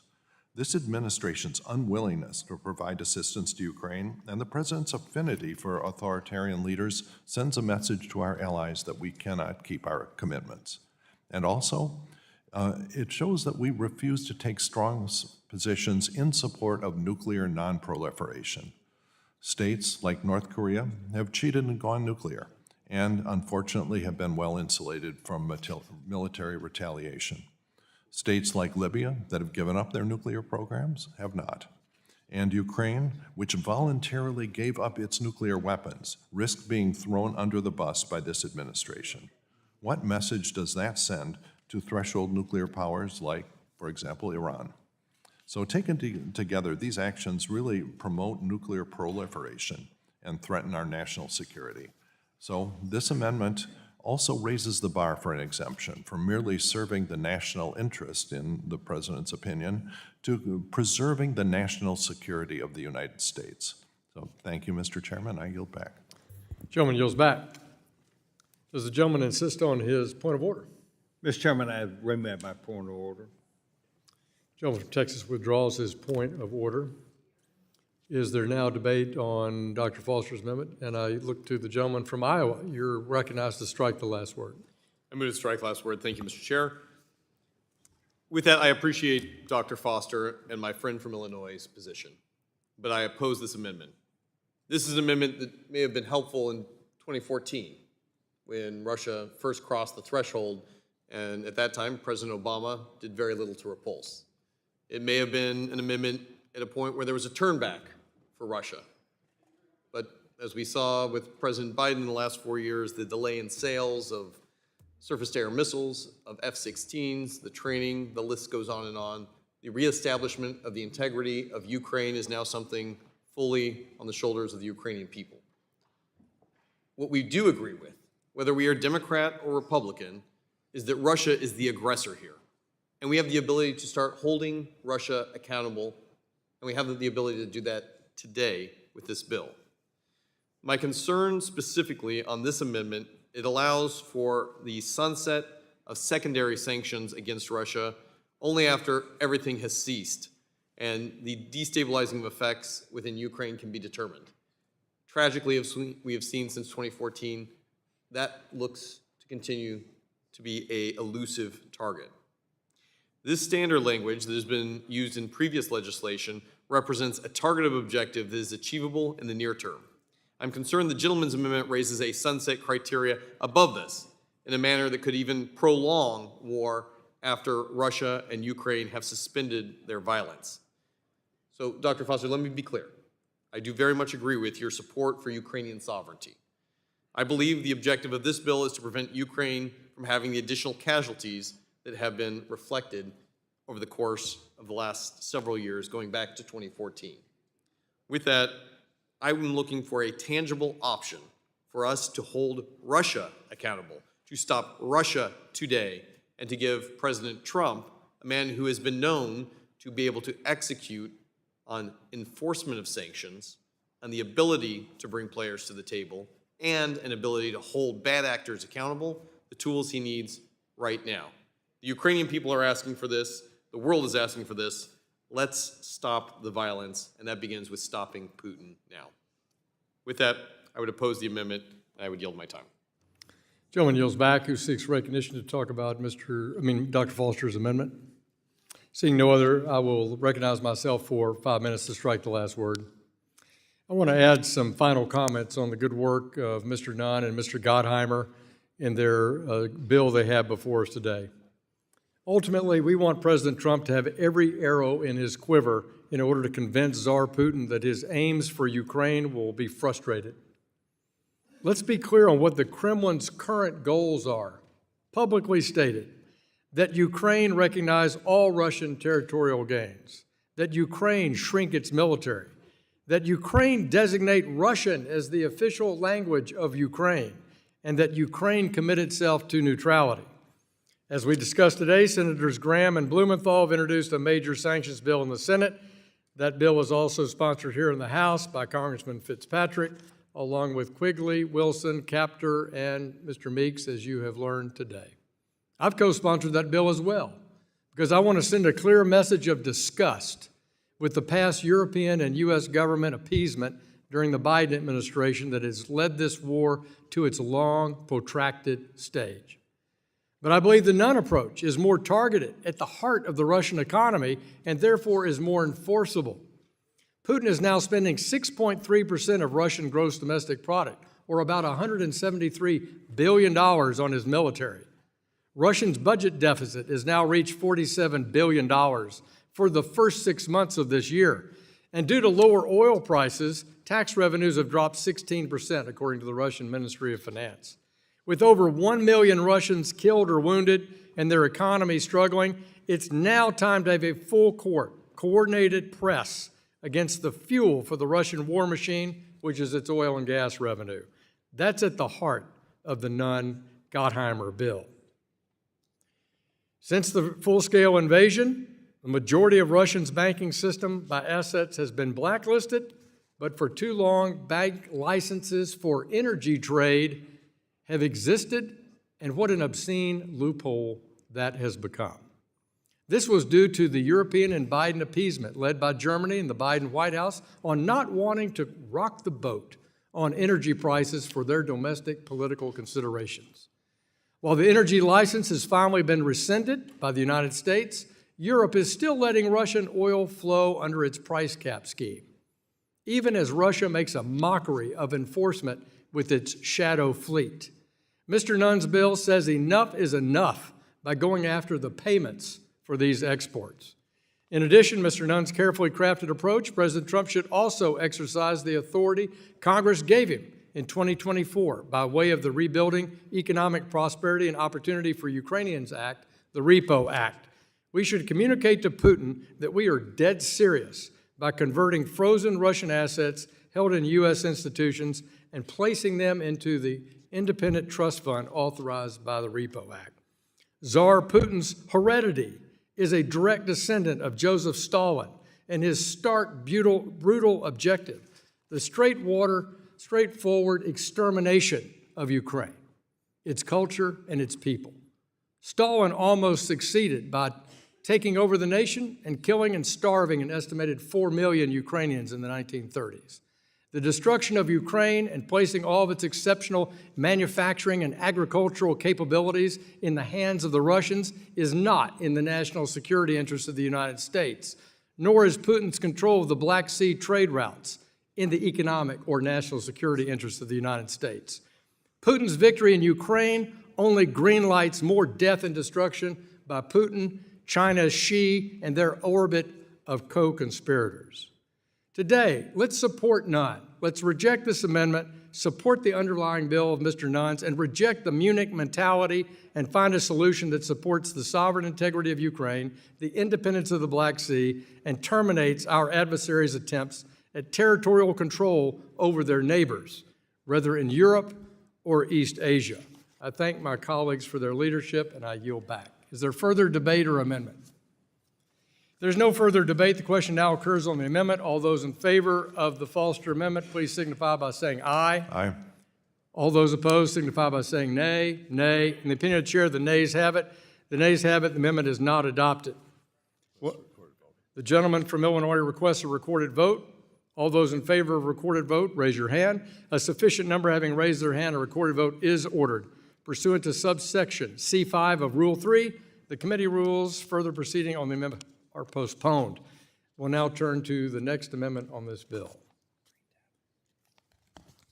Seeing no further amendments to Mr. Nunn's ANS, without objection, the previous question on the substitute is ordered and recorded votes on the pending amendments have been postponed.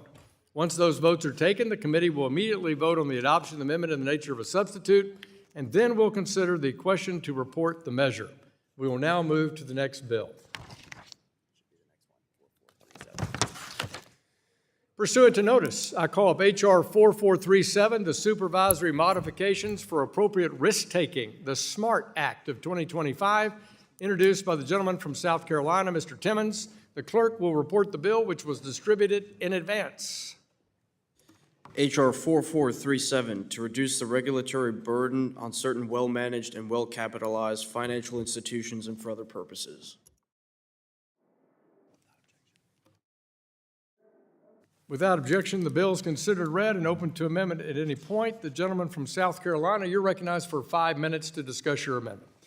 Thank you, Mr. Chairman. Today, this committee will mark up my bill, H.R. 4437, the Supervisory Modifications for Appropriate Risk-Based Testing Act, much more easily known as the SMART Act.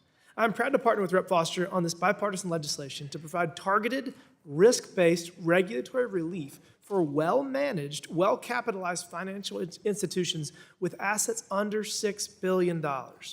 This legislation was inspired by a principle familiar in other regulated industries, including the restaurant sector, where strong performance and a proven track record earn a more streamlined oversight process.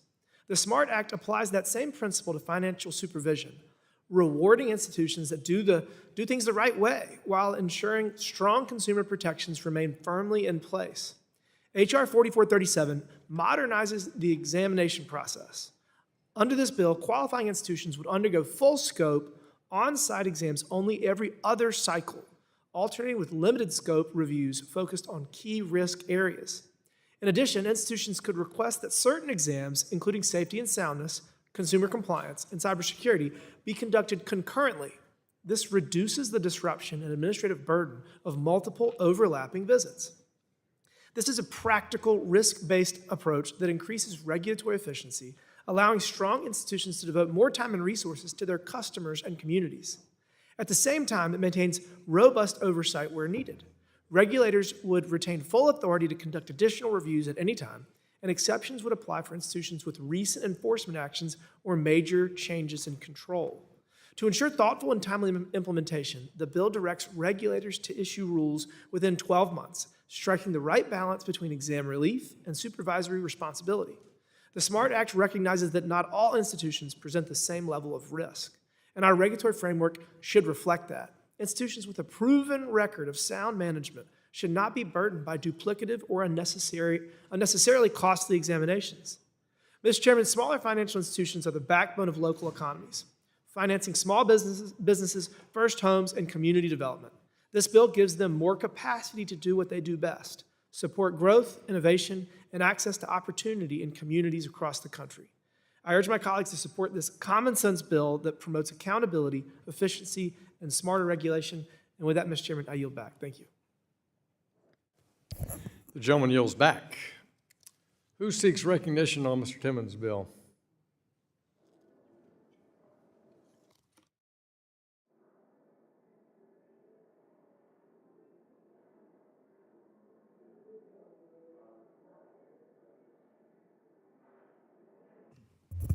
Chair recognizes the ranking member of the full committee to speak on the Timmons bill. You're recognized to strike the last word. Thank you very much, Mr. Chairman. I move to strike the last word. Recognized for 5 minutes. I want to thank Rep. Timmons and our financial institutions, Subcommittee Ranking Member Rep. Foster, for crafting this bipartisan bill to support our community banks and credit unions through flexibility on their exams.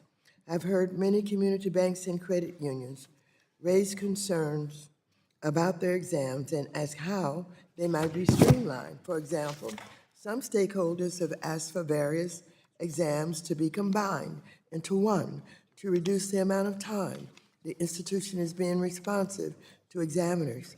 This bill begins to address those concerns. The bill also provides these institutions with alternating full scope and limited scope exams. In order to qualify for this relief, community banks and credit unions must be well capitalized and well managed, including not being subject to an enforcement order. This gives a strong incentive for these lenders to run their businesses well and follow the law.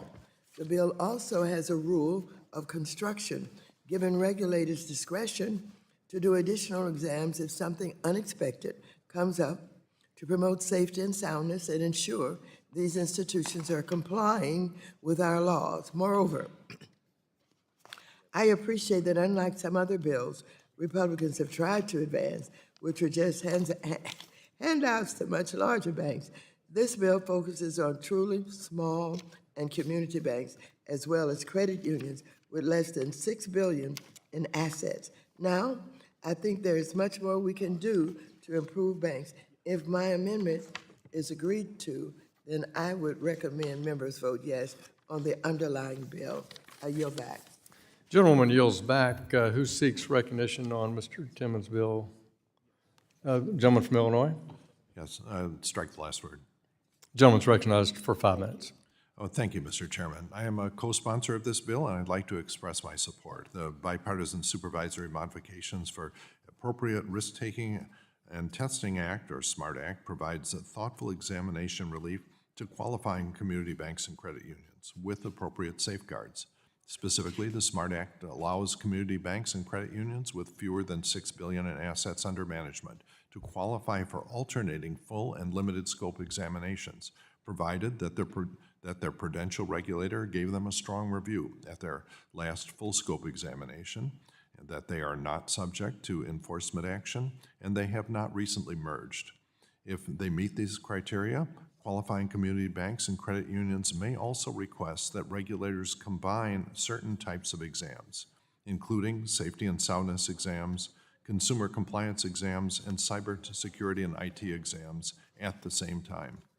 Many employees of the smallest firms wear multiple hats and have daily duties outside the examination process, so this provision will allow firms with a strong track record to better coordinate with regulators and spend more time working with the communities they serve. It will also provide regulatory staff with greater flexibility to focus their limited resources on poorly rated institutions that need greater oversight. I understand that not all small banks and credit unions may want to combine examinations, be it due to space limitations or overlap with relevant staff. So this bill makes the combination of exams optional for financial institutions. This bill includes important safeguards to accompany this added flexibility. As I mentioned, the relief provided by this bill will only be available to well-managed and well-capitalized community banks with fewer than $6 billion in assets that are in good standing with the relevant regulatory agency. Regulators will establish policies for reviewing firms that have material changes in their financial condition or operational risk profile, and those who fail to comply with the law in between schedule examinations. The bill appropriately preserves regulators' authority to conduct full-scope examinations or other supervisory activities they deem necessary if there is a threat to the safety and soundness of a covered firm or if that firm is violating the law. I appreciate my Republican colleagues' willingness to engage with my team on this legislation. I thank Mr. Timmons for his partnership on this bill, and I encourage my colleagues to vote yes. Thank you, Mr. Chairman. Yield back. Does anybody wish to be recognized on the underlying bill? Hearing none, we'll move to amendments. The gentlewoman from California. I have an amendment at the desk. Let's pause for it to be passed out. And does the gentleman from South Carolina reserve a point of order? Gentleman from South Carolina reserves a point of order on the Waters Amendment, and we will, we will wait for it to be distributed.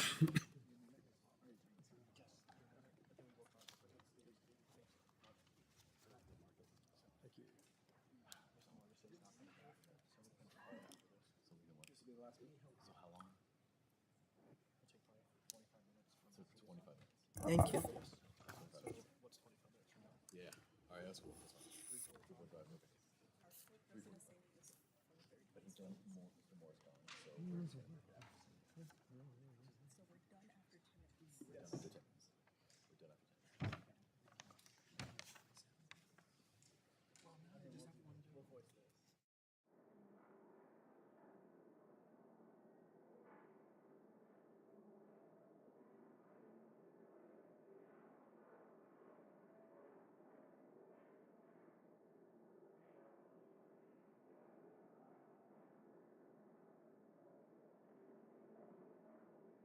Clerk will report.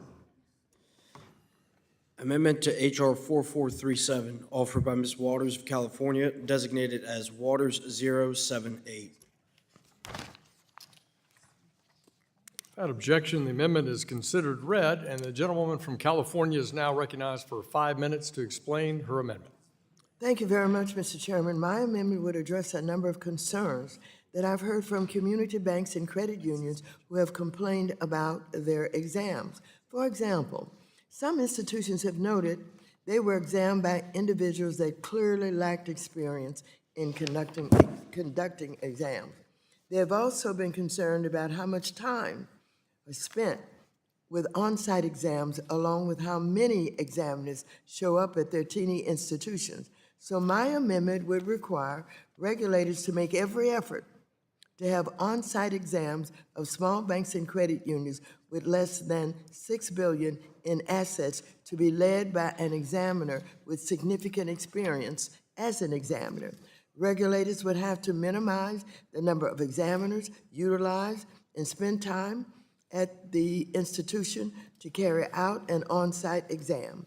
My amendment would also require regulators to schedule these exams at a convenient time for the institution and provide advance notice to the institution about the issues expected to be covered in the exam.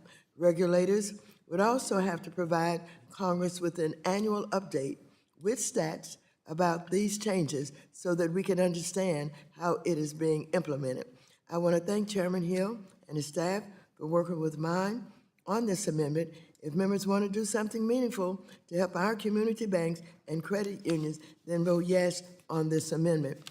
And let me just say to the members, I think that we can credibly say that both sides of the aisle are very interested in seeing what we could do to give more support to community banks and to listen carefully to them so that we could eliminate impediments to what they have to do to be an accomplished bank. And so I believe that the bill and my amendments really does go in that direction. You know, it is not that we're making up concerns, but it's because we're talking with the leaders of these community banks and credit unions, and they have given me examples of basically inexperienced examiners maybe coming on their first exam to their bank. They've given me examples how they believe that the bank is interfered with at the time that they're trying desperately to do business in the community with too many examiners, taking up too much time in a small bank where they have relative small number of employees. We have to be cognizant and realize that they can't be overtaken or overrun by a bunch of examiners coming in at any given time without notice, et cetera, et cetera.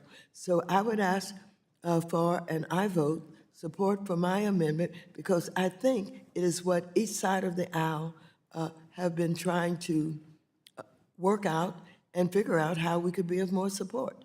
I yield back the balance of my time. Gentlewoman yields back. Does the gentleman insist on his point of order? I do not. Gentleman withdraws his point of order. Who seeks recognition? Gentleman from South Carolina. Thank you, Mr. Chairman. I move to strike the last word. Gentleman is recognized for 5 minutes on the Waters Amendment. Mr. Chairman, I love this amendment. I think that the ranking member has done good work here. I support this amendment. I think it strengthens the underlying bill by requiring federal banking regulators to do three things. Number one, minimize the number of examiners in a supervisory examination and the amount of time spent carrying out the exam. Schedule the exam at a time that is convenient for the institution. And three, give them notice, advance notice of the issues expected to be covered in the exam. All of these are great changes made to the underlying bill, and I appreciate it.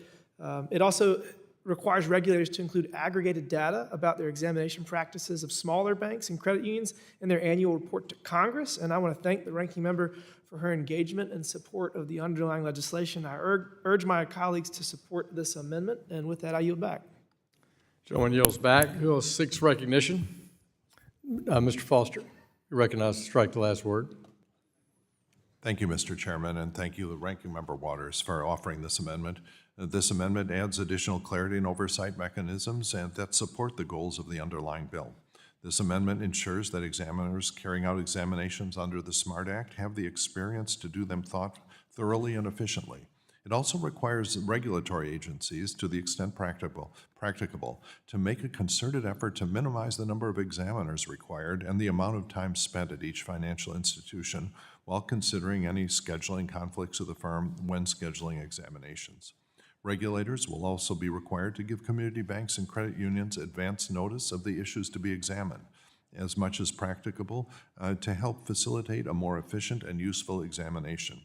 This amendment includes important data collection and reporting requirements for regulators that I believe will give Congress and the public greater insight into the examination process and how regulators are complying with the provisions of the underlying bill. These are thoughtful additions to the bill, and I support the amendment. I encourage my colleagues to do the same and yield back. Gentleman yields back. Who seeks recognition on the Waters Amendment? Seeing no other points for debate, I'll recognize myself for 5 minutes. I want to thank my good friends on this committee, Mr. Timmons and Dr. Foster, for introducing this critical piece of legislation to alleviate the regulatory burden faced particularly by smaller community banks and credit unions. The SMART Act fully reflects my principles to make community banking great again by building a tailored supervisory relief for small institutions that are both well capitalized and well managed. And from 1993 to 2014, when I chose to run for Congress, that was where I spent most of my life, in both public companies and private companies and banks of this size. And everything, Mrs. Waters, you outlined in your amendment is absolutely based on fact. I'm glad your listening skills are so good as it comes to talking to the CEOs, the board members, the investors in our smaller community institutions, and you share that with Mr. Timmons and Dr. Foster. I really think the SMART Act recognizes that not all financial institutions pose the same level of risk, and that our regulatory approach should reflect that reality.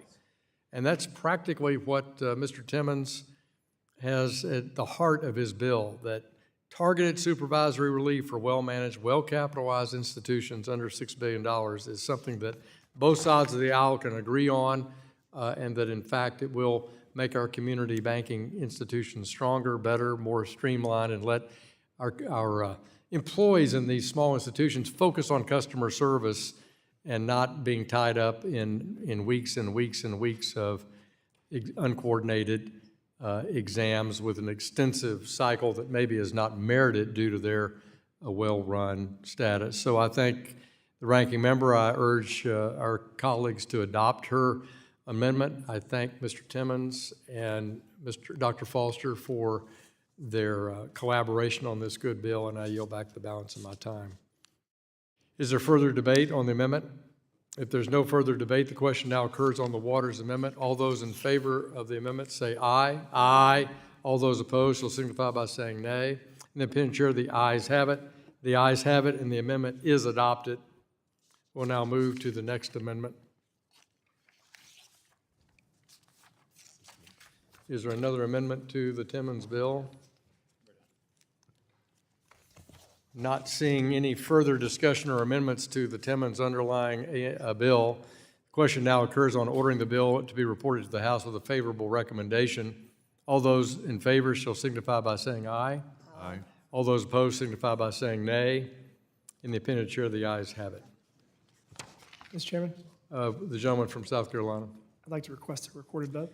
Gentleman has requested a recorded vote. Recorded votes requested. All those in favor, raise your hands. A sufficient number having raised their hand, a recorded vote is ordered. Pursuant to subsection C5 of Rule 3 of the committee rules, a vote on the question is postponed. Pursuant to the previous order, the chair declares the committee in recess.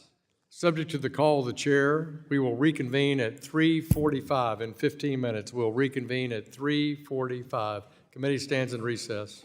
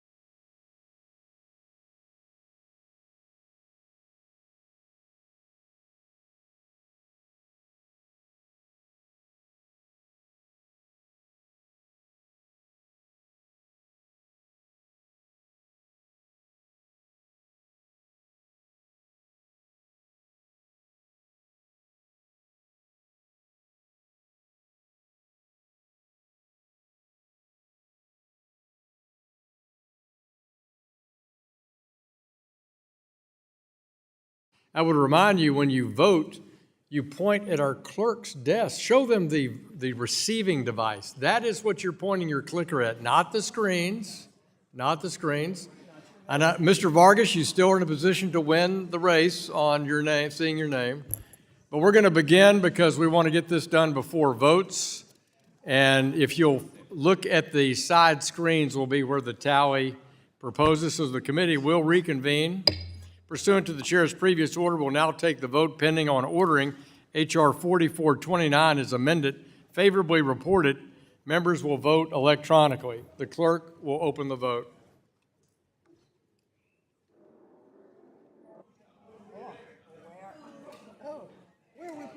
Right at the gentleman, right. That's for that one. No, you point at the. It's for both sides.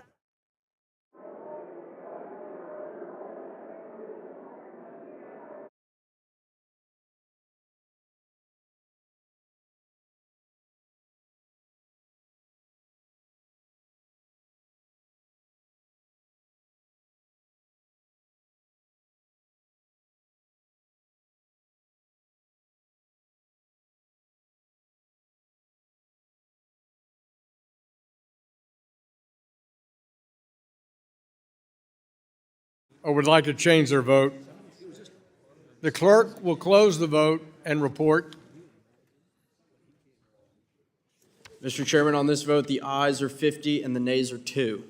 A majority having voted in favor of H.R. 4429 as amended, the bill is ordered favorably reported to the House. Without objection, a motion to reconsider is laid on the table. We will now turn and take the votes pending on ordering H.R. 4431 as amended, favorably reported. Members will vote electronically. Clerk will open the vote. Am I up? Yeah, you're up.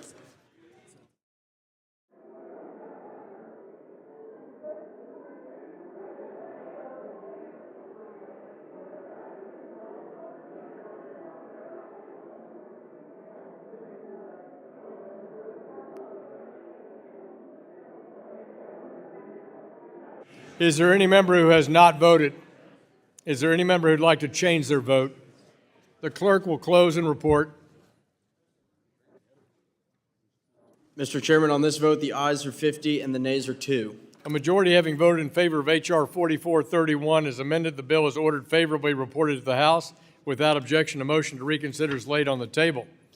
We'll now turn and take our vote pending on ordering H.R. 3673 as amended, favorably reported.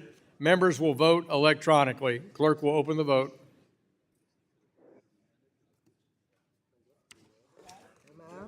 Not yet.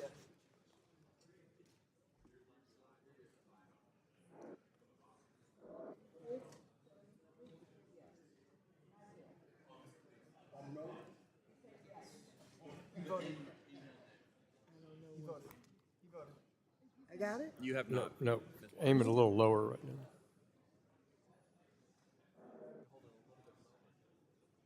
You got it. Is there any member who has not voted or would like to change their vote? The clerk will close the vote and report. Mr. Chairman, on this vote, the ayes are 51 and the nays are 2. A majority having voted in favor of H.R. 3673 as amended, the bill is ordered favorably reported to the House. Without objection, a motion to reconsider is laid on the table. We'll now turn and take the vote pending on ordering H.R. 4430 as amended, favorably reported. Members will vote electronically. The clerk will open the vote. I'm up, right? Not yet. Okay. Oh, no, I'm not. No.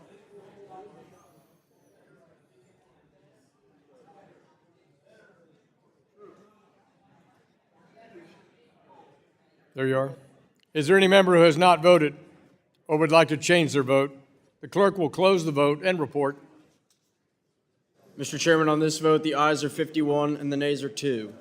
A majority having voted in favor of H.R. 4430 as amended, the bill is ordered favorably reported to the House. Without objection, a motion to reconsider is laid on the table. We'll now turn and take the vote pending on ordering H.R. 4449 to be favorably reported. The clerk will open the vote.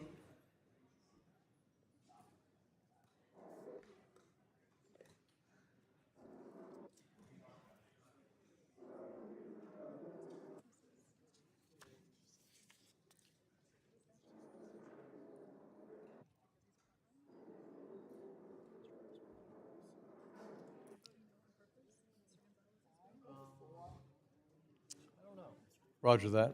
Mr. Himes has voted. Is there any member who has not voted or would like to change their vote? Are they keeping it? Okay. The clerk will close the vote and report. Mr. Chairman, on this vote, the ayes are 50 and the nays are 4. A majority having voted in favor of H.R. 4449, the bill is ordered favorably reported to the House without objection. A motion to reconsider is laid on the table. Committee will now take the postponed votes ordered on the pending amendments to H.R. 4427. The question on the amendment offered by Ranking Member Waters. This is H.R. 447, number 1. The clerk will open the vote.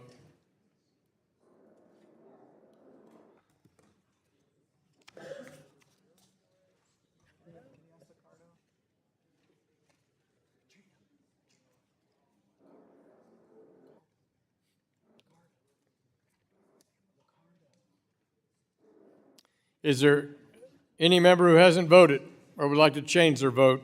The clerk will close the vote and report. Mr. Chairman, on this vote, the ayes are 17 and the nays are 37. A majority having voted against the amendment is not agreed to. The question now occurs on the adoption of the amendment in the nature of a substitute. All those in favor shall signify by saying aye. Aye. All those opposed shall signify by saying nay. No. In the opinion of the chair, the ayes have it. The ayes have it, and the amendment is in the nature of a substitute is adopted. The question now occurs on ordering the bill as amended reported to the House with a favorable recommendation. Those in favor shall signify by saying aye. Aye. All those opposed shall signify by saying nay. No. In the opinion of the chair, the ayes have it. For what purpose does Congressman Lawler seek recognition? Ask for a recorded vote. A recorded vote is requested. All those in favor of a recorded vote, raise your hand. A sufficient number having raised their hand, a recorded vote is so ordered. We will now take that vote on ordering the bill as amendment favorably reported. The clerk will open the vote.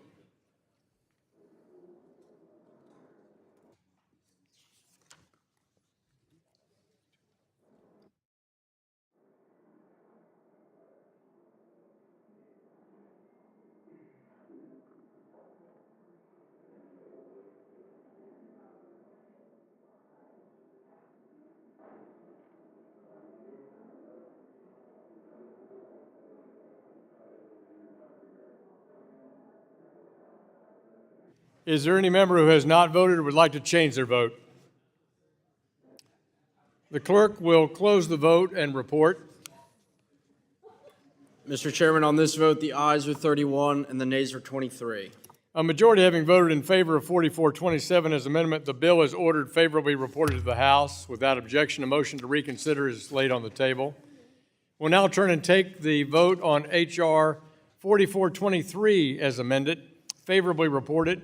Members will vote electronically. The clerk will open the vote.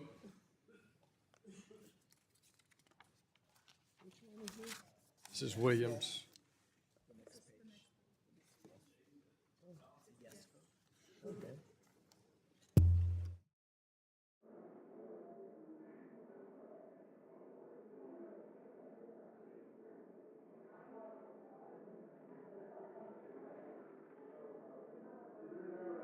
Is there any member who hasn't voted or would like to change their vote? The clerk will close the vote and report. Mr. Chairman, on this vote, the ayes are 54 and the nays are 0. A majority having voted in favor of H.R. 4423 as amended, the bill is ordered favorably reported to the House. Without objection, a motion to reconsider is laid on the table. We will now turn and take the vote pending on ordering H.R. 3190 as amended, favorably reported. Members will vote electronically. The clerk will open the vote.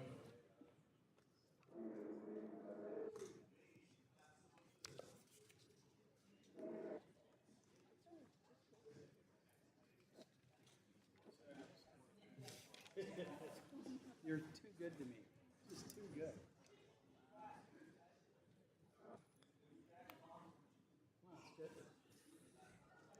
Is there any member who has not voted or would like to change their vote? Clerk will report. Mr. Chairman, on this vote, the ayes are 54 and the nays are 0. A majority having voted in favor of H.R. 3190 as amended, the bill is ordered favorably reported to the House. Without objection, a motion to reconsider is laid on the table. The committee will now take the postponed votes on pending amendments to H.R. 4346. The question is on the amendment offered by Representative Meeks. This is H.R. 4346, Amendment 2. The clerk will open the vote.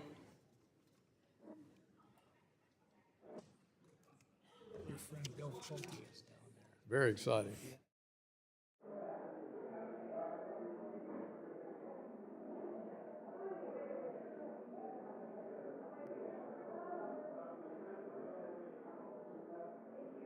Is there any member who hasn't voted, would like to change their vote? Clerk will close the vote and report. Mr. Chairman, on this vote, the ayes are 24 and the nays are 30. A majority having voted against the amendment is not agreed to. The question now is on the second amendment offered by Representative Meeks. This is H.R. 4346, Amendment 1. Clerk will open the vote.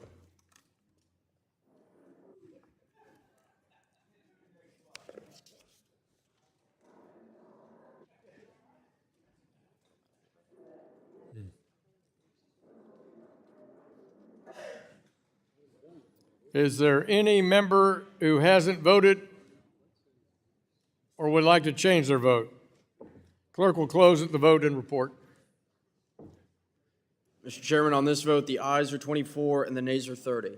A majority having voted against the amendment is not agreed to. The question is now on the third amendment offered by Representative Meeks. This is H.R. 4346, Amendment 3. Clerk will open the vote.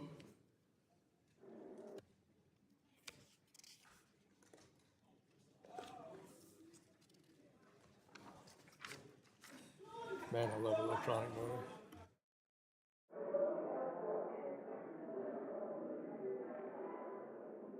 Is there any member who hasn't voted or would like to change their vote? Clerk will close the vote and report. Mr. Chairman, on this vote, the ayes are 24 and the nays are 30. A majority having voted against the amendment is not agreed to. Question is now on the amendment offered by Representative Foster. This is Foster 045. Foster 045. Clerk will open the vote.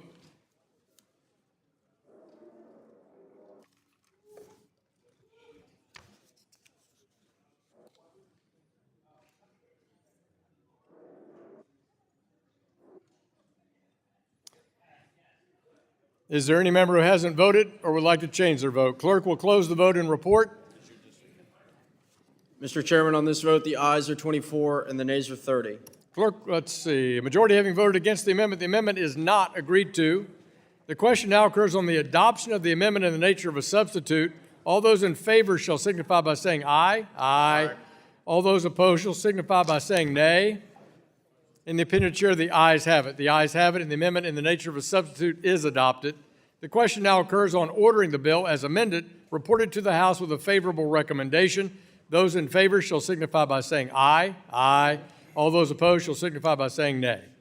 In the opinion of the chair, the ayes have it. Mr. Chair, I request a recorded vote. The gentleman from Iowa requests a recorded vote.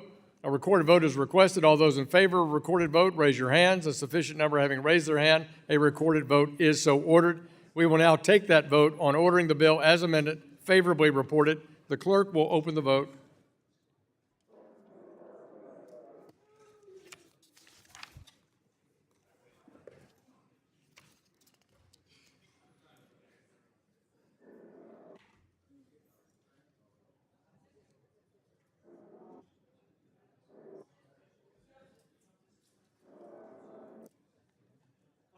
Is there any member who hasn't voted or would like to change their vote? Clerk will close the vote and report. Mr. Chairman, on this vote, the ayes are 53 and the nays are 1. A majority having voted in favor of H.R. 4346 as amended, the bill is ordered favorably reported to the House. Without objection, a motion to reconsider is laid on the table. We will now take the vote pending on ordering H.R. 4437 as amended to be favorably reported. The clerk will open the vote.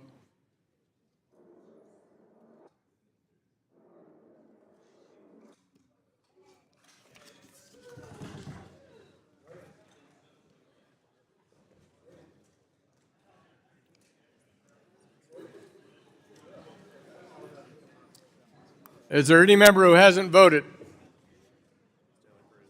Ms. De La Cruz? Is there anybody who would like to change their vote? The clerk will close the vote and report. Mr. Chairman, on this vote, the ayes are 53 and the nays are 1. A majority having voted in favor of H.R. 4437 as amended, the bill is so ordered. Favorably reported to the House. Without objection, a motion to reconsider is laid on the table. Shh, you won't know where to be tomorrow if you don't listen. Pursuant to the previous order, the chair declares the committee in recess. Subject to the call of the chair, we will reconvene at 10 a.m. tomorrow to finish the committee business. The committee stands in recess.